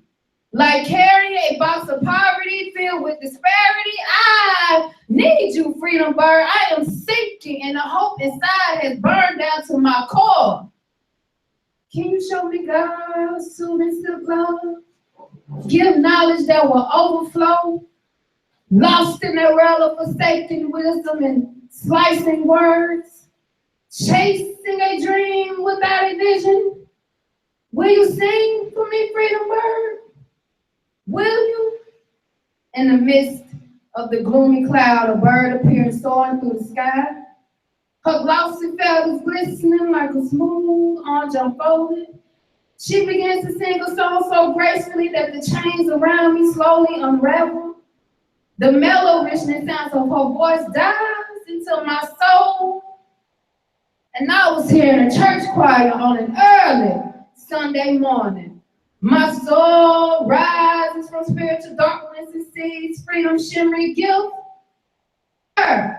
While she sings my freedom song, a mother who quilted comfort, courage, and respect, a teacher who nurtured the culture, language, and wealth, a farmer who harvests the soil of justice and integrity, a land that was churned with firm and mighty hands, gold, silver, monuments, temples, towers, and farms unveil the greatness of their world. Shoulder to shoulder, they danced in high spirits, sang lovely praises, and believed in each other. A powerful storm came. Great clouds hovered all day until the sky opened up and the rain fell and daggers away. Trees shook like rags as the wind tore the city. The sound of the thunder echoed an explosion. Rain poured down the silent street, lightning striking the land and transformed citizens into slaves. Black bear wine seductive lives in a gleaming smile. We birthed in a place called captivity. Families were shattered like glass, leaving them restless and reeling. The sweat trickled down their backs and faces. The blood of death and despair streamed down their hands from harsh and bitter cotton. Bruises and scars rinds their bodies so deeply, hijacked of their still strong and courageous identity. The tears of agony flowed down their faces, searching for freedom in high and low places. Freedom! Freedom, where are you? Freedom abandons them like a motherless child. A wound, freedom refusing to heal. In their spirits and minds, the truth of their freedom was crucified. And in their rich hearts, silent and sacred prayers froze in fear. Freedom seemed a mirage. Roaring bells of the passionate voices flooded the dirt roads of segregation, carrying the laws of Jim Crow on their rigid backbone. The chanting and pleading were packing their suitcases of freedom, still lost in the clanging uproar of the world of tumultuous hurricane who destroyed their humanity. Torture, like fire burning across their chests and suffocated with the angry wave of oppression. Freedom! Woo, freedom, they sang. Freedom continued to knife their hearts over and over until it could no longer feel magical beats. And they marched grimly mornings, days, and nights. It was a system constructed in cannibalism. Still, they continued to prize fight for equality and flourish and hope to save the new generation. But education breathed freedom into a new treasure. It was an orchestra firing the mind with a tirade of notes on a spring day. Education provided the sand at the beach and liberation against the waves to feel the glorious universe who gives brightness to the stars. The road of fear was behind and the sweet strawberry taste of success at the doorstep. They said to reach the goal, then mountain and hard work and picture has to be maintained. Education will lead to rich jewels and sweet honey praises. Instead, it came with the price of imprisonment, with the twisted and reread lies of history, tempted to trash the community, told that is the real enemy, and deny the elegance in one's truth, drape ourselves in the wool's rags and speak in their sleek speech. Worth saving or freedom worth treasuring. Freedom bird, she swoops down since her last tune. She trumpets freedom is enjoying the rainbow in the summer sky. Freedom is having a kiss at the crack of dawn on the face of the walking earth. Now sing your freedom song. Listen to the colorful melodies of the world and have your voice become blossoming dandelions on a summer day. On weary days, you are still fighting in a world, that is always screaming and shouting, hands up, don't shoot, or black lives matter, to bind in the soul of those who lost their freedom. So unwind your chains, gather the hands of your people and walk on the freedom bridge. I say walk on the freedom bridge. Sow the knowledge, fortune, and you have flowered into a freedom bird. The truth of your freedom is within you, and it has always been brimming in your bloodstream. Soar, the freedom bird is you. Whoa!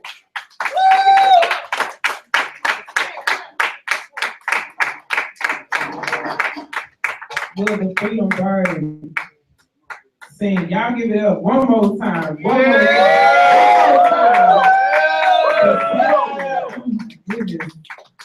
It's about to go down. Okay. It's going down already because it's happening right here. Next up to the microphone, we got NIC of the MIC. Y'all show us some love. Let's back up. One more time. Bring it to the floor. Y'all show us some love. NIC on the MIC.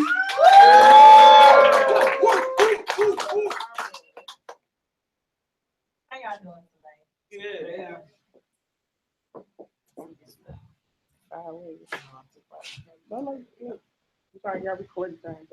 Okay. Y'all having a good night so far. I have. Oh. This is recording. You trying to get her? Yeah. To record. Oh, me? Oh, yeah. We want to back to the people. Yeah. We gotta. Mr. Okuno, go back where you came from. All right. This one is entitled "I Love Black Girls." I miss the old black girl, hot cones on stove black girls, running through yards black girls, playing with dolls black girls. I wasn't odd black girl, problem was solved black girl, with Make-A-Wish gum in additional Sally Walker black girl. But who's this new black girl? The really rude black girl, the getting mad and throwing drinks, the attitude black girl. Where is the sweet black girl? The rub your feet black girl. The DIY I never cry on my head up high black girl. They used to loathe black girls, hit on our clothes black girls. But now I look around and I see oh so many black girls. Now what if black girls promote us like them folks do? Man, we'll be soul black girls, buried in gold black girls. Oh, how I love black girls, that centric soul black girls, the kink and curl black girls, that swim and hurl black girls, the acrobatic black girls, that black girl magic black girls. I'll even take the perm to weave. I can't deny my black girl. I am a proud black girl. I say it loud black girl, and I love you like a black girl's supposed to do. Yes. Oh my God. I love black girls. Y'all give it up one more time for NIC. Yeah. Already happened. Everybody say revolutionary. Revolutionary. Resonance. Resonance. Okay. Oh, yeah. We're going to keep this thing going. Next up to the microphone, we got a high schooler, a shorty. Think you want to come and rock the mic and do a little something. So I'm going to let him come and do his thing. Y'all show him some love. This is Matiti Yahoo. Yeah, all right now. Yeah. Woo! Yes. I'm everybody's recording. Hey. Make sure you face this way. That's your mouth. It's that one right there. I'm taking it. Okay. Say me ready.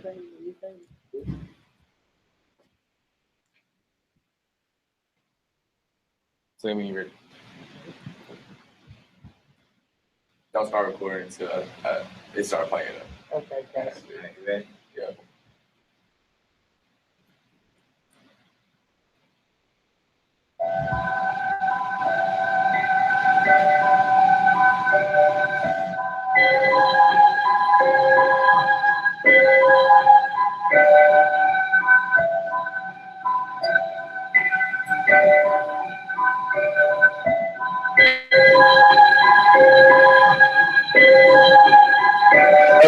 million thoughts. Stop it when it takes a goals. Ain't no game of life, that's not the same in life. They got a same, can't walk without a cane and go like sugar, but they had his people with their booties in the cold of the height on the road to the bush. Got his gold and got his pockets, still we find a way to endure. We told him when we smoked the bowl, ripping out their clothes on the cold outside. We hold our guns and piss around and catch me jala. Never run a hole my tongue, and no more words smoke in my lungs. And I can't breathe, the sky's gone. Place leaving trust, leave me forever till it's 0 hour. On the winter stool down from the deck. With a tear, break my neck. And if it tear, I run like hell. And if it break, I fly to heaven. Now, many more sins after 7. Now, many more miles up to hell. The bridge over the pit. I guess the only time until the best belief. I've been asking the clocks, attacking the rocks. They tick-tocking, licks rocking, sit back. Lick knocking, head gone, man strong. Feds on his ass bone, serving in his dad's homie, kept his in the tag zone, kicking out the window, paranoia, parent struggles, neither for this word destroying, government controlling minds, leading kids to their demise, serving secrets in their eyes, I can see it, changes needing, my brothers bleeding, sisters bleeding, the word is falling brick by brick, with the water increases, please believe us. And Uncle Sam up in the middle, molested me when I was little. He thought I would forget him. Now he know that I remember. So it's busy about to sick him. If they come for me, I rip him. Serve him up for Christmas dinner. That should not kill, but Lord, kill me if this is sinning. Lord, kill me if this is sinning. Welcome to Wonderland. It's all a lucid dream. It's not what it seems to make you think that they the kings. This got this rabbit hole, and when you reach the bottom, realize the word is yours and ain't a nigga that can stop you. Wonderland. It's all a lucid dream. It's not what it seems to make you think that they the kings. Down this rabbit hole, and when you reach the bottom, realize the word is yours and ain't a nigga that can stop you. If they come for me, I'll rip them. Serve them up for Christmas dinner. No fear of jail, these earthy walls, I was born in them. Welcome to my prison, population 7 billion. We on lockdown every minute, and it says it all in us. But so is the lock-in, so is the key. Just follow your heart, and your soul will never flee. I hide behind these bars that I made for myself. This is youngin' in the main, smooth, picking this stuff. And the skies behind enemy lines, just look into my eyes and see what can't you find. Just don't get trapped inside. I know you see the pain, I know you see the stress, but no blood throughout my veins. I know you see the best of some niggas, they think I'm lame, it's all perspective. People drive us as niggas complacency, and you'll see what comes next if you will stay with me. On this road to the reaper, gonna be fresh when I meet them. We gonna go to look and see them. Weapon focus to some tickets. We gonna project got the deeper thoughts. Racing I can't fathom. Another way to waste time right now. I'm kind of rabbits. But when the bigger picture comes in the plate, it will not matter. Full out war, and if I follow when I shatter. Cowering up this ladder as I'm waiting for the rapture and skating through this track full of haters on my track. This my spirit of love is speaking the truth within my heart. Just with this noose around my neck, how about the city which I'm a part of. And this is just the start of it. Wonderland. It's all a lucid dream. It's not what it seems to make you think that they're the kings. It's down this rabbit hole, and when you reach the bottom, realize the word is yours and ain't a nigga that can stop you. Wonderland. It's all a lucid dream. It's not what it seems to make you think that they're the kings. It's down this rabbit hole, and when you reach the bottom, realize the word is yours and ain't a nigga that can stop you. Ain't a nigga that can stop you. Nah.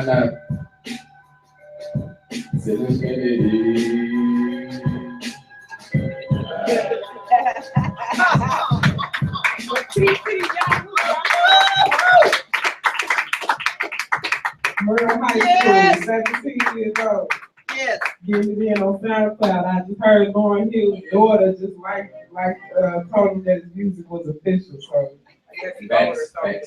But I don't know if you got my SoundCloud page. I would like to give y'all my SoundCloud page. I can get back at your phone tonight. Talk to them too. Oh yeah. All right. So my SoundCloud page, if y'all like want to write it down, like put y'all phones on, it's soundcloud.com, which is SON. No, that.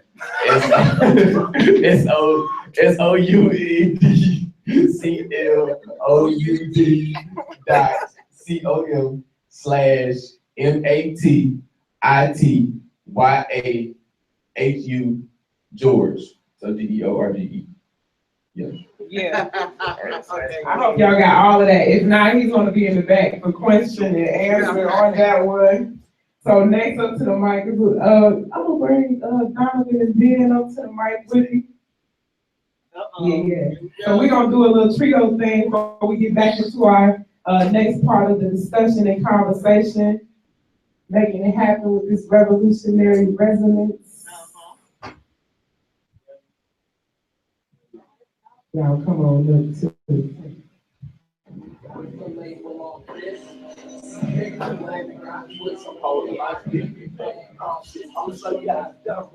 Where's the camera? Is that it? Yeah. So we do like a music video right now. Okay?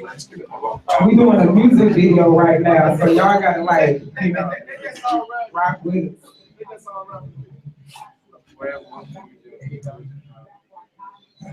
Everybody gonna get their airtime and stuff, you know what I'm saying? Shout out.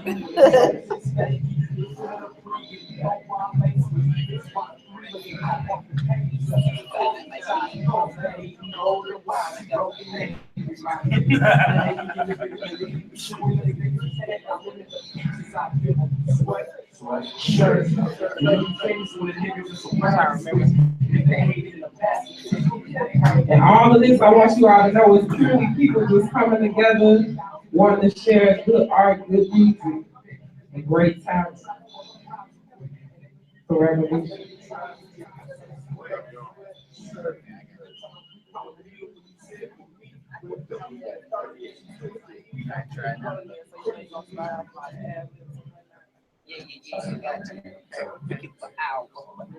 So don't be mad at none of us if we forget any of our words, because all this is natural. Yes. Are y'all good? Everybody good? You good? Yeah.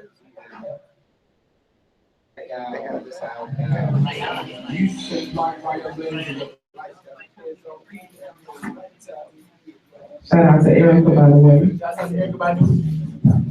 Okay. I said okay.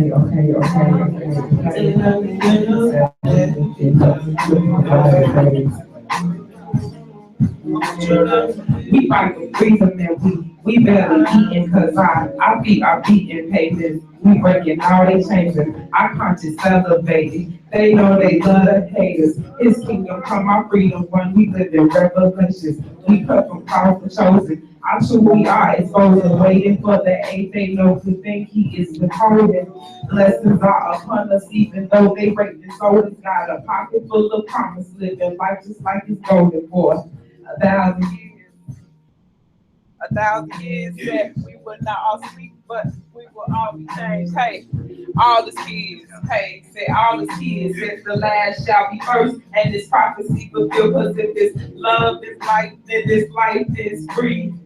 Take this ride of life with heed to his word, follow his way, so there will be a brighter day. Love this life, then this life is free. Take this ride of life with heed to his word, follow his way, no there will be a brighter day. Time to save the world, where in the world is all the time? So many things I still don't know. So many times I've changed my mind. Yes, I was born to make mistakes, but I ain't scared to take the way. So when I stumble off the path, I know my heart will guide me back. Didn't you know? Didn't you know? Didn't you know? Didn't you know? Handle all my problems in the bottom of that bottle, in the middle of that breath with that smile on me. Eyes on me, keep your eyes on me. In the middle of that breath with a smile on me. I find it beneficial. When I get ease since I came up out the womb hitter. And I ain't playing with the game, but I can get a number, name a number better than me. We gon' see if you can get it well.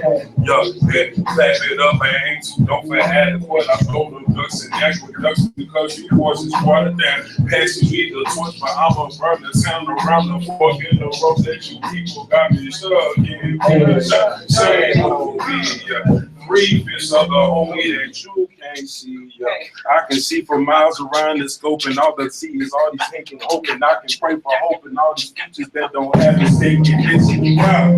People from the mouth, I keep it from that word of mouth. And if my speaking, I'm just speaking. I just run my mouth. I can knock it out like all parts in the whole live with their heart sparks. And the heart sparks like the transformers for all sparks. All sparks. You fuck with me, and it's all sparks. You hit the heart in this all dark. You get the ball in that all park, and I catch the boat in that all park. I get the hole in that old heart, and I eat it up just like sweet talk. And I eat it up, and when I piece it up, and then I serve the people with that free thought. That's free thought, and that's new numbers, that's new people for your dumb ass. Niggas shaking for another hitter, but another hitter wanna go past. Big vote for that whole vote. 2 parties for the 1 vote. I throw a party in the backyard with the whole yard going, there you go. Got daddy showing no bridge. All my mamas go kids. Mama loving her kids. Making future for wish. Hating pork and that heels, and to get that fork and stack cake, and to get that bacon, and get that record, and take that record, and send you home so it can go. For the go, for the flow, for the people, for the knowledge of the mind that I'm peeping.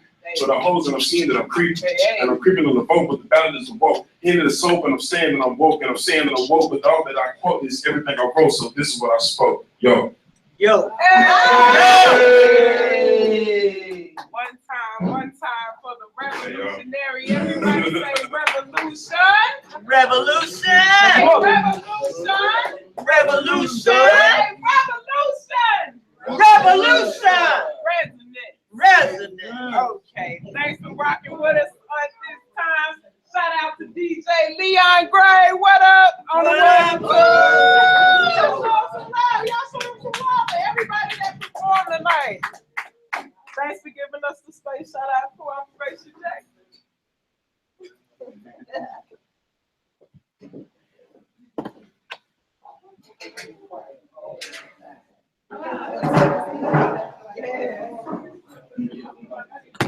All right, a little taste of Jackson. Give it up to everybody again.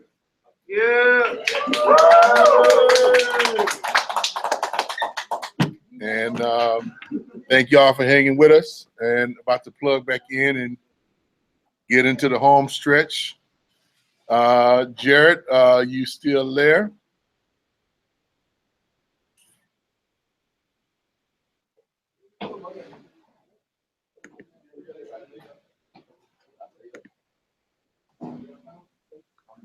All right, well, if I can, I think who is doing EO or James or anybody who was doing for us. We may have a November 8th surprise, y'all. Contrary to what we have been predicting here. It's Hillary. It looks like That's what I'm saying. it looks like there might be a Trump surprise. Heard Clinton 29, Trump 232. Trump how much? Trump 232. 244. Oh, okay. Trump 244. And what is Clinton? 209. Oh shit, she'll be stuck. It's YouTube, so it don't matter. At least not today. They might come knocking on the door tomorrow. Right. But now they're still saying it's too early to call because the percentages of there's still enough people who haven't finished voting, or haven't been counted as their votes. But too early to call. Where's the question? Well, they were saying like in Wisconsin, they only had 61% of the votes counted, and somewhere else it was 70%, something like that. But he did. They gave him Florida, they gave Trump, him Georgia. But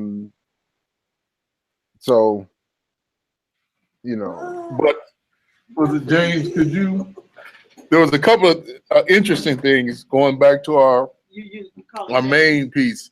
Yeah, me and James had a chance to talk during the cultural break. And one of the interesting things is that apparently some of the stock projections, there seems to be 750 points. The stock 750 points down, right? On the notion that Trump is going to win is what's being reported, I think, from the New York Times and a couple of other sources. So is that correct, Jared? What I was looking at just quickly was that the investors are moving. They're projecting to move because the Dow is closed here, but what the investors are saying they're going to do in the morning when the markets open again is that they're going to move their money from futures to bonds because they're a little worried apparently about what might happen with Trump. I just always like, correct me if I'm wrong here, but as I always like to remind, whoever's listening to me, that just is really a conversation for the wealthiest of the wealthy, the elite of the elite. And as many of our guests were saying tonight, the impact of that on those of us at the bottom is more or less unfelt. In a sense that it's bad all the time, but yeah, that is what I'm seeing happening. I just think it's now, who knows what they'll do when the markets open up again in the morning, but well, not just in the U.S., it's showing that the world markets are tanking too. Oh wow, okay. So yeah, the night is getting interesting. Well, the other thing that I've already started seeing, I think it was George that was talking about getting out in front of the narrative. I've already started seeing on MSNBC, at least, and in some places on Twitter, is that again, those of us who vote, voted alternatively, so-called, or didn't vote, are being blamed for this. And I would just like to be part of whatever effort there is to remind people, as I mentioned earlier, that it was again the Democratic Party that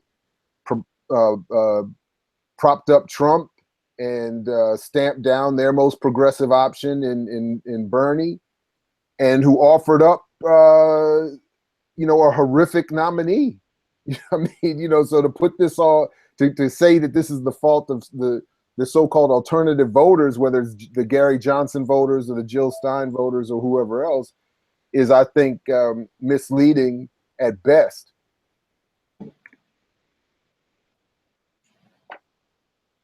We lost. Uh-oh. Oh, there he is. You got cut for a second. I got cut? Yeah, so you said misleading what? And you didn't... I stopped there. That was not what I didn't get cut. I just stopped. I was just saying it's misleading at best to say that it's our fault. Yeah. And I just want to stress that it's liberalism, and then I actually saw, you tell me how you think. I mean, because like I saw somebody retweeted Naomi Klein saying that basic same thing, that neoliberalism has to be abandoned and a real left has to be developed to stop fascism.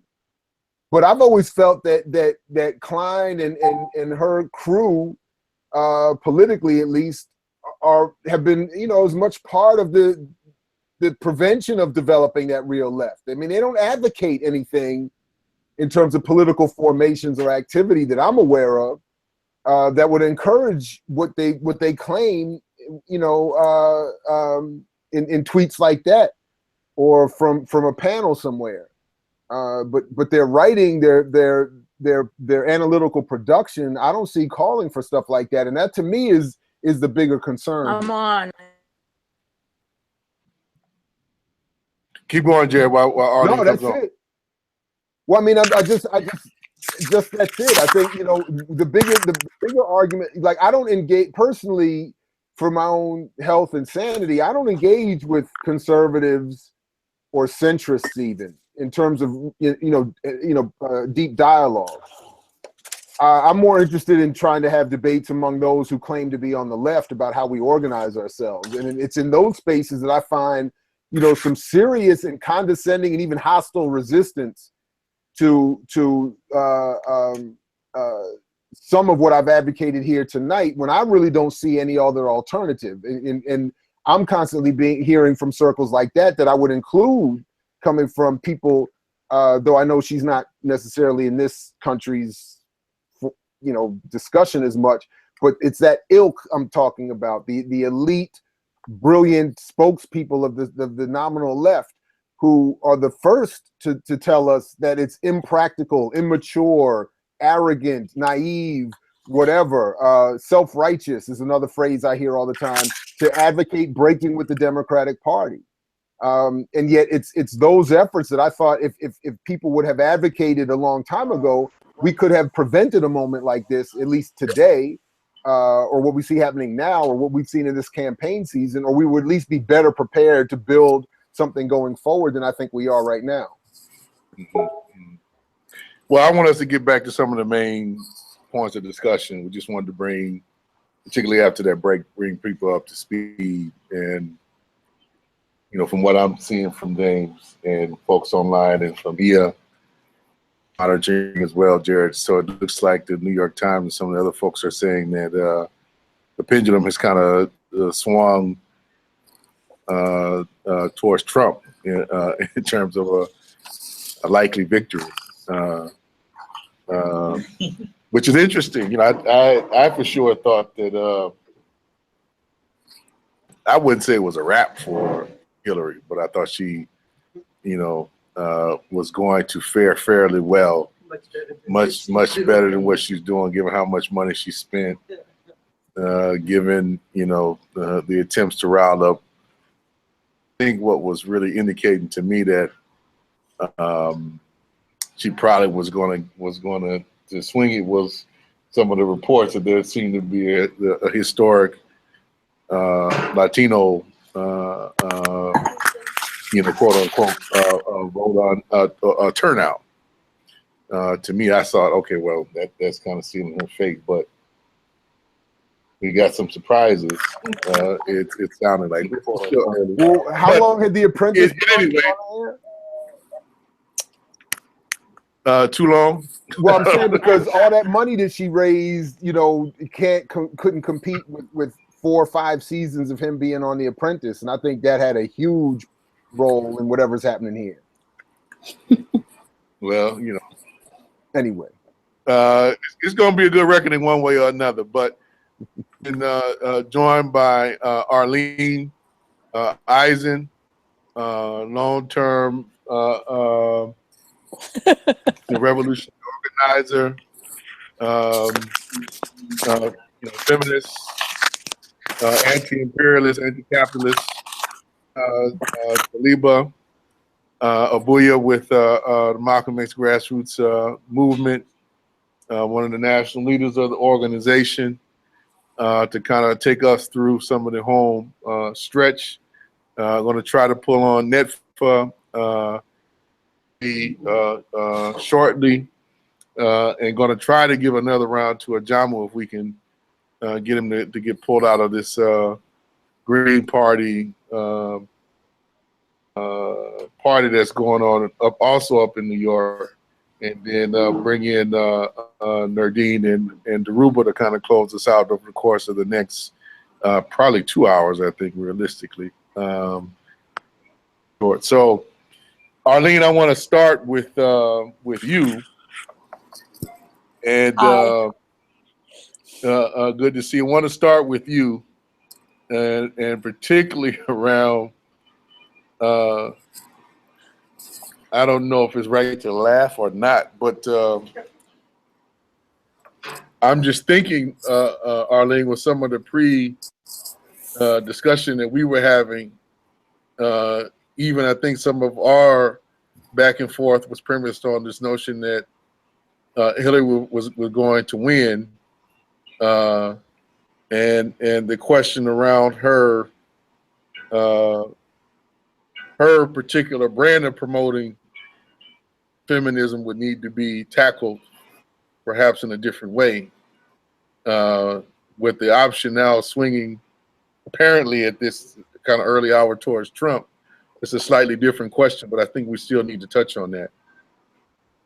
And I don't know Well, if you got a chance to hear some of Yolande's comments earlier, particularly about some of the intersectionality and its abuses by Hillary. But we can maybe pick up some of that there. But I'm sorry, you're about to say something.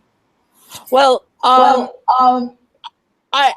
have to say that I posted this on Facebook a minute ago that I have a mantra that never to underestimate the power of racism in this country. And so I'm not that surprised by the Trump victory, especially after all the talk about Brexit, but I am surprised at how virulent the misogyny was. And I'm not talking about people not voting for Hillary because they hate women. I'm talking about people excusing Trump's misogyny. And, you know, all the discussion about, well, I don't have to go into detail. His misogyny is just totally blatant and evident. But I think both, and I learned a lot and also agree with almost all the previous speakers in terms of understanding the crisis of imperialism that results in this victory, or that makes this victory for Trump not that different than the victory for Hillary. I understand they're two sides of the same coin, but I don't think they're supporters of two sides of the same coin. And I feel the fact that I forget how many millions of people voted for Trump, that it points to, I guess Feroz talked about in Europe, the left failed and the right picked up, and that there's a tremendous problem with the rise of fascism there, and because of the bankruptcy of the left. But I think that's equally true here. And what I'd like to focus on a little bit more is what our responsibility is now, recognizing all the things that we've understood for a long time about this being a police state, about the hegemony of settler-colonial white supremacy, and we understand all that. But I feel like we don't understand how to convey that idea to enough people so that we're doing more than just talking to ourselves, basically. And I feel like even tonight is kind of an example of that, in that I kept on wondering, well, who's listening to this and what are their questions, and why can't we get some input, more input from the audience into our discussion? What I'm saying is, I feel like we don't know how to educate people. And I'm not only talking, I mean, I agree with Yolanda that we need to think about our language. And frankly, I think people have been talking about the concept of intersectionality ever since the Combahee River statement, when a group of Black women framed the idea of triple oppression: oppression for gender, oppression for race, and by class. We've been talking about, we know about this stuff, but we haven't found a way to reach people. And when I say we, I want to do an extensive self-criticism addressed to whatever white people are out there, and because I feel like ever since the Black Power movement started in 1966, Charlie Cobb, who was a SNCC field secretary, told an SDS convention, and for people who don't know what SDS is, or SNCC for that matter, SDS was Students for the Democratic Society. It was it was the most radical of the white leftist organizations at the time. And when SNCC first announced that they were that they were directing their strategy towards building Black power, that Charlie Cobb came to the SDS convention and he said this: white people must challenge the basis of this society's existence, Black slavery and Indian genocide. These things have to be exposed and overturned in the white community. This was 50 years ago. And what they were saying was they didn't want us to be cheerleaders as they faced Billy Club's arrests and assassinations. They expected us to risk our lives too, to speak to the hecklers, to take on Klan supporters, to show poor whites that their freedom would only come from allying with the Black Power movement. Now, some of us attempted to do some things like that. For example, I remember in San Francisco when there was a small riot or uprising in what was then a Black community, Hunters Point. Hippies and the hate across town drew the police away from the riots and had our own little riot there. There have been limited examples of other things like that. But basically, I feel like we ignored that leadership. And we have to learn from those mistakes. And we never really followed that advice. Instead, we broke into factions. Some so-called Marxist-Leninists went to factories to organize white people, but they focused almost exclusively on the class struggle and tended to ignore essential struggles against white supremacy and patriarchy. The faction that I was part of focused on solidarity with national liberation struggles, including the struggles for Black and Latinx liberation inside the United States. We're in love with Che Guevara's slogan, create 2-3 many Vietnams, bring the war home. We ended trying to convince an ever dwindling number of people that we should follow the Vietnamese and other oppressed people who were waging wars of national liberation against the US imperialism. But we really were speaking to no one. And now, 50 years later, as you've been saying all night, there's nothing new with Trump. I mean, it's new in that it's kind of totally out of the closet and broader than the South. But with the so-called Southern strategy by Nixon, we've seen this germinating for many years.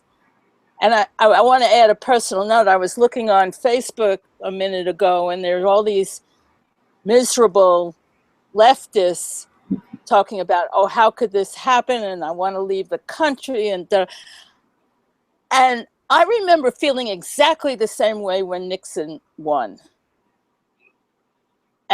But I also remember that I was part of a group in 1964.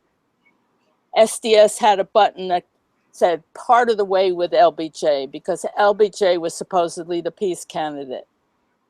And we all know how that ended up with 3 million Vietnamese people killed on LBJ's watch, and very little money left in the budget for his so-called war on poverty. So I guess what I'm trying to say is I feel like if we are going to build power to challenge and survive this imperialist system, we need to do massive political education. Around 2 principles. One is that imperialism can be defeated, that, you know, to counteract the idea, the defeatist idea that really this is the only system possible, and therefore anyone with a brain has to make reformist compromises and accept the unacceptable. And I think over and over we have to find ways to counter that narrative. And the second thing I think we need to do is to really, really be very, very clear on who the enemy is. So that we've had so much, you know, well, rather than talk about the problem, I think we need to be very clear that the enemy is imperialism, or what people here have been saying, our current form of capitalism. I don't believe that imperialism is a foreign policy or just what the United States does overseas. It's the internationalized, monopolized stage of capital that we have now, which has a particular kind of state. And we can talk about what the state is, but basically, I think right now we have what we call a national security state, or a state that's basically controlled by a military, finance, capital, industrial complex. And by the way, I think our militarized police at home are part of that military industrial complex. So it becomes absolutely an oxymoron to talk about making the police accountable. The police are accountable. They're accountable to the state. They're accountable to Hillary, or they're accountable to Trump, or their local representatives. So, and this may sound like rhetoric, but I feel like if people read our report, Operation Ghetto Storm, which by the way was written 4 years ago, but is still very, very relevant, you see that the power of the police is essentially the power of the state. So when to be surprised that killings happen every 28 hours doesn't make sense. But to get back to what you started asking me about, oh, I wanted to make one more point about education. Nobody's mentioned Kaepernick tonight. And I think in some ways, way more so than Beyonce, I think Kaepernick has opened a space for education. I don't want to say conversation, but very deliberate education that a lot of these other sort of pop culture events have not done. And we need to get into that conversation. We need to, he's organizing basically study groups all over the country with Black high school kids and high school kids in poor communities. We need to be in those groups. As far as women are concerned, there was a time when a small number of us put forth the idea. I think you get interrupted. We lost you for a second. Oh, okay. I don't want to keep going on. Do you have a question? Or you want to get more specific, or? No. You were doing good. Oh, all right. Well, it's clear. Well, when I say we need to identify the main enemy, in the old days, when people would say that kind of thing, they would say, well, what about women? What about white supremacy? And I'm not saying that people don't experience and aren't oppressed by the patriarchy, by the settler-colonial state, by white supremacy, of course. But what is the primary source of that oppression? And where does imperialism gather its strength and in turn reinforces those other forms of oppression? So I'm not saying to ignore, just because we recognize that imperialism is the main enemy, I'm not saying to ignore the other oppressions. I'm just saying that we can't make deals like so many people think they can with the imperial state on the grounds of, well, let's get some help regarding a rape crisis center, or let's get some help regarding domestic violence. We have to see how this, and use these oppressions and these experiences to educate people about why they have to look at imperialism. Otherwise, how do you get this so-called pantsuit movement? I mean, that's what you get. You get women, mostly white women, but some women of color, marching down Fifth Avenue in their pantsuit, delighted that Hillary... I'm going out, you said? She was fine with me. You're breaking up on us now, Arlene. Your signal is going in and out on us. I don't know what fine to with do. me. It was doing. It was firing to you, Jared. Yes. Okay, well, keep going forward. It may just be the reception on my end and not the system. Oh. But I feel like unless women identify our most powerful enemy, we can't get rid of misogyny. And unless the rest of the movement finds a way to seriously address women's oppression, women are, no one will be free. And the bourgeois white feminist movement will still monopolize the field. There was something that the Combahee River Collective said, which is something maybe I'll end with this quote. If Black women were free, it would mean that everyone else would have to be free, since our freedom would necessitate the destruction of all systems of oppression. I think that's pretty true today as it was when they said that in the 70s. And in very, very simple terms, and I would like us to return to those kinds of terms instead of the ones that have been overly influenced by academia and NGOs that normal people in the streets don't understand or care about or speak of. And I'm looking for, oh, here it is. So,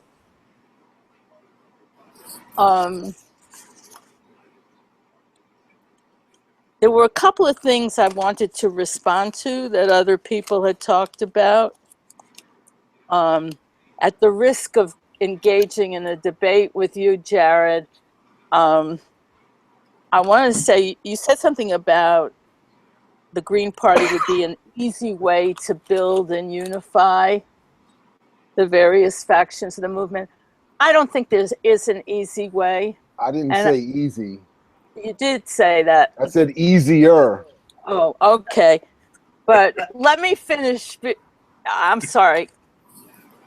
No, go ahead. I didn't mean to make you defensive, but I think that, like Kali had mentioned in the talk we had before, if elections could change anything, they'd be illegal. And I don't think there's any way out of the very, very long, hard slog of really door-to-door educating, not just educating in the sense of lecturing to people about imperialism, but engaging with them back and forth where they're at to figure out how to involve them in this movement. I feel like the problem with elections is that they basically accept the narrative that we have a democracy, even when those elections center on Green Party.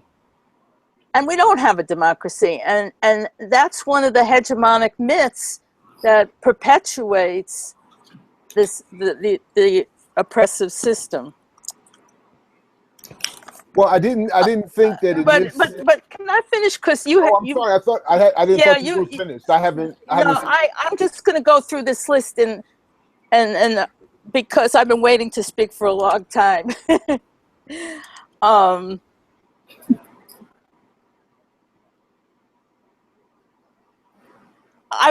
sorry Feroz isn't on the line anymore. I mean, I really was fascinated by everything he said. One of the things he said, though, that maybe somebody else could clarify is he talked about a 500-year campaign to dehumanize Black people or African people, and that we need a movement to counter that. But then he said, we don't build movements, they arise. How do we respond to them? And that's the part that I don't quite understand. I mean, it seems like somehow we've seen a lot of spontaneous movements. The one that comes to mind most dramatically is the Egyptian Tahrir Square movement. And today, Egypt is, one of the most, has reverted to a terrible kind of, reactionary pro-Zionist state. How do we build a movement that is simply responsive to what's going on, at the same time doesn't end up,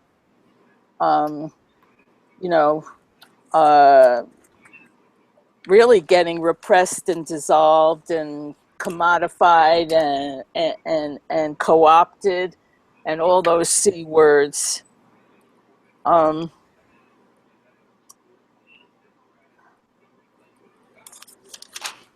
I think I'll stop there. So Jared, why don't you raised I just want to be clear. There's two, maybe three very quick points. One, I have in this conversation tonight for almost 6 hours, have not once laid out my overall argument. In part because I thought we were all starting from a certain given standpoint. I always begin a discussion with election. I'm a Federalist Papers believer. I don't believe in elections as having anything to do with anything at all. So my point wasn't to say the Green Party would be easy or that it would be, it's the way to, it was to give people, my real point is that those of us who already have these anti-imperialist politics, I think we have to organize ourselves better and give people an option into which to join. I don't think we need to be trying to convince anyone. I don't think we need to be going door to door telling anybody anything. In part because we have nothing to offer them. So I was only suggesting that I still only suggest that the Green Party be used as a vehicle to bring people into one space where through the discussion of what to do with the vote, we would force these contradictions, heighten these contradictions, and realize that we need to unify to do many more other things. This is not about advocating for the vote or in agreement with you saying, following along with the hegemony of elections or electoral politics as a pathway to revolutionary change at all. The only thing that I have not heard in our conversation tonight at all is any concrete practical step that will get all of us into one same place to build ourselves, to strengthen ourselves before we try to reach out and build upon a movement or build a broader movement. That's all. Well, one of the things that Jaliba, Arlene, keep jumping in. Jaliba was going to come to you next, but you can start. Please jump in. When you feel like it. I would say that part of what you're arguing for, Jared, is a notion that we have to unite the left first, right? And I would argue that I think to a certain extent, that's a waste of time. Mm-hmm. Not that it's not something that we should be aiming for, but I think we will spend so much time splitting hairs, trying to come to some conclusion or some unity, that we will then be derelict in the work of trying to actually organize amongst folks who don't necessarily agree with us, right? At least not in an articulation of their politics. They may be in agreement with us positionally, right? They may be with us on certain parts of our program or what we articulate. But I think an exclusive focus on just trying to organize the left, particularly in the United States, would miss the point. I think there's a certain level of what I would call alignment that we should try to strive for, which is a little bit different than unity. I don't see us having to agree to a whole bunch of, positions or things like that, but just I think the first step is trying to get us to be more in alignment around anti-imperialist, anti-capitalist, anti-white supremacist program in some broad terms and moving that way. And then I think we got to find ways to go deep and broad, with the people. I think I'm saying the same thing, but I'm just not articulating it clearly enough. I think I'm just too tired and worn out. So no, I'm gonna because I don't hear any difference in what we're saying other than how to use the Green Party to be a vehicle for that.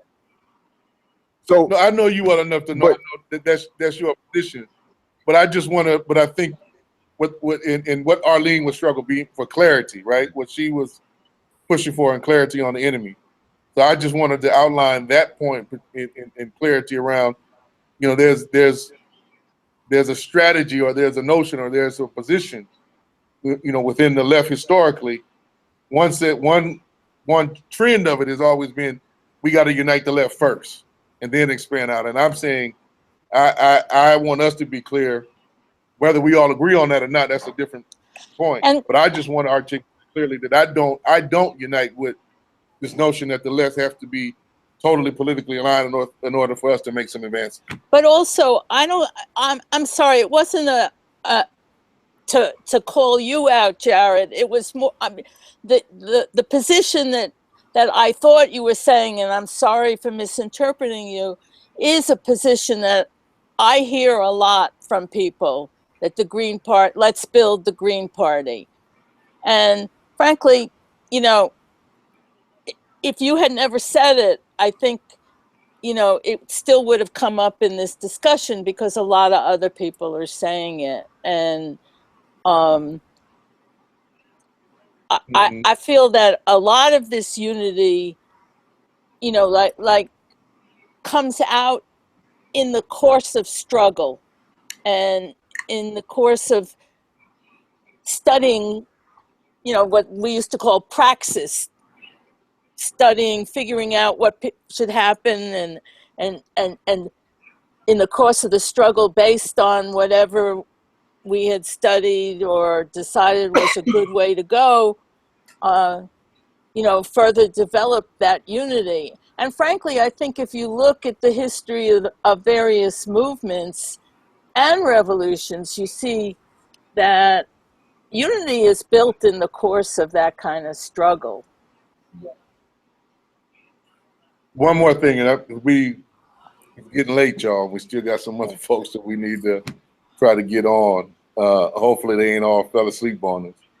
But one other thing that you asked, where I'll try to get Feroz back on, or at least to try to get in response, that there's part of what he articulated that I agree with about movements and how they emerge and how they develop, and there's another part that I disagree with. So I agree that ultimately movements do kind of arise, that there is no, we're going to launch this on this particular date and it's going to catch the imagination of millions of people and it's going to get them in motion. I agree with him on that point. But I do think we have never seen, I think, real powerful movements exist, at least not to my knowledge, that are not built upon some prior precedents and some prep work, if you want to call it, some foundations that have been laid. So even going back into, you know, the analogy around Tahrir Square and what happened in Egypt, you know, there was a very strong workers movement there as just one trend in the movement that had been leading a number of strikes going up for years in various different types of opposition to the military regime, but particularly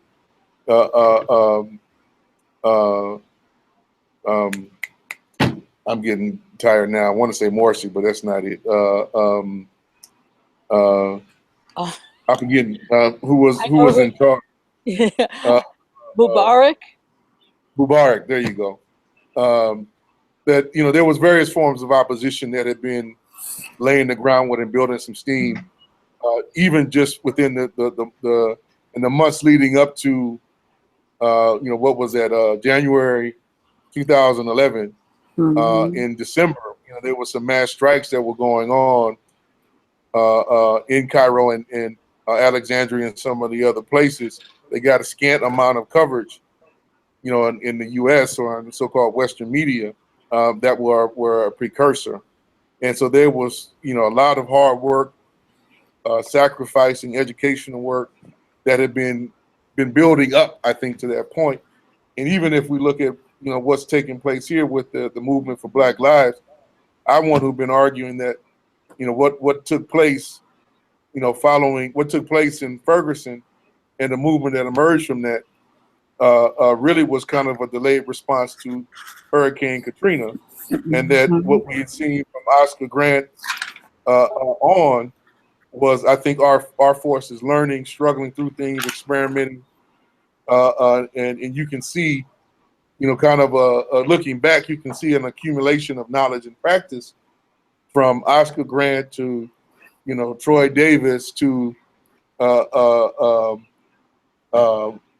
know, all the way up through Mike Brown. You know, folks experimenting with different tactics, experimenting with different kind of strategies, and none of this was necessarily particularly planned. But it also doesn't mean that there weren't kind of some of the prep work and tools, you know, that had been laid from Operation Ghetto Storm to some of the things that came out of what was going on, written from Oscar Grant, you know, the Millions Hoodies, you know, organization, and some of the work that they had done in building kind of a national network and kind of laying some of that foundation. So we can't discount, I think, the organizing work that I think Arlene is talking about, of doing the study, doing the broad organizing. I think that lays a foundation for movements, and I don't think there's a movement that hasn't had that. There was one other thing I wanted to mention. Sometimes education is kind of dismissed as kind of too timid, or, you know, not action oriented. And especially, I feel like we have a lot of urgency now to think about self-defense. And one thing that we tried to argue a little bit in Operation Ghetto Storm, and Let Your Motto Be Resistance tried to take it further, was that if we're going to talk about resistance and self-defense, I don't know, I'm very influenced by the Vietnamese experience. I was in Vietnam twice. I wrote books about Vietnamese women. I spent a lot of time trying to learn from the Vietnamese Revolution. And one of the main lessons was that their victory in their war against vastly superior forces technologically, and physically, numerically, militarily, came from the fact that they were protected, they were part of the people. They called it, you know, swimming in the sea of the people. And we don't have a sea. So if we want to talk about self-defense, that's the other reason why education is a priority, because until we have way more people on our side than we do now, I think you know, it's kind of suicidal to think about serious self-defense. Now that may be easier in some communities than in others, but I just wanted to make that point. And Taliba, I'm sorry for taking so much time. I'll try to be quiet now.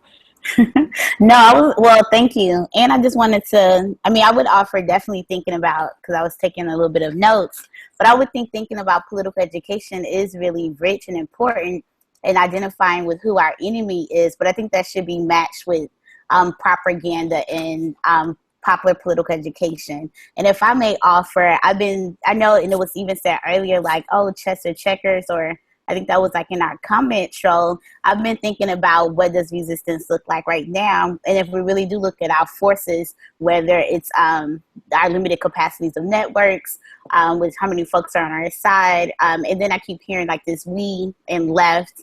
And I was thinking this far left of the left, there's a rejection of like leftism. I would think that we would need to go into this thing I've been calling like playing spades. I think that's what our people have been doing. And I kind of break that down into like a few different ways of doing that. I think like with spades gets back to a little bit of what Kali was speaking on when he was like, do we need to take the time around getting unified? But if we look at the components of a game of spades, it definitely allows for like some shared simple agreements, whether that's what's the number we're going to, who is our partner in the game set. I think as we move along, we agree to some accountability. And then there's like this thing of, I feel like, intentional teaching. So everyone is not just thrown to the table, but people are able to then like see what's going on, be trained up, and like really move to being succeeding. And then I think one of the bigger pieces is that it's definitely grounded in the people and in culture, so that then folks are able to still move a strategy. And I say that that's just important, thinking if we don't have that time for mass education, and we may not be in full agreements of we need to decide on all these things and come like unified versus being aligned, then we're at least getting some baseline agreements. And now I keep looking over saying like, is this Trump or not? Because like, yeah, this conversation tonight was kind of centered with Hillary. And I'm like, are we going to wake up with a Al Gore type of situation where we thought someone had the election then and we woke up and it was somebody else? But I don't know. I'm just feeling a little bit excited. And that's also because I'm wondering in a little bit of like, yes, if Mike Browner with Movement for Black Lives is a delayed response to Katrina, then I'm wondering like what other opportunities do we have in this time now to think about like what are our alternatives, and definitely looking at then what do we build. And I do agree that although we want to center around some self-defense, like MXGM, we're focusing on like 5 areas of resistance during this time, one being self-defense. We're definitely seeing how do we build and encapsulate that. We're looking at land and building institutions, but then also lifting up our young people. We see that that's a lot of where this energy is, which I think is going to be poignant if we center that, because whether it's access with technology, things needing to be quick, and I'm thinking about this access here. My Facebook feed's been blowing up, and I was like, well, check out this conversation tonight. I think we have access to alternatives. But if we were to focus our youth, our land, institution building, people's assemblies, truly providing an alternative of participatory democracy, where we can develop autonomous programs of actions. And then we're going to definitely building that next with our self-defense while creating cooperatives. Because I feel as though our niche right now is that fight, build, fight. If we're providing these alternatives as examples that are grounded with our people, that then not only are we gonna, I feel like, overleap this, is it Democrats or Republicans, it's really allowing us an opportunity to build something, but also decolonize the narrative, and really including this innovation of this energy of young people and a new way of doing things. But yeah, because I hope that, because this, I hope that I'm not following like the line of questions, but that's just something like I was really like thinking about. If we wanted to censor those 5 points of focus, then what is internally needed, meaning our likely allies, and then what is external. And I almost would identify external might be our opposition, But just even looking at the state of like the left, external could be like the masses, and in which how are we going to reach those people or our people? Let me pause for just a quick second. Jared, I know I'm tired, losing my voice and everything. Jared or E or anyone, what's the count looking like now?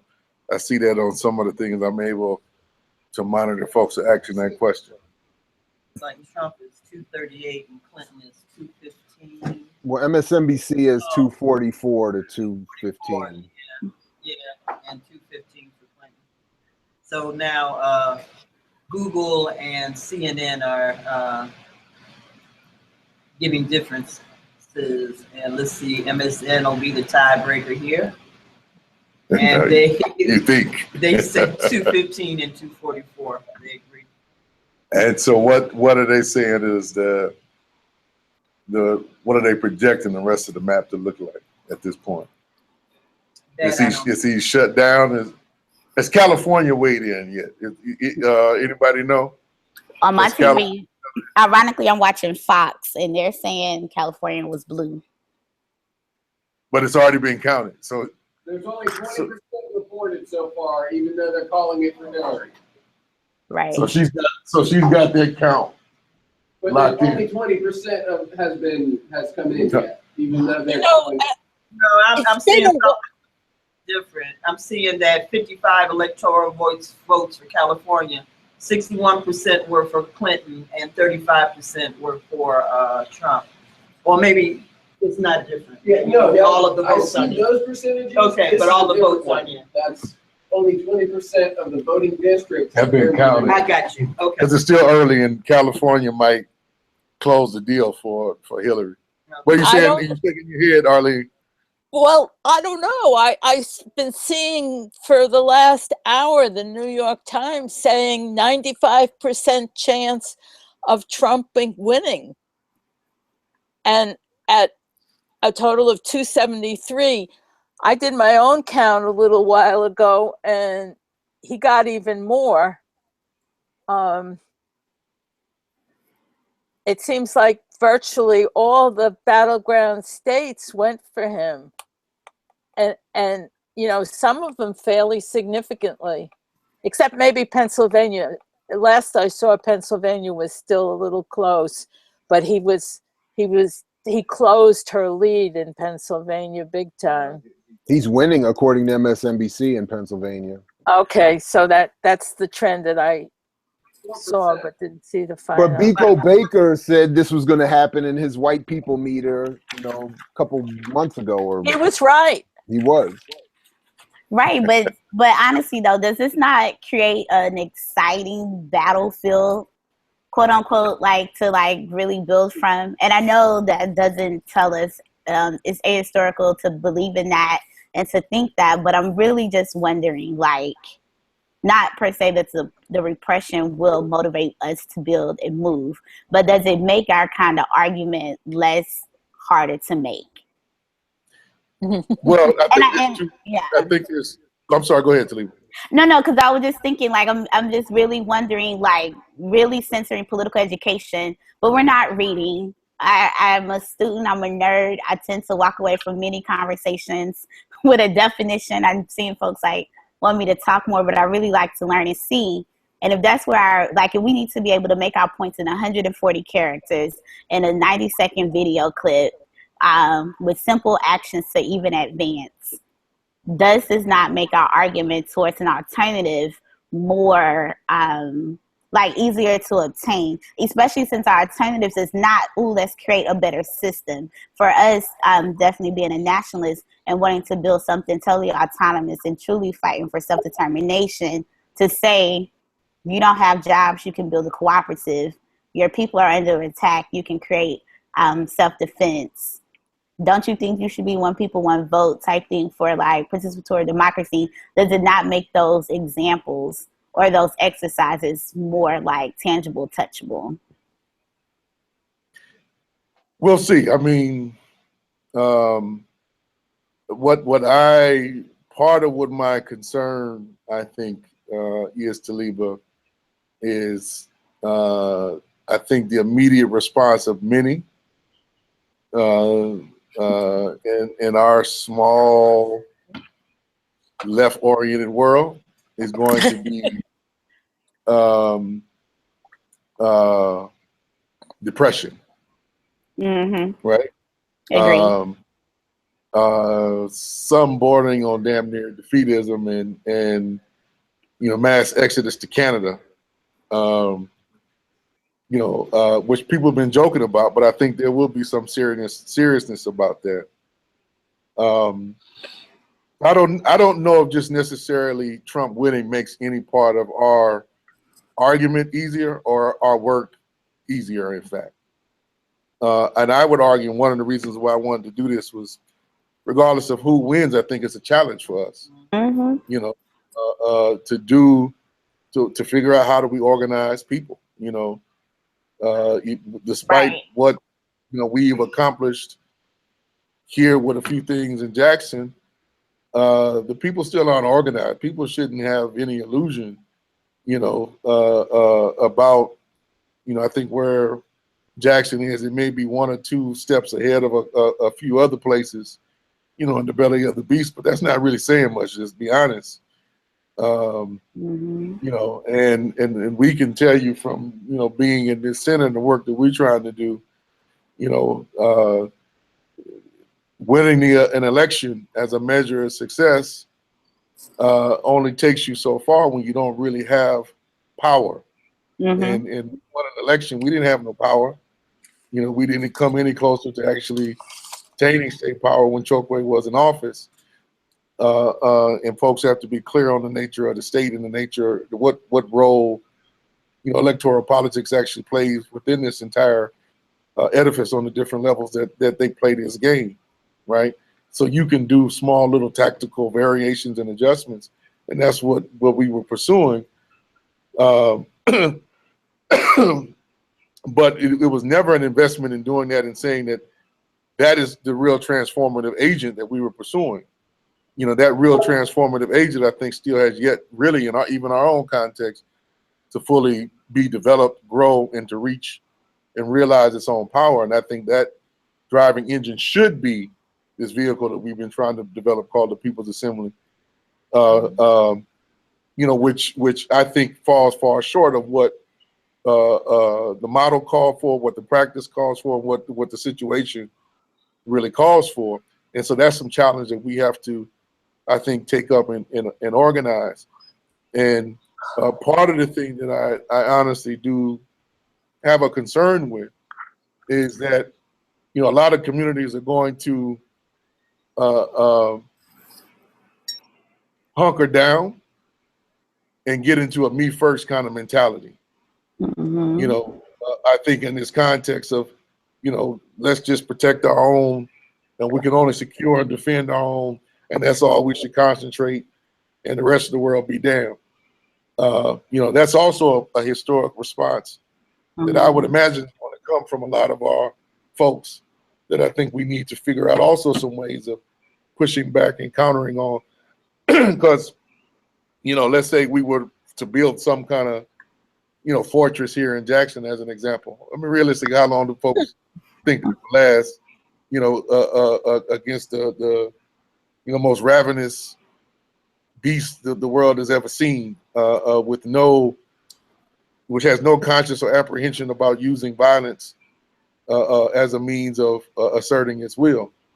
So, we still got to organize people in their millions. There's no way around it. I think the question is how, and I know Jared has been pushing, throughout the night, and I don't think we've answered Jared's question. I don't think it's just going back. I think he's focused it in, and Jared, you can correct me if I'm wrong, as a Green Party as an option. But if you remove that, the question still remains, what vehicles are we creating, are we proposing, that can organize, millions of people. I think, one of the things that at least me and you, I think, and Jared, kind of represent, at least at this moment, is a strategy, kind of referred to as the Jackson Kush plan strategy. But I think I would like to see us kind of distill the lessons of that. And I think what we tried to to do is take, tried and true methods of organizing, however imperfectly practiced, but at least the theory is orientated towards building from the grassroots, from the base up, with a clear strategy that has a real assessment of the power within, the context that we call Jackson, and within the context, of this settler project called Mississippi, right? With a real clear analysis around what is the real concrete balance of forces, tied to demographic trends, tied to historic political trends, tied to just various elements of political consciousness, particularly within the Black community in Mississippi, that you can measure, that you can study, that you can look at, both in subjective and objective ways. I think, we have to tighten up, because that strategy is now, I think, somewhat outdated, because our enemies have stepped up their game. Folks have heard us say earlier, we got to step up ours. So it's not a complete picture anymore. I think we have to adjust it in some significant ways, and we're working on that. But I think, it's to come back to part of what Jared was asking. I think, it would be good, and I would put out, there was a couple of things I know I want to propose. I'm going to throw that out now, and then actually try to bring some more people on, y'all, because it's getting late. But, one of the things I think it would be good to do, and this may be first and foremost just calling on left forces, particularly in light of what appears to be the decision that's going to come down from this game tonight. Us doing, state by state kind of assemblies, and figuring out and developing, some strategies and work plans on how to build power and how to develop viable economic alternatives that are worker owned and controlled. Those are some things that I would like to see happen throughout the entire empire. And I think some immediate things that should be done, on Inauguration Day. This is the fight part of it. That was more of the build part of it.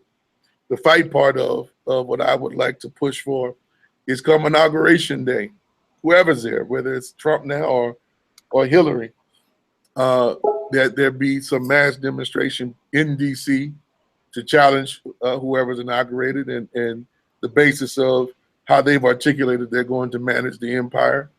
And I think that we need to do some major non-compliance and civil disobedience campaigns on some viable targets that will be somewhat similar to for both of these candidates, but things that reflect their different interests, and do that come January to send a clear message, and try to get all the different social movements that are in motion now taking on some aspect of these mobilizations and demonstration to kind of send a clear message of resistance. Because I think the tone for whoever's there, the tone of resistance, the tone of non-compliance, I think needs to be set immediately. I can agree. Those are some suggestions. Go ahead, Talib. I'm sorry. No, I was gonna say I can agree. My bad, I'm echoing. But no, I would agree with that. I would just say that, because I was thinking earlier, and again, tricky with this left stuff, is that I think, one, we do need to just decolonize the narrative. And I'm always going from both internal, external, like for the masses of folks, because no matter how left we've been or nationalist or revolutionary, like I'm pretty sure all of our timelines are feeling some type of way. Whether I think folks are collectively emotionally just depressed or defeated. The elders are like, okay, cool, and let's get some shit strategically. And the youth might be like, whatever, because my feed is full of a lot of that. But I'm thinking, like, if Inauguration Day were to look like that, I think that this left would need to, one, decolonize our narrative. And I think we also need to demand that an anti-Black analysis is censored, and like it's tangible and it's like touchable, and we can figure out ways that folks have made these commitments. So whether people are gonna like bunker down or support their own, and I would say this leverage back to like those who, this is our lane, this is our building thing. We're either comfortable with nonprofit jobs to like help us censor that, or this is just where we've committed ourselves to. And the reason why I state that, because it just feels as though this continual history is always still built, someone said it earlier, it stands on Indian genocide and the enslavement of Black folks. And so it's like, how do we censor those two pieces while we're moving for this? And I'm sorry, I was taking notes during this long conversation, but I'm really wondering, like, do we make that demand now? Like, do we say once again, whether the Clinton party did great with debating on how fearful it would be for Trump to be inside, that we get that? And I said that earlier because I don't know if it was you, Jared, or someone else speaking, like on national or global levels, what much more difference do we get from Trump in office than what we might have been naively overlooking if it would have been Clinton in office? And I thinking those who are here now don't have those strategic critiques of her, but I'm thinking like from the broad sense of Hillary was going to either quote unquote allow for us to fight and resist, or she was going to be some symbol of progression that Yolanda definitely like dispelled earlier. But I'm just really like wondering, like how is this left? How is this us? Are we still considering ourselves the left? Like, how are we bringing like our folks along where we can be offering an invitation to people? Like, do we ground it in education? Do we build through our examples? And then do we make a fight which highlights our resistance, that is accessible, that is centered, that is inviting and respecting? And again, it's founded on a decolonized narrative. And I say that because many pockets of our communities have continuously survived. I think we were in a talking circle, Kali, and you were like, oh, we're seeing these like alternatives economic systems. Like we have this quote unquote Black market. Like examples are there in our communities and we survive anyway. And so I think that's a fresh challenge to the left. And then I think it's how do we hold that challenge responsibly, that we're bringing our folks along this time. I don't know, I'm still kind of excited. That might be like my youth, like Aquarian rebellious self, but like, you know, I always said like, damn, like, especially with Katrina, like Katrina was 11 years ago, and then we got Mike Brown 10, and then, and I don't mean that lightly with the trauma that impacted for us, but being in youth organizing and trying to resettle, like, no, do y'all remember enslavement and Jim Crow? They don't. They were in elementary school and had a Black president. Folks think it's okay for Harriet to be on a $20 bill. Like, I don't know. History tells me I'm wrong, but I feel excited. I don't know. Well, I'm glad you're excited. Let's take that energy and excite some other people. You know, so if we can bottle that up and you figure out a way to do that, get it to the rest of us. But I'm not trying to damper that. But I do. Again, I think the piece tying, I think what Jared was saying is the oppositional force.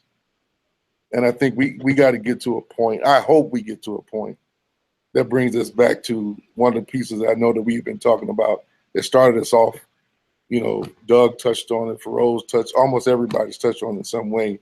But most clearly, I think I like the formulation that, you know, Arlene came up with, being clear about the enemy and being clear about the nature of the system and being clear about, you know, elections being a means to really perpetuate a myth, and us being clear that, you know, not going to be deceived in building a program that doesn't lead us down, you know, traps and rat holes, you know, in the future, and to take this opportunity, you know, to step away from that and mount a real serious challenge to the system, not just to, you know, the ruling forces in the political game as it presently exists. Hey, Kali, let me just thank you again for putting this together. Thank you all for joining, and for everyone who has come and who will come. I think I've hit my wall. I will catch you all in the whirlwind and rejoin the fight in the morning. Peace if you're willing to fight for it. Peace if you're willing to fight for it. Take care, everybody. All right, Jared. Good luck getting up early in the morning, bro. Yeah, man. Thanks again. That 9 a.m. class is gonna be really interesting. Yeah. Especially tomorrow. It'll Yes, be some good conversation. Yes, indeed. All right. Take care. Take care. All right, I want to try to bring in a few other folks here, y'all, to liven this conversation up, and I may try to bring back some other folk. So can anybody give us the update? It's what, 1 o'clock East Coast time? Midnight here. We said we was going to shut this down around midnight. We got a couple of folks we didn't get to. Fox if is all saying, the folks who said that 6 hours was too long, it wound up being too damn short. well, Fox is saying Trump 254, Clinton 215. Yeah, I got 244, 215, 215, 238, 244, 215 still. They're probably counting Wisconsin for Trump. Trump got Wisconsin. You already got that? Yeah. They're not including it yet. On what you're looking at? And what's going on? Are either of you looking at the markets? I saw something that said that global markets are tanking. And everybody look at that. I'm going to take a break just a quick second. I think that's the most interesting piece to me. Yeah, no, Wisconsin still only has 91.85% reported, so they're not all in yet.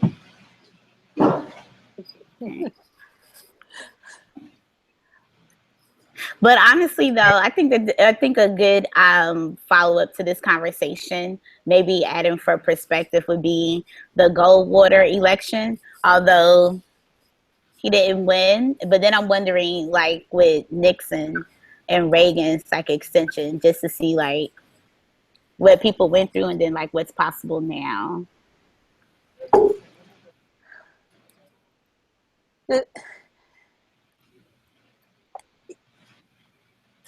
Keep talking. No, I mean, I guess, well, one, I'm following like the YouTube like chats and oh, right. I'm trying to keep on them. Right, and I guess I'm just wondering, like, and that might be a generational thing. I was with in Atlanta here, and McShim was like gathering with some of our elders, so they were giving us wider perspective and definitely grounded in like the New African Independence movement.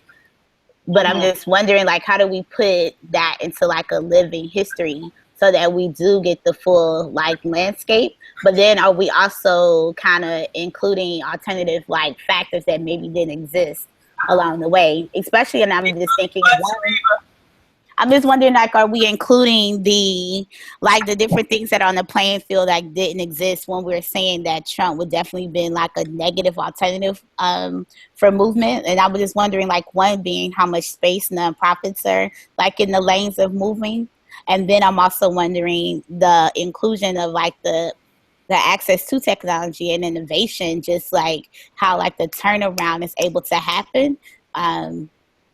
Like even organizing for a certain extent, I think is massively different when Ferguson was happening. When Ferguson was happening, like they were able to get tweets from Palestine. So it's like we're almost like touching and linking with other pieces in the resistance. Like, does this rattle the U.S. a little bit? Does Trump's election rattle the U.S. a little bit? Is that what you're asking? Well, no, I was trying to say, like, I was thinking one, like a good follow-up to this would be like looking at marginally repressive, like governments, thinking like back from the Goldwater election, like, no, the Goldwater stuff, and then as well as the, but then thinking about when Richard Nixon did win, when Reagan did win, and those impact and responses. I was just wondering just how to put this into perspective. Because no matter how exciting some of us might be, I'm wondering, do we fall into then this narrative of, like we said earlier, we feel defeated or we feel like high anxiousness? And it's like, I don't think the foot soldiers got that time and space to be anxious or nervous. We can, and self-care is important, or self-awareness is important. But if our lane is shepherding with the masses, then what tools or resources are there to put this into perspective? And leaving enough room for us all to dream and scheme to doing something different. I think, go ahead, Arlene. Well, you know, one thing that I was thinking as Taliba was asking those questions that we haven't talked about, oddly enough, is climate disaster. And, you know, according to our theory, climate disaster will be the same with Clinton versus Trump. But I think that's one area where it's going to come a hell of a lot quicker with Trump. And in terms of the issue you're raising, Taliba, about space, you know, some people in the world are going to have a hell of a lot less space, literally, in terms of land being inundated, some people in the world, kind of thing. And here we have our international representative to talk more about that. No, I don't know. Thanks, Nardine, for joining on, and Jed may join us also as well. But just to continue on that point, we touched on it a little bit, Arlene. I think it was more embedded in some of the comments around the pending catastrophe. That was at least one of the things that I was touching upon, that I don't think, you know, I think we are, I still don't think we have the language to fully describe what's shaking down. As to whether it will be faster under Trump or Hillary, I don't.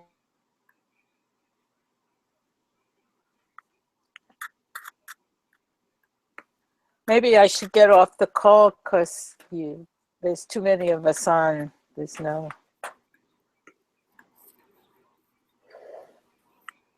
If we look clearly at Hillary's record, you know, there hasn't been a bigger promoter. She's the fracking queen.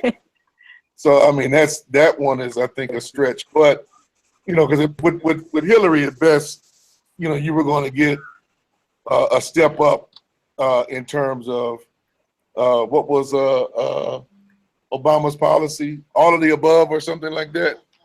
You know, like I'm gonna do full tilt, take us off of fossil fuel dependency or oil dependency. I'm gonna throw in some nuclear, and I'm gonna throw in some, you know, solar power, and I'm gonna throw in some, you know, wind turbines. That was kind of Obama's thing. I think Hillary would do more of the same, but it was going to be no major reduction in the petrochemicals domination, I think, of the scene under Hillary at all. And I think I even saw some points in some of her framework that I wanted to follow up on. I didn't have time, where it seemed as if she was promoting a strategy of, you know, which others have always feared, myself included, that part of some of this delay in the transition is to get the fossil fuel companies in a position to actually monopolize the alternative energy sources, so that they aren't in any form or fashion dislodged from actually, you know, the reins of power over that critical aspect of humanity's future. You know, but I think Trump is definitely going to be aggressive. But I think the real question for us is, you know, the cite a concrete example, you know, trying to go solar and alternative is a major thing that we're trying to do here in Jackson. But where the technology is at, it's either very expensive and still somewhat toxic to replicate, and we don't possess the resources to match the political will that we have to actually go solar, right? So we are still ourselves in trying to push an alternative. We are still in a capital loop, if you will, of on our end having the political will on a local level, you know, if you want to call it that, from city council or whoever, to try to do it on the mass level, but constrained by, you know, the material resources that exists on the grassroots level of what we're trying to do, you know, with our eco village building out and stuff like that, you know, on up to a larger scale. And that is something that ultimately there's going to have to be a political struggle that redefines and who owns and controls the resources that we've always said. We don't bystep that by having good ideas about becoming or going alternative. That political struggle for power and control over the resources, control over capital and how it's wielded, we don't bypass that in any form or fashion. You know, so I just wanted to put that out. I think the climate catastrophe is going to hit a lot faster than you know, many people thought just 10 years ago. At least that's where all the science and is leading us. And we look at all the multiplier effects. It's hitting now, and we got to get real about doing something about it. So with that said, I want to welcome Nardine and Jed, and still going to try to bring on Netfa and Daruba if they're still with us, if they're still up and got enough energy to take this on to kind of close this out as we're kind of monitoring these elections. But Nardine, I wanted to start with you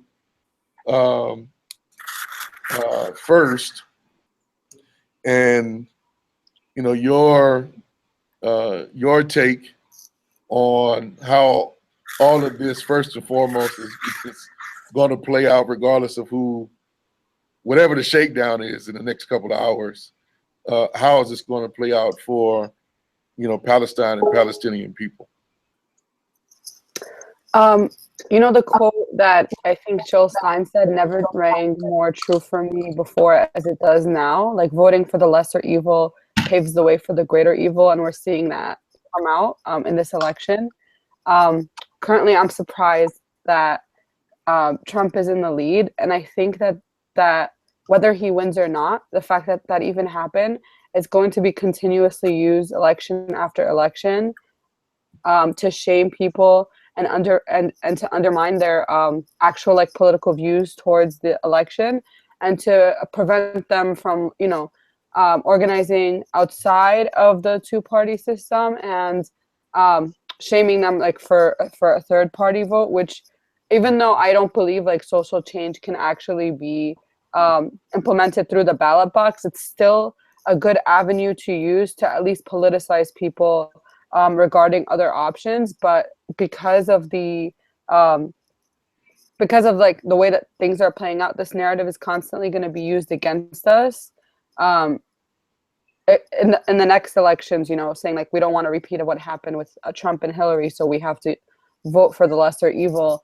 In terms of Palestine, Hillary, imperialist, war hawk, we all know that she actually has blood on her hands in relation to Palestine in ways that, you know, Trump, obviously as a capitalist, part of the ruling class elite, you know, will have blood on his hands from people all over the world, but not in ways that like Hillary has.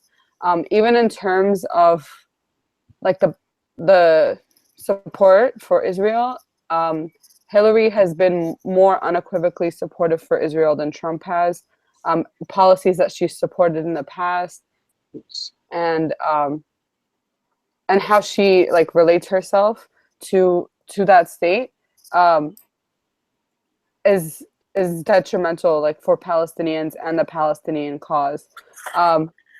Regardless of who wins, I think it's just putting us in a tighter spot, because Trump can also like incite people around the U.S. to have more like unabashedly anti-Islamic, anti-Arab views. But Hillary's policies and her relation to the, you know, the Palestinian people is actually possible that she's going to cause more death and more blood on her hands. So just like every other cause and every other person on this call, we're between a rock and a hard place with the both of them. Someone earlier mentioned on this call about how when Ferguson was happening, you know, and it's still happening, but not in the ways that it was before, that Palestinians and protesters, Black protesters in Ferguson, were sharing information about how to combat the effects of like tear gas canisters being thrown on them as crowd control tactics. And I think that one good thing that may come out of this is like the revitalization of the need for internationalism amongst oppressed nations, because it's becoming abundantly more and more clear that we shouldn't just support each other on this like empathetic view that we both have this like the same struggle, but like on an actual scientific basis that we're literally being oppressed by the same people and they're coming together. So if we don't, we're just setting ourselves up for destruction. So I think I'm from New York City Students for Justice in Palestine, and our analysis on what we can do for Palestine and like the best form of Palestine solidarity we can have is to help weaken U.S. imperialism from within. And we think one of the best ways to do that is to align ourselves with the Black liberation, the struggle for Black liberation, and actually like have our work be in service of that, because weakening the U.S. empire from within is what's ultimately going to help Palestine, since the struggle that we're fighting for is a solidarity one, and it's happening thousands of miles away from where we are. But that's just like the general overview. If there's like a more concrete like thing that people would like me to like expand on or answer, I'm happy to do that as well. We'll get there, Nadine. Kind of press time because I know it's late for y'all folks on the East Coast. It's almost, well, it is past 1 o'clock already. So still trying to get to a couple of folks who, graciously offered their time. So, Jed, you walked away right when I was coming to you. Oh, brother, I'm right here. Okay. Brother, I'm right here. And there's nowhere to go. Your opening thoughts. So it's so late in the game. What's your opening thoughts on the discussion and where we stand and what impact this is going to have on our movements and where we need to be going? Well, definitely good to hear from Nadine, also up here in New York, and to make the acquaintance with some people.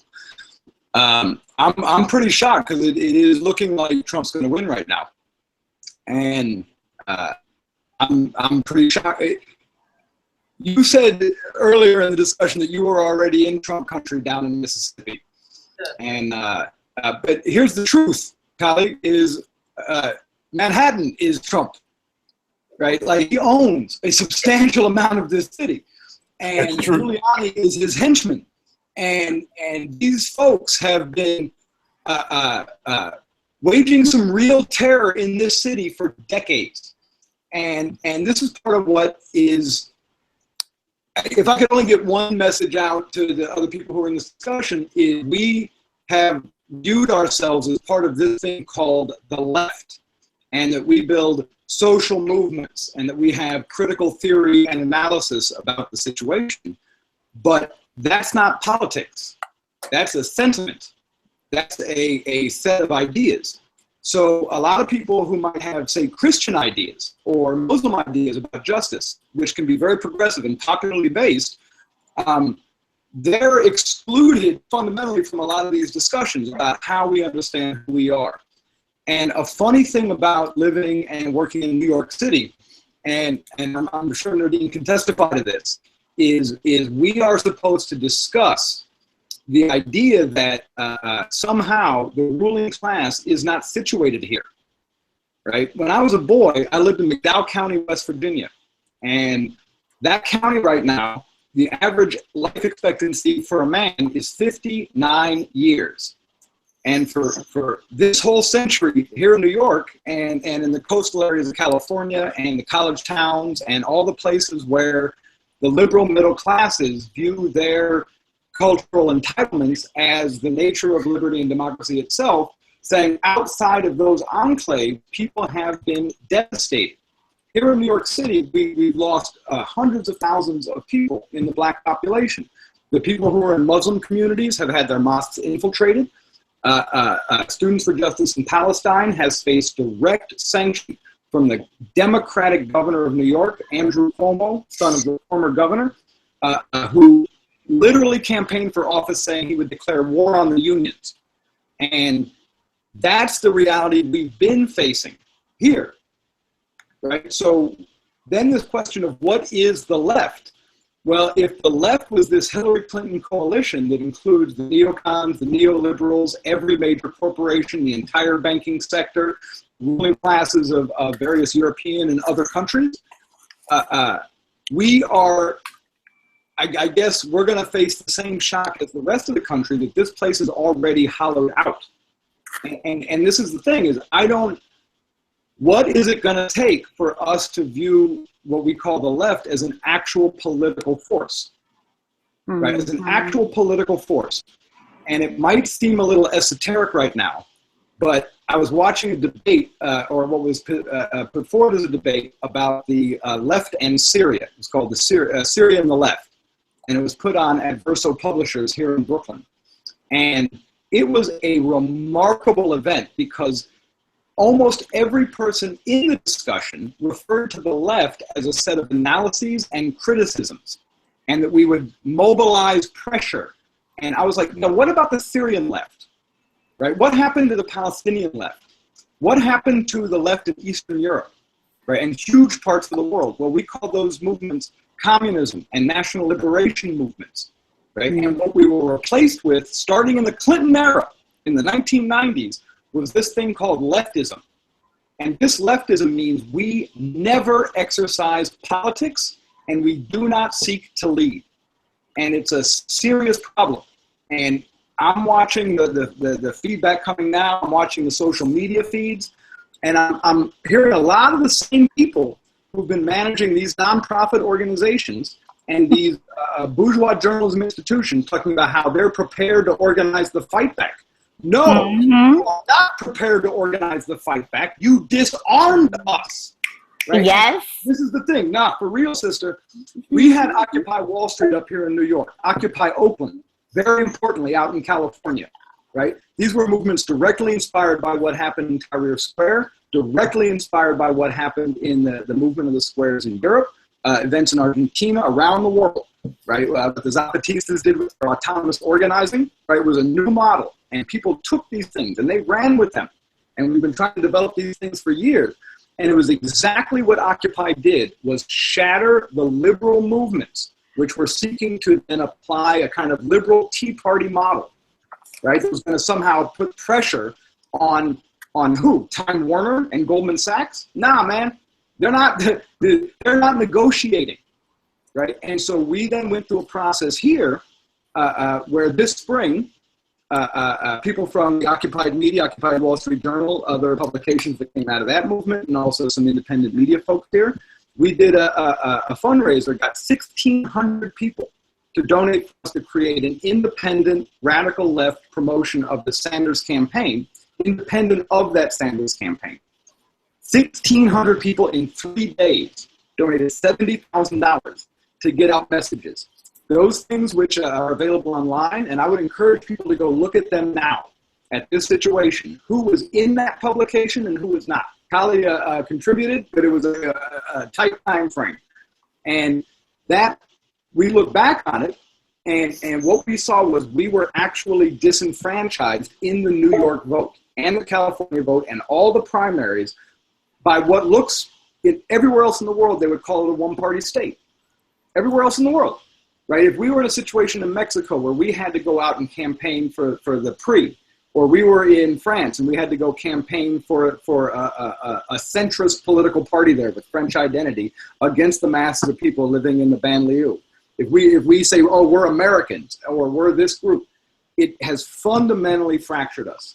And these mechanisms where we talk about left-wing unity or view the left as a non-political force is that situation where we find ourselves literally watching this momentous political event as spectators, which was the whole point of this process in the first place. And it was not Trump who shut down our movements. He didn't do it.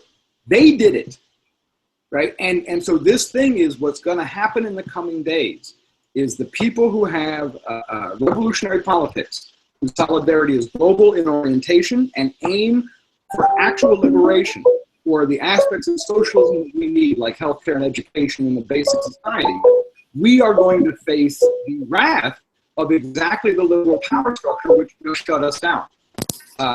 And so, I don't know, my concern, my desire to be in this discussion was that in the coming days, and we saw it at this event that happened at Syria, journalists who have spoken up, and we could include WikiLeaks, we could include individuals who've written about things like Palestine, and using Max Blumenthal as an example, he is not a leftist. He's not a product of the left.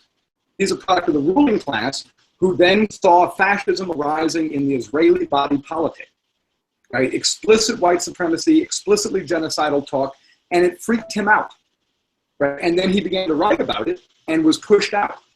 And what happens is people who are in other sectors of society find themselves facing these issues as individuals, as writers, as professors, as educators, as voices of conscience, as artists.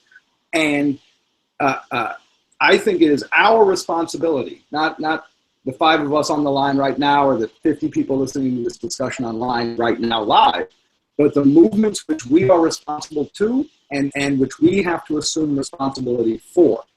Because why are we arguing with people who sent us into battle behind our enemies? Right? Trump is a very frightening figure. Bill Clinton became the president of this country, and if you look at what West Virginia looks like today, after that time period, it is devastation. If we look at what Detroit looks like today, after their rule and the society they established, it's devastation. And if we look internationally, what we see is very far-right figures rising. You have Putin in Russia, Abe in Japan, Modi and the Hindu nationalists in India. Le Pen is rising in France. Britain just voted for Brexit on right-wing terms, racist and xenophobic terms. And now Trump's coming in the US, and we can add in the stuff in Latin America, but globally at the key power centers, they've already hollowed out the civil society that would allow for democracy, put our left-wing movements under the ultimate direction and control of financial institutions that we have no control over and we have no vote with. And we're going to reap the whirlwind now. So what I hope is that people who have a transformative and liberating consciousness actually get political now, in the sense of not viewing ourselves as brokers of some group of people called leftists or some interest called whatever. That has been the tool of the Clinton ideology, which tells us that we are all individuals, that when we speak, it's our individual brand name, right, that we're building, not our movements, not our people, right, that there will be no accountability for our leaders to those movements, right, and we can't even have a party, an organization. And if people are at this late hour going to continue telling us that we cannot build an independent political force to actually reconstruct this country on democratic grounds, right? Because that's what we're going to face. If this constitutional order is now breaking down, if this empire is actually pulling apart, I don't think they're powerful. I think they're very weak. And I think that's an objective measure. They have lost control in the Middle East. Their plans have not worked out for them. This is not what they want to have happen. Europe is actually fraying socially, particularly in the East and in the poorer areas, which are never discussed by anyone. These are not imperialist areas. You go into Eastern Europe, the former Yugoslavia, into Ukraine. These are nations which were colonized within the European structure and have to this day lived in extremely deprived circumstances with 15, 20, 30% of their young people going abroad to find work. A situation similar to what we find over in the Philippines or other countries. And we've been told in every way we can't do that, while at the same time, I don't know how to put it, at the same time, that globalization, these migration shifts are creating fundamentally new political realities. Let me stop you right there, Jed. Let me, because I'm trying to bring some other folks on, and then I'll go till you stop me, brother. And then bring some other folks. Just trying to get Daruba on. I'm trying to catch him. Is Daruba on? No, I'm trying to get him on. But Neff, are you there?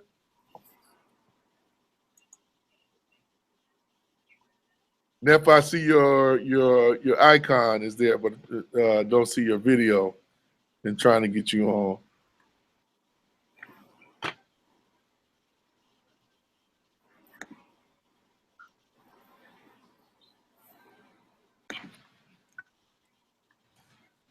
Hold on, he's saying he's having some issues with his camera. Khalid, should I log off so folks can have more bandwidth space? No, it may not be bandwidth. It may be the setup on his computer. So hold tight real quick. While we're waiting for him to try to make some adjustments, I see a couple of folks asking for some updates. Is there anything new on the count, or is it still stuck at the 244, 215? Mine is stuck, Joby. You got any? Mine is at the same count. Do you have any? Do you see anything different? It wasn't a few minutes. Mine is saying 254, 218. Michigan is 82% in, and they want to give it to Trump. What are you looking at, Taliba? I watch Fox. Wendy Williams comes on. My TV doesn't. Oh no! No! What? I said Wendy Williams. I said it. Taliba. I'm not on antidepressants, but I'm dealing in the empire. Taliba. No, I'm just joking. I like to watch Fox. You do know your comment about Fox and Wendy Williams is recorded for posterity now. You do realize that. Yo, going to the Wendy Williams show is on my bucket list for 2017. Oh no. It's still stuck. All of ours say 250. Okay. But they're calling Michigan for Trump, huh? Well, at 82% in. Somebody's. What are the margins? What are they saying? What are the margins? Oh, it was 49 Trump, 46 Hillary. So it means the I third feel like party. they're trying to recount Arizona, but only 66% is in. Percent is in. That's basically done. They're tied for New Hampshire with 87% in. What they're trying to count probably in Michigan that you're talking about that you're shaking at, it's probably a bunch of rural counties Okay. that's gonna go to Trump. I'm not. As long as they done got Detroit and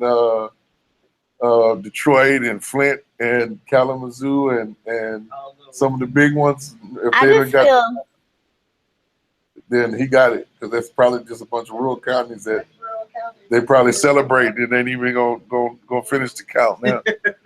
I just feel like either we're gonna go to sleep and wake up Al Gore and Clinton wins, or Trump's gonna win and we have a step stool for our propaganda.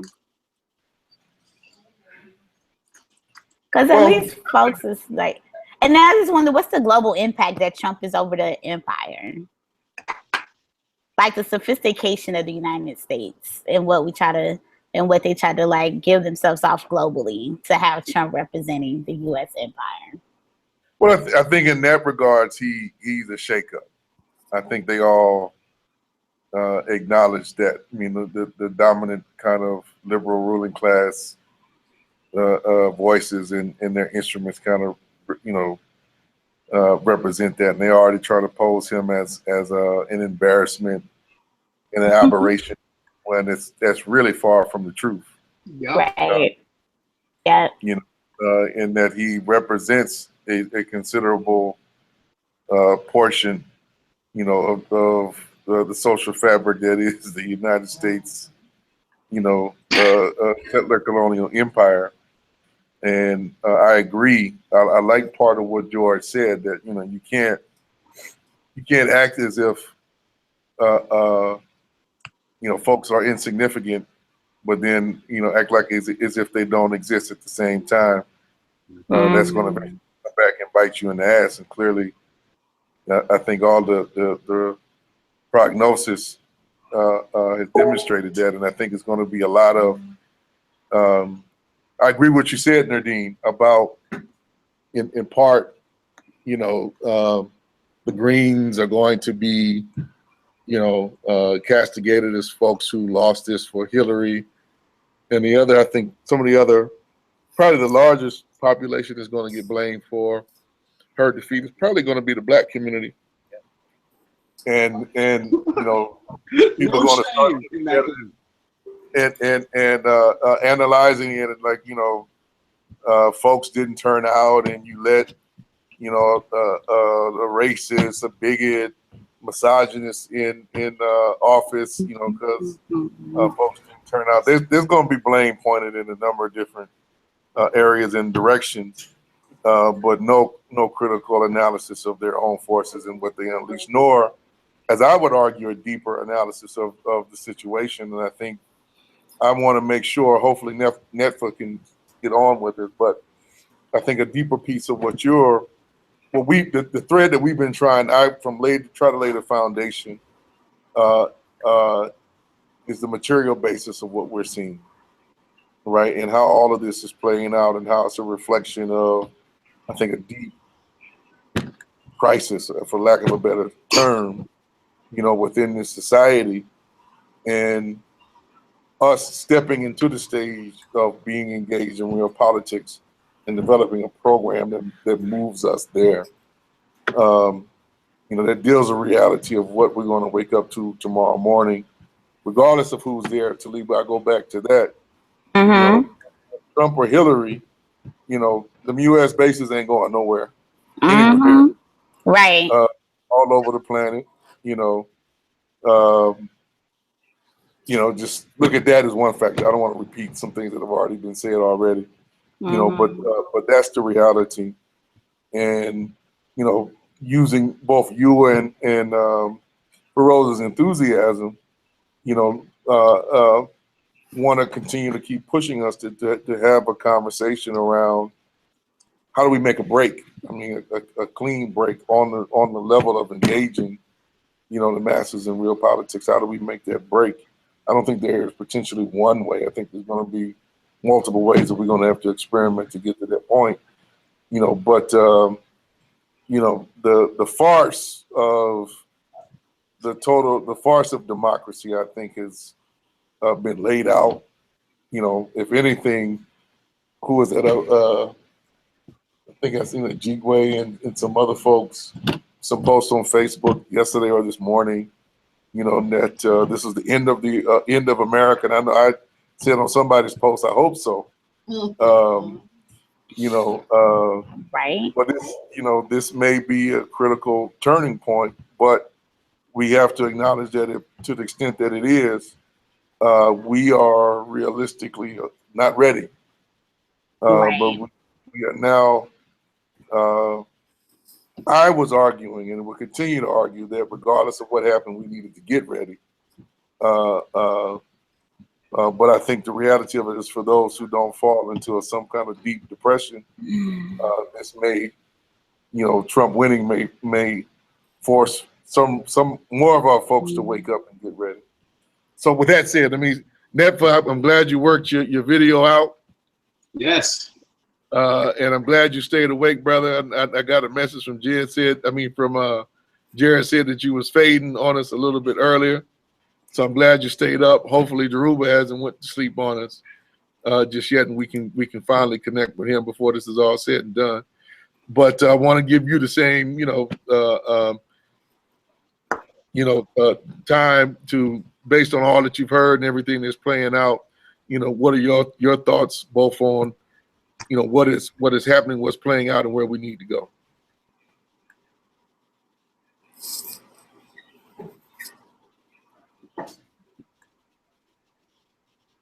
Well, hold on there, for we can see you, but now we can't hear you.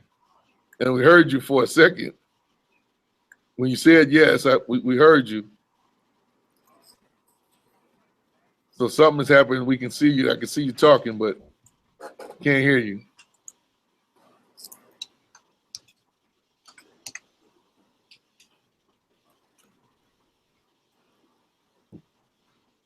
Okay, I see you turn your mic. You muted your mic. Now it's unmuted.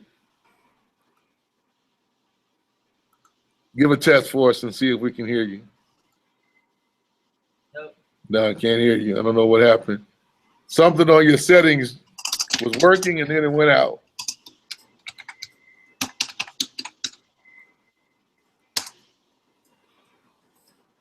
Now I can't. Try to maybe take the headphones off and see if that works. Unplug it and see if that works. Now unmute your Now mic. unmute your microphone. Can you hear me now? There we go. Now we got you. Yeah, we can hear you. Oh, wow. Well, let me turn something up then because I can't really hear you that well. Okay. Yeah, as long as it don't give you an echo, we'll be all right. No, I don't have an echo. Great, great. Oh, wow. So that worked better without the thing, huh? Yeah, apparently we got your first yes, but then your microphone just decided to short out on us, so the NSA didn't like the model or something. Well, where to begin? I don't know. So much has been unpacked already, and I was listening to a lot of it. Aside from the time that I had to doze, I was dozing off a little bit. I'm too very surprised that Trump is doing as well as he even winning. You know, I was taking the Black Agenda Report analysis that he cannot win because he's up to set the establishment, and not because he's a bigot and a sexist and all that. But you know, the things that he's been saying are just not what the establishment wants, like, you know, questioning free trade deals and all that stuff. But it's very interesting. I think I concur in the beginning with that. No matter who wins, we're looking at a dire situation, and we've been looking at a dire situation. I guess where I would, and I don't know where to chime in because everyone has said so much that I already concur with it. I just would seem like being redundant. But one of the things that stuck out that I remember most recently was talking about was what Nardine was saying. And I think it's really, we really have to find some kind of practical, concrete way to engage one another on an international level, not just through talking about how we're all connected and how we have the same enemy, but really finding some ways of building institutions, agency projects transcontinentally. And so I think right now, because I think I come from the ilk of the Pan-Africanist, and one that defines it as, and Nkrumah defined it, the total liberation of Africa under scientific socialism, but then have been grappling, and I think now we have an opportunity grappling with what does that look like if you not in Africa. You know, traditionally those who have taken that that position, mostly on a practical, concrete level, it's manifested itself as by us supporting what's happening on the continent of Africa. But then having to, you know, me, at least, and some of us, I know I'm not alone, having to think about, well, we're oppressed everywhere, and that's why we're Pan-Africanists. So what do we do about our oppression if, you know, if you're not on the continent of Africa? How do we actually affect the lives and the conditions of our people where we are? And so, and it's still holding that, you know, that same objective, that goal of Pan-Africanism. And so I think right now, we're actually looking with the movement for Black Lives, and when I was actually looking at an opportune time where we can actually raise up the analysis that we are a colony in this country and any place else where we are. Our relationship to the power structure wherever we are is that of a colonized people. I think it compels us to actually challenge the notion of Americanism. What does it mean to be American? And how is it antithetical to our existence? How is African American an oxymoron? And I think our people can see it right now with the increased assault. It seems to be increasing, and I really appreciate a lot of the work, Carly, that you've been doing, your writings. And there's one piece in particular I've been sharing it where it talks about the analysis of why the Black Lives Matter movement, or what's happening here, you know, why the conditions, economic and political conditions have seemed to intensify, us being a surplus population and those types of things. I think that is an opportunity for us to make the case that we are, you know, we have a connection with other people of African descent. And at the same time, it affords us to awaken an internationalism with those who are not African. So but they're still oppressed people. So as we work to make that build that identity based on the same, looking at the same enemy, we also can forge international struggles or solid struggles of solidarity with other peoples around the world at the same time. So while we're politicizing our people, and we're actually, I think this is a time. Well, let me one thing that I see as something that's coming arising in the movement for Black Lives, or among this generation of activists, is an understanding that the most impacted, the most oppressed from of the system have to be involved in the struggle.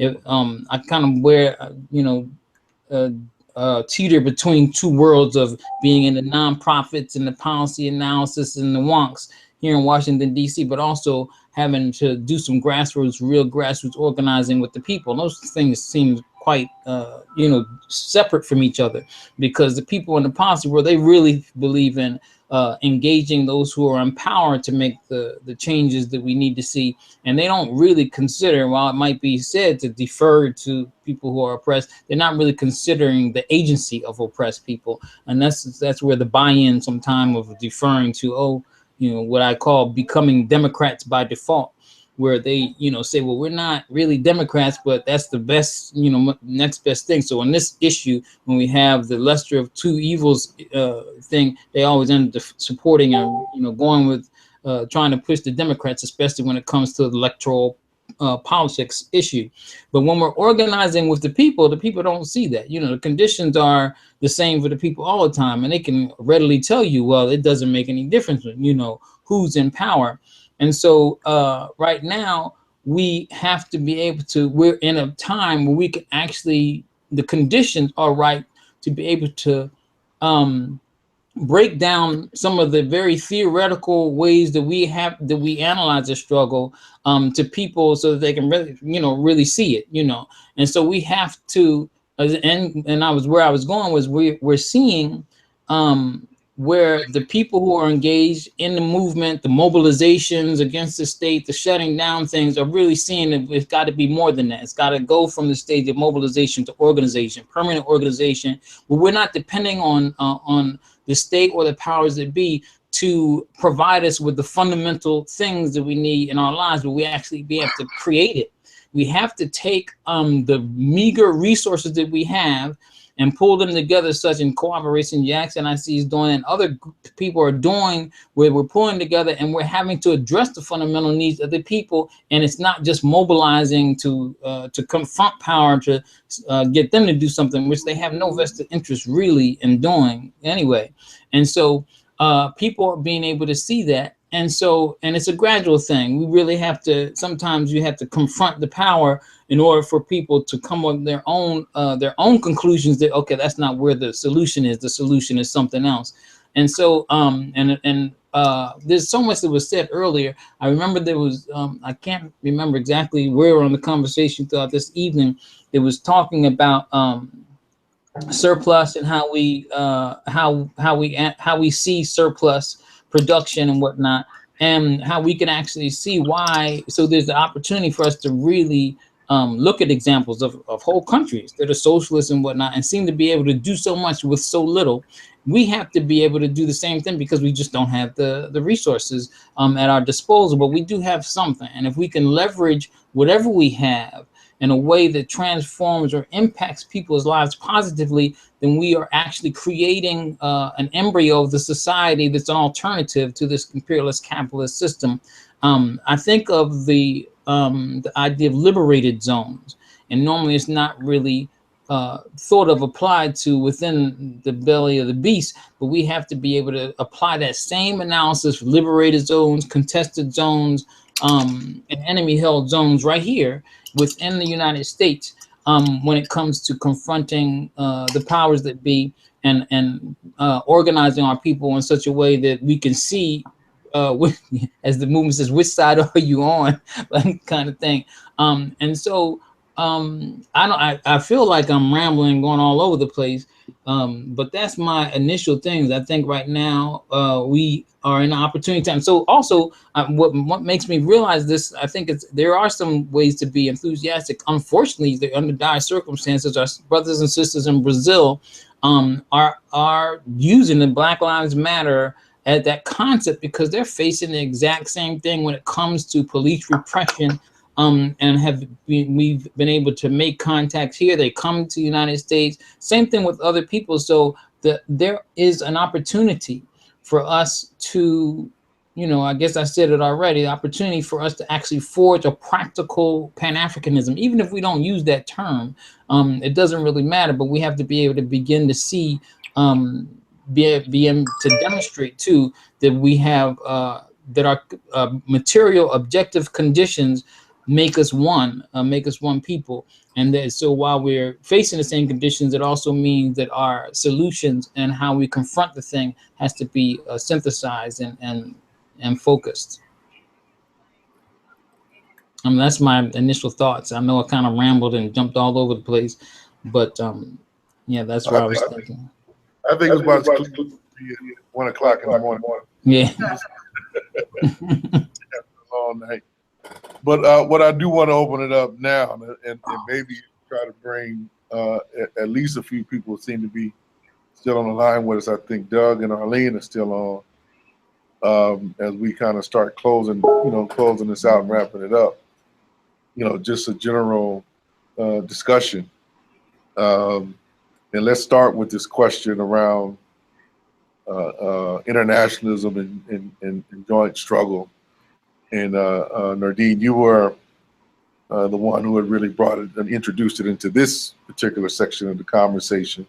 I want to come back to you as the first person to open that up, to give you more time and space, to talk about what that might practically look like and how do we start that in the United States. I think particularly building on your statements around how do we weaken, the belly of the beast? How do we begin the work of dismantling this empire from the inside out? So I'll open it up to you, and then folks, jump in when and where you can. Like Jed said earlier, it can't just be about, rhetoric and acknowledging and talking about our similarities. It's like, it seems like it's such a big deal when these conversations are like happening online, but when you like look at it from the outside, all it is just conversations happening online. And that goes back to the point of like how the left is not actually like building power, or many people who like call themselves left are not really interested in building power, but just like creating this like rhetoric around it. And I don't think that's necessarily a bad thing, because we can use this narrative and this rhetoric that's being pushed to like politicize people on a basis where they're actually doing work. But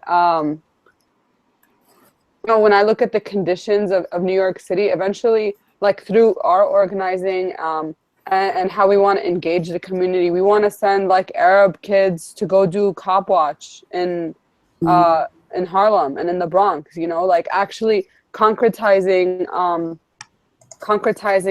these connections, not just through tweets, but like putting our, like acting as accomplices for each other's struggles and not just allies. It's really like difficult to conceive of it in ways that are really concrete for like Palestine organizing in the US, because most of this country is not Palestinian. Most Palestinians do not live here. It can't like just be like there has to be an understanding that it's not just that we can't liberate ourselves and that we can't fight racism and anti-Arab and Islamophobic sentiments in the U.S. just by working with like Muslims and Arabs, because we don't even make 0.01% of the population. Like we're a very tiny number, and because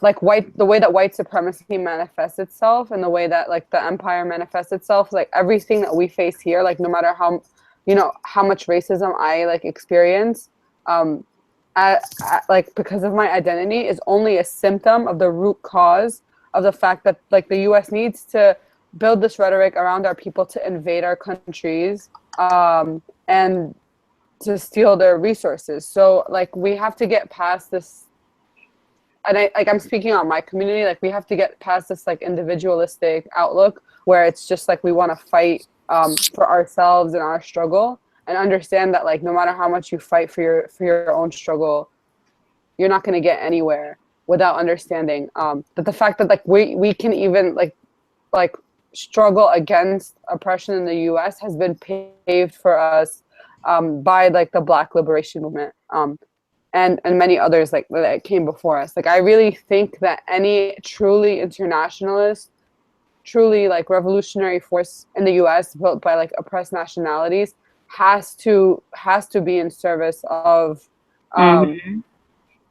servicing ourselves to the like the Black movement and the Chicano movement all across the US. It's just impossible. And I always like split it up into three reasons why we should support it. I think the most common baseline way that people look at it is that just, you know, empathy, like feeling like, oh, we're both like empathetic to each other's struggles, which is like the most baseline aspect.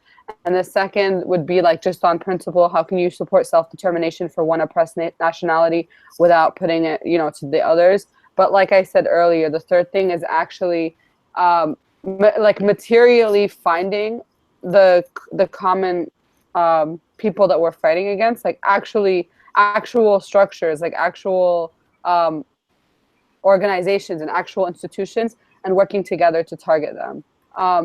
We're at a weak state now, and I think like post-election things might get better because the conversation won't just be bogged down about like Hillary versus Trump and like you have to vote for the lesser evil and stuff like that. So we'll actually, all these people who said like, okay, well, we'll hold her accountable or we'll like talk like after the election are gonna have to put their money where their mouth is and take their words and turn them into actions. And we should apply pressure on every single person that attempted to derail the discourse by saying that. And that's what I'm gonna do once this election's over. I think it'll be a sigh of relief for all of us, and I think it'll be the perfect time to take this heightened like political awareness and channel it into something lasting. So I got to get past something and learn how to get better at this, Nadine.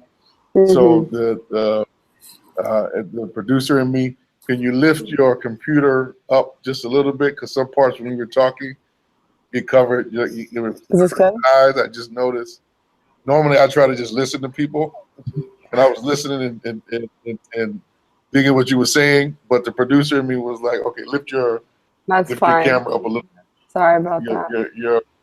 I should have said something about 30 seconds ago, and I recognized it, but I didn't want to interrupt you at a certain point. No, that's fine. You know, just so everybody see. Anybody want to build on that, add on that? Anything people have built that gets a critical mass has flourished, and there is something about capitalism is no longer the assumed default among young people. This system has no legitimacy. Its ruling parties are in utter disrepair, and its crisis is our opportunity. This system has been able to reproduce itself over and over again. And right now, it's not doing that. Right? So I think like just a couple like practical things. I think we should try to make real relationships based on mutual work. We should be very charitable towards people who are confused. You know what I mean? Like if people have different poles ideologically, we should be committed to long-term struggle and engagement and expanding discussions among conscious forces to create that community and energy. And I told you so's or fault attribution. I just started teaching chess this fall at a school here in the city. And one of the really interesting things, I haven't been around middle school kids in a while, and it's chess, so I have a lot of middle school boys, and they're high energy. Once they plug into chess, right, they're focused and engaged, right? If something gets disruptive, everybody argues over whose fault it is, right? And if the first thing everybody says, it's not my fault. And what that says to me is people are caring about a huge amount of fault attribution, but not problem solving and production.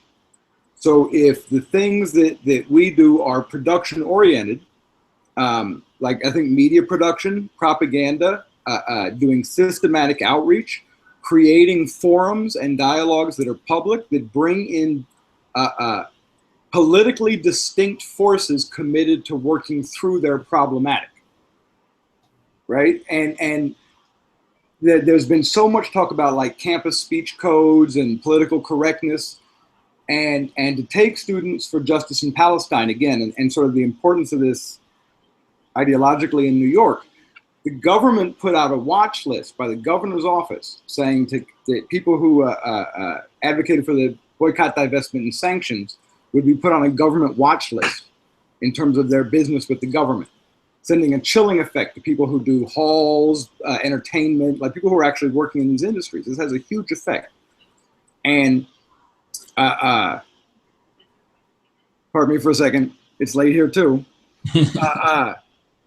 That's an actual government mandate on speech happening already that has been carried out by these democratic forces. And the fight about that is because it's winning the argument, right? When SJP discusses the actual politics at the City University of New York, and this has been true for many years there, they win people over. People's understanding is transformed by an open discussion of it. So that's encouraging. I don't think, and again, I don't know what the conditions are like everywhere in the country, but I don't think what we experienced this year was a massive surge of simply racist thuggery coming from these ruling class figures. We actually had this phenomena where 80% of young people who voted for Bernie Sanders. Right? And we have a changing demographic. Dean was saying how she's like less than 0.1% of the population, not here in New York. And in fact, Bernie Sanders won the districts in Brooklyn, right, that he grew up in. Right? This is that his representative in the conversations here was a Palestinian woman, Linda Sarsour, who wore hijab. In the neighborhood he grew up in, that was a Jewish neighborhood that spawned a huge number of people who are huge in politics and business here. And they won those districts. The working class areas of Brooklyn were won by a socialist candidate on that ground. And so that's a real political dynamic that's happened across the whole country. And the understanding, the brother talked about, he said, what it is to be American, that is utterly up for grabs. And we have a country founded as a white supremacist republic, right? Propertied white men. Then we had the Andrew Jackson, the Donald Trump of his era, right? Who created white enfranchisement for the vote. Unpropertied white men could vote, right? So America's definition changes at that point and what it is. Our Constitution, we have been fighting in movements to get access to the rights promised in the Constitution. African people excluded from those rights. The indigenous people fundamentally excluded from those rights. Women fundamentally viewed as under the men, as part of the family unit. And I would push back on some of that. I'm sure. But I'm saying, I think we get to a point where the fundamental constitution of this place is up for grabs. And we talk about solidarity in other movements. When I was in Nepal, Kali, the thing that I saw was they had a constituent process to form a constituent republic in their country. And it just occurred, I was like, that never happened here. That never happened here. We have nothing like that in this country's national history. And that white republic is shattering. It's shattering right now. Its legitimacy is broken internally and externally. And we are all the people here. And I don't think that the great masses of people, millions of people, want to go down that road. And I think people want to be present in the world. So I actually don't think we should be demoralized. Let's pick that up again. Revolutionary in the I'm saying we can't fight the battle of the ruling class in crisis.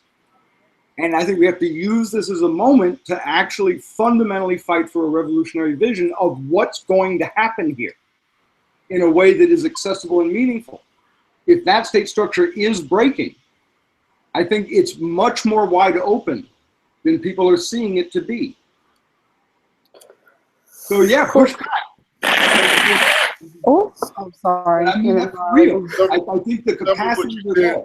It got broken up, and unfortunately, I wanted to hear it real clearly because there's a couple of pieces I wanted to debate on that.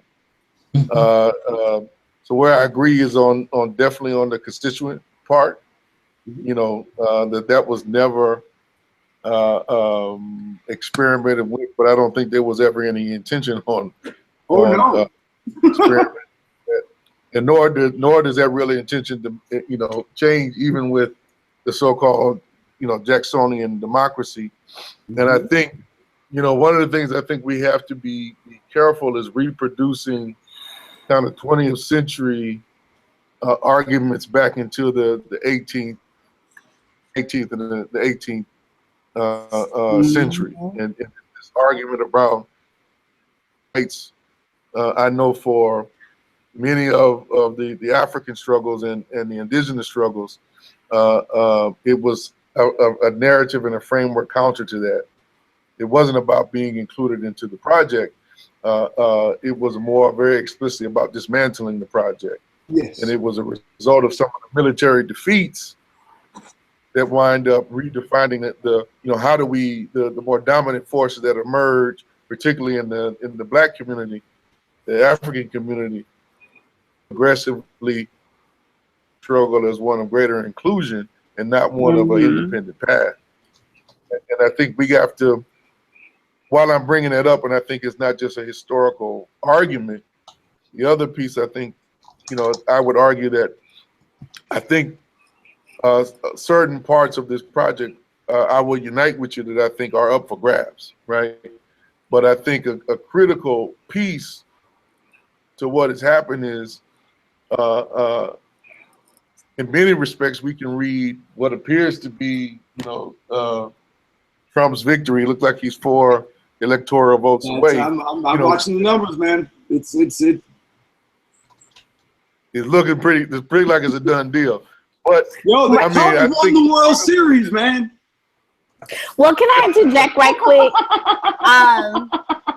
Well, let me finish. Let me finish just one point, Talib, then we'll go to you. But I think one of the critical pieces, which is a strategic piece that we have to look at, irrespective of Trump, I think we've been seeing, the past 20 years, if not longer.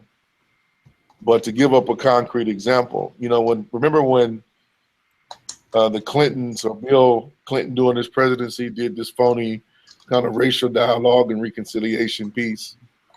And there was a telling moment, I think they were in Los Angeles, when a white guy stood up and said that, I'm losing my country. And all the analysis around the kind of demographics that have been shown out there, particularly by CNN and everybody, that, oh, it's a new America, it's a new day, the demographics are never switch. And if we look at the real right-wing oriented movements amongst particular aspects of the white petty bourgeoisie throughout the new Confederate zone in particular, this was one of the people were feeling this was their last hurrah to retain their birthrights as they saw it, and to redefine the empire. And I don't think they mean that rhetorically. I think there is some real legitimate push that was going to come either way, and not just a battle of narrative, but I think something that could broach on being close to a civil war. I think we are going back in that direction. So the up for grabs isn't just around definition. I think there's going to be a real, not just a war position, but we may be moving towards some real wars of maneuver. And these are some of the things that I know, at least from living in, as you folks have heard us say, you know, we already live in a Trump state. That we see these preparations for the wars of maneuver on a constant and consistent basis down here in the ways perhaps folks in other areas do not. But that's ever present kind of reality for us. Yes. So Talib, I want to go to you. There's more that could be said on that, you know, but I think we may be back in that era to start thinking about that. And I think you asked earlier, Taliba, I wanted to say something that earlier, I almost forgot, so forgive me for interjecting, but this may be more of an 1877 type of analogy. Good, that's good. Yeah, no. Anything else that I think we've seen before. Okay, cool. And now, go ahead. I say good, not that I'm read up on 1870, but I'm just trying to think about what the demographics were. And again, this excitement. I think I wanted to kind of go back maybe 2 or 3 comments. And I was thinking like right now, but then I think leads into a little bit of what Jet was saying, is that I think right now we are, I would be in agreement that I think the social agreements that were agreed by generations before us have been rejected and continuously gets rejected. And so I would, and I'm not upholding this to be like one or the other, but I really do think we need like a multi-parallel strategy. And so, and I say this for several reasons. I think some of the basics can stay the same. Political education, make it popular, definitely have 140 character personality to it, make it accessible, definitely censor and invite the masses. But I'm also just thinking just as though we should and need to censor, as the sister Nadine was saying earlier around like Black folks in this Black Power movement, I think there should also be a very active, robust plan strategy around organizing white folks. And I mean that like white folks to say, hey, come be comrades, come be accomplices, come be this. And this was actually like changed my thought opinion of a white elder comrade, or more so teacher of mine. And she was just like, I'm not no ally. She's like, I hate getting called an ally. She's like, I'm a revolutionary and I'm fighting for liberation. And so I think just as someone highlighted earlier, yes, if the Black woman body was free, essentially we all would thus be free.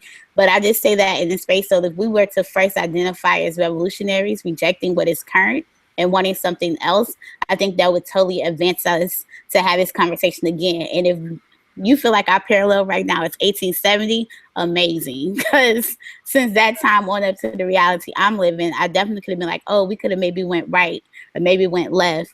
And so I'll welcome that a little bit too. Again, I'll own that might be somewhat ignorant, but also highly believing in what's possible. But just how certain changes and maybe these laps. I remember going to school and studying revolutionary was every 30 years, but we had Katrina, then we had Mike Brown 10 years, and look at the action, even Occupy inside of that as well. Like look at these small turntables of like how it's coming and that we're not on this 30-day cycle. So again, I would just offer in this moment a true, honest, decolonized, okay, Jed, a true and honest decolonized narrative, building our alternatives, which is why I do know that we should definitely push and build up people's assemblies and offering these alternatives to participatory democracy, creating these cooperatives that, I agree, offers an alternative to capitalism that's been rejected,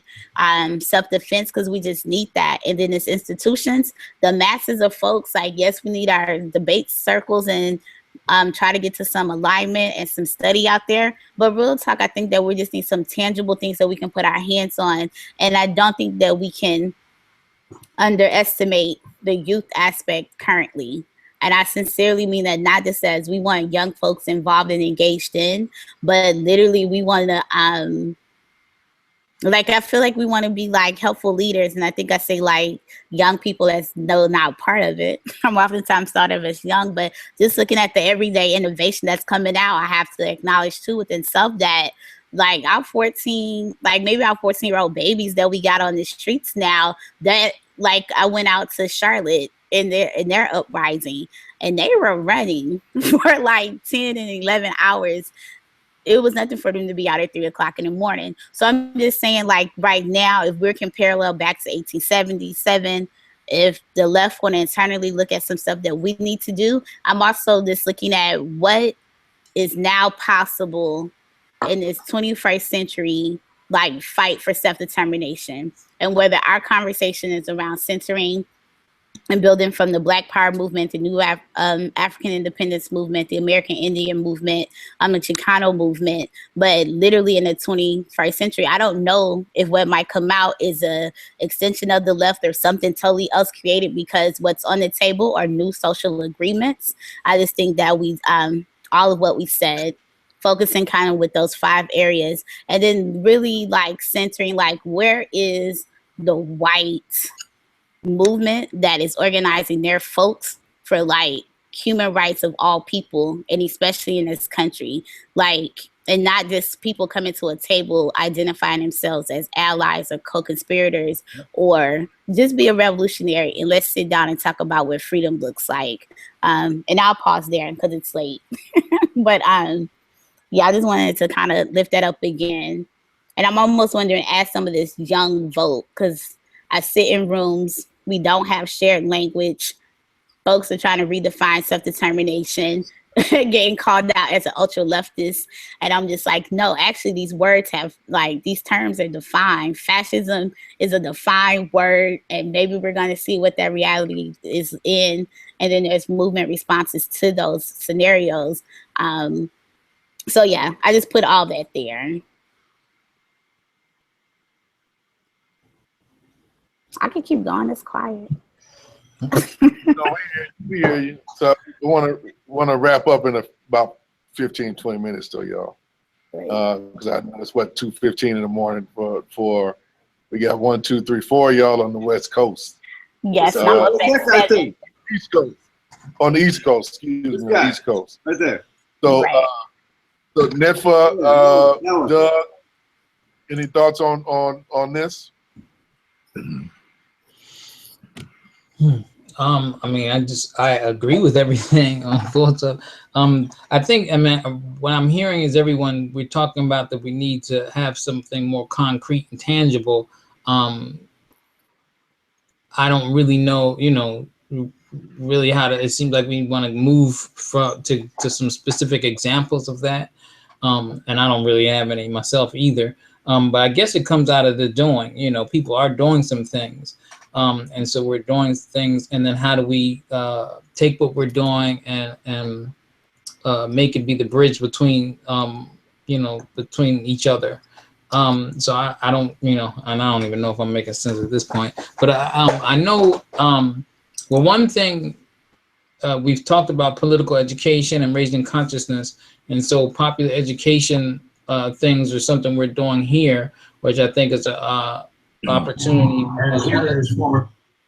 One of the so we around the police stuff, around things with the police as occupying force and those kind of things, we keep having popular education things and keep using that same central theme, but also tying it with other things like, community control over police, how community control the police can empower Black women, how the police as an occupying force in your community, the police and gentrification enforcement, always trying to tie different things to how we have to be in control, and particularly police, because that's the central theme in the movement for Black lives. But it also affords us abilities to draw connections, like, for instance, with the occupying force. One of the things we did, we showed a clip from the documentary Occupation 101, which people automatically saw the parallels between that situation and our own situation, even though they were, you know, in form and intensity different. At least the essence of it, people recognized it right away. So we were able to create at least the first gleanings of an internationalism among grassroots people who don't even think about politics like that, who don't have any understanding about the situation and the history of Palestine or anything. And I'm like, wow, I didn't. And then they're, you know, and then different things like the media, how do the media affect, you know, one of the things, another thing was I really appreciate Let Your Model Be Resistance tool. And so one of the things we took with that, and you know, now people are talking about trying to implement stuff, you know, how you know, so where people jump ahead of you, you know, the people just be ready for stuff. You're like, okay. And so we took the part where it's, you know, I can't remember the title of the part, defense, you know, I can't remember, intercommunal violence. It was like different aspects of different things that we were doing. We recognized when, I guess that's what the handbook was telling us, that there are different things, conditions in our community, which are the excuse for more police and all that. We can actually address these things ourselves. So we created a popular education session out of that thing where we create scenarios. How would you deal with all of this? How would you deal with this, and people went out into breakout groups, and then they discussed it. And then they came back and with their, you know, with like a little program, they were asked to make a little program. And then after the program, we took that section in the book and had them read that out loud and compared it with what they already had. And so that was people loved that type of thing. They said it felt very empowering and whatnot. And so I've lost my train of thought of why I brought that up. Oh shit. Anyway, I can't now. I know it's getting late. One thing I do want to request, Nefa, before we go to Doug and then start closing this out, y'all. If you could share that myself, because some of I know some younger comrades in MXG are updating that piece and trying to do some build a new curriculum off of that Let Your Model Be Resistance piece. Okay. Linda in particular is working on that, and I think Jonathan, who's close to your way. So any kind of tools and resources like that, I think will be helpful towards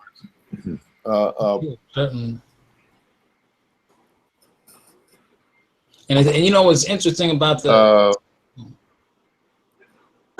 that exercise of how you guys took that piece around the intercommunal and violence piece.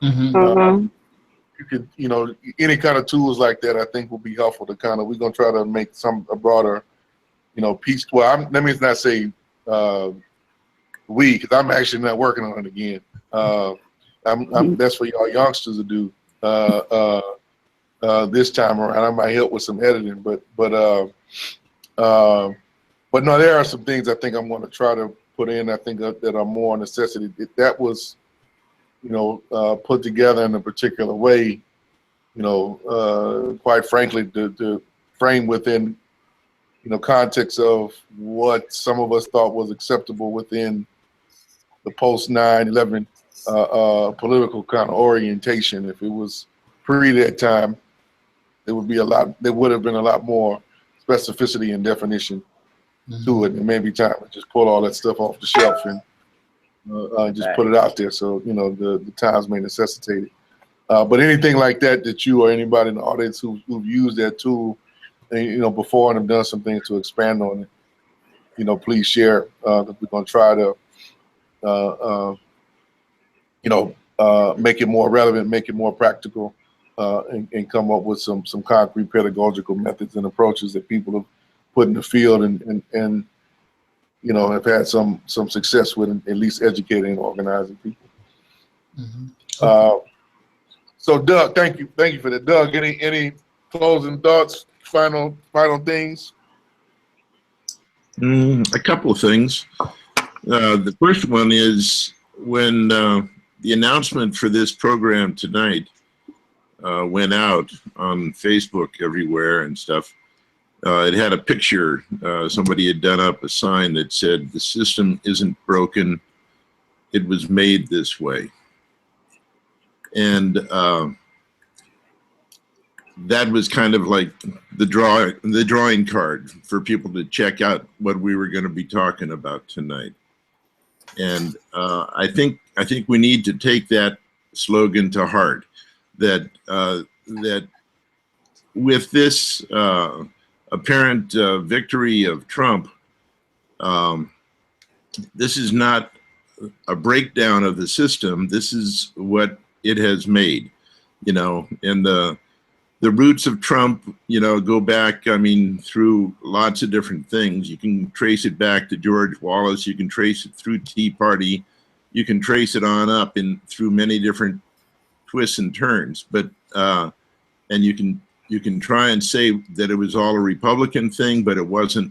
You know, it was done on all sides, and it created one end of acceptable, officially vetted kind of option for people to look at, and the other end was Hillary Clinton, and so there it was, and I know many people who thought that, well, America is really about Hillary Clinton or about the Democrats or something like that, and that Trump, it just wasn't going to happen.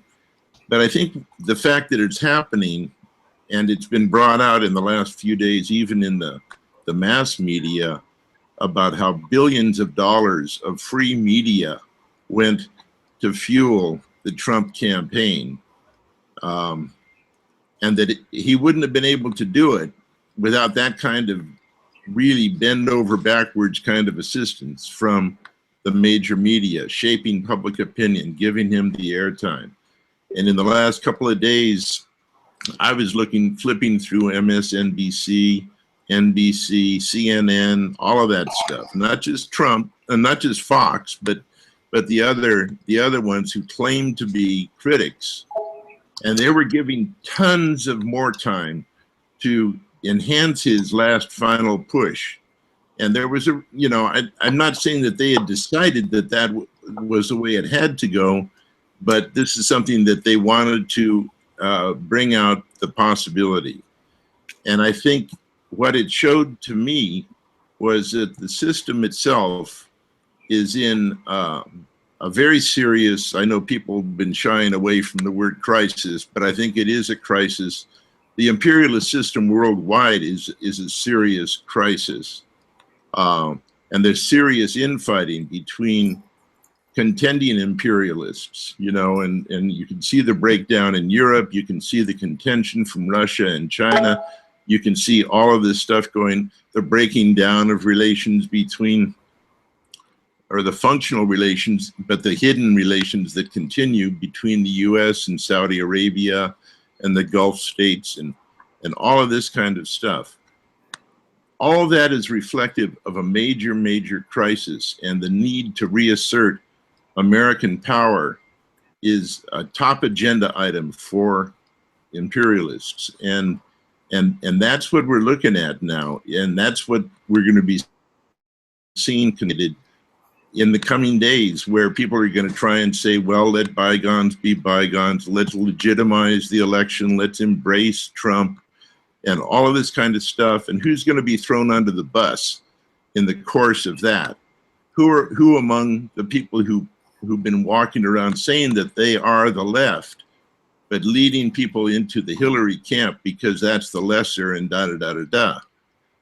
What kind of appeal are they going to have? What's going to be going on over the last few years? You know, for the last 20 years, most of what's gone for the left has actually been this nonprofit, you know, NGO kind of world that narrowed everybody's interest down to single issue and took systemic challenges off the agenda. Just said, no, you're all against each other and you're all fighting for crumbs, and this is how you're going to do it. And this has been the guiding light, and that's the thing along with the electoralism, that all you're doing is just building up for the next election where you can find another place to put your hand out and ask for a few more crumbs against all those other people who are suffering, who you got to turn your back on in order for you to get yours. And so, like I was saying at the beginning of this whole program tonight, I think in a certain sense, the election is a marketing tool for imperialism, to draw people into the system and to get them to turn their backs on each other and to turn their backs on what the system does to the world. And now that they're showing how vicious they're willing to put up this leading figure, we've got to take not only them more seriously, I think we've got to take ourselves a lot more seriously. And it doesn't mean like we can just kind of, you know, reach out and say we all stand together. I think we got to build the kind of comradeship among all these different people. When you look at it on a world scale, there's probably 1 billion people being expelled, displaced, and ground down all at once, all over the world. Call them refugees, migrants, you know, people in the prisons, people, all these different areas.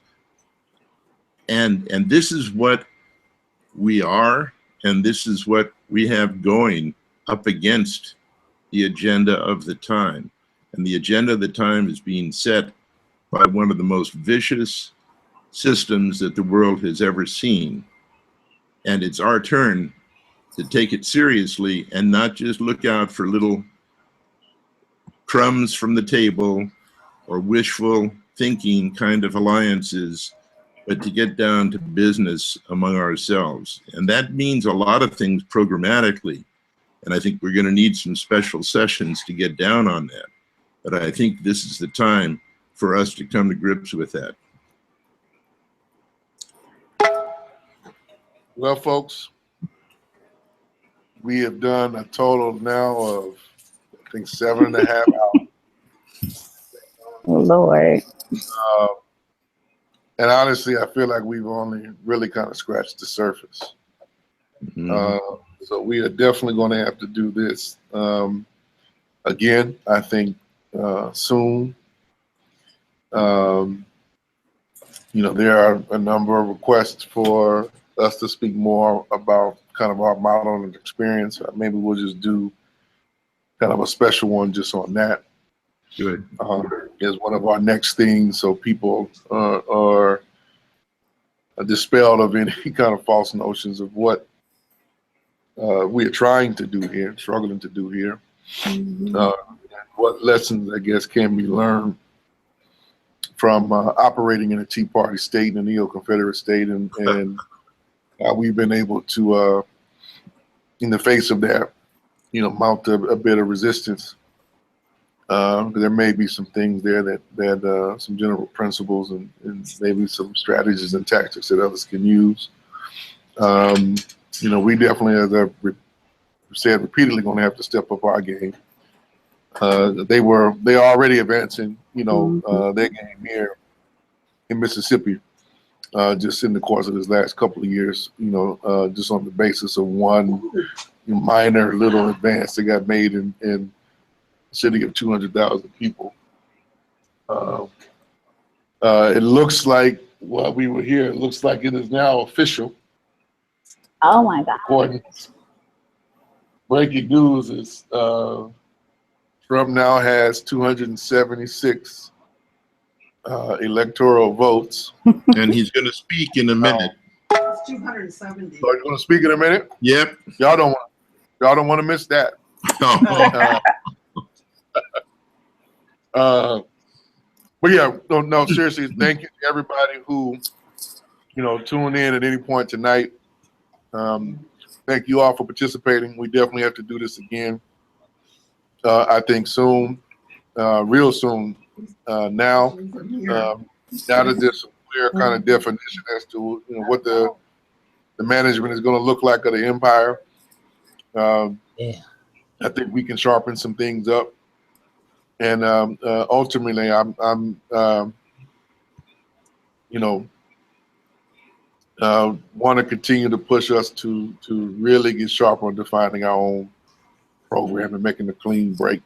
Yeah. From this system, as hard as that might be, right, as convoluted as that might be, as confusing sometimes as that might be, let's keep striving for it as collectively as we possibly can. The future depends upon it, because either these maniacs is going to burn this planet to hell, or we're going to dispossess some of their control, do something profoundly different. That's the real choice before us, or as was said once before, socialism or barbarism. This is crazy! Pretty much what's up. This is crazy! Jed, embrace it, man. I was born for it, brother. Embrace it. That's crazy. Embrace it. Welcome to America has reasserted itself. Welcome to the Terror Dome. I'm serious. Yeah, well, that's their program, but we got to seize the time for ours now. All right, there you go. All right, everybody. More soon. Thank y'all. Get some good rest and get ready for the struggle tomorrow and the future ahead. Bye, Mama. All right. Yeah. Thanks, y'all. Free to land. Right on. All right.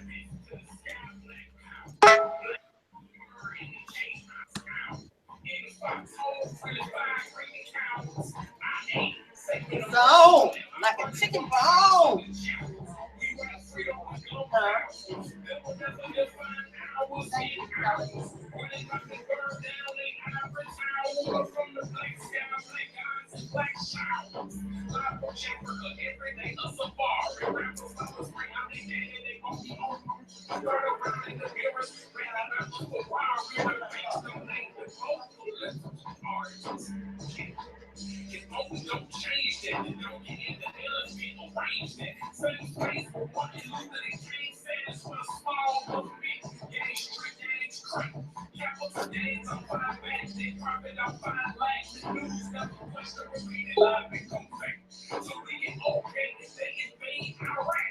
People die so rich, won't get paid. Look at America, the beautiful prisons, insurance, defense, and homes. Right, they came and traded the wild, crucible slavery, civil rights. Now you proud of you. We live in for retirement, I'm preaching.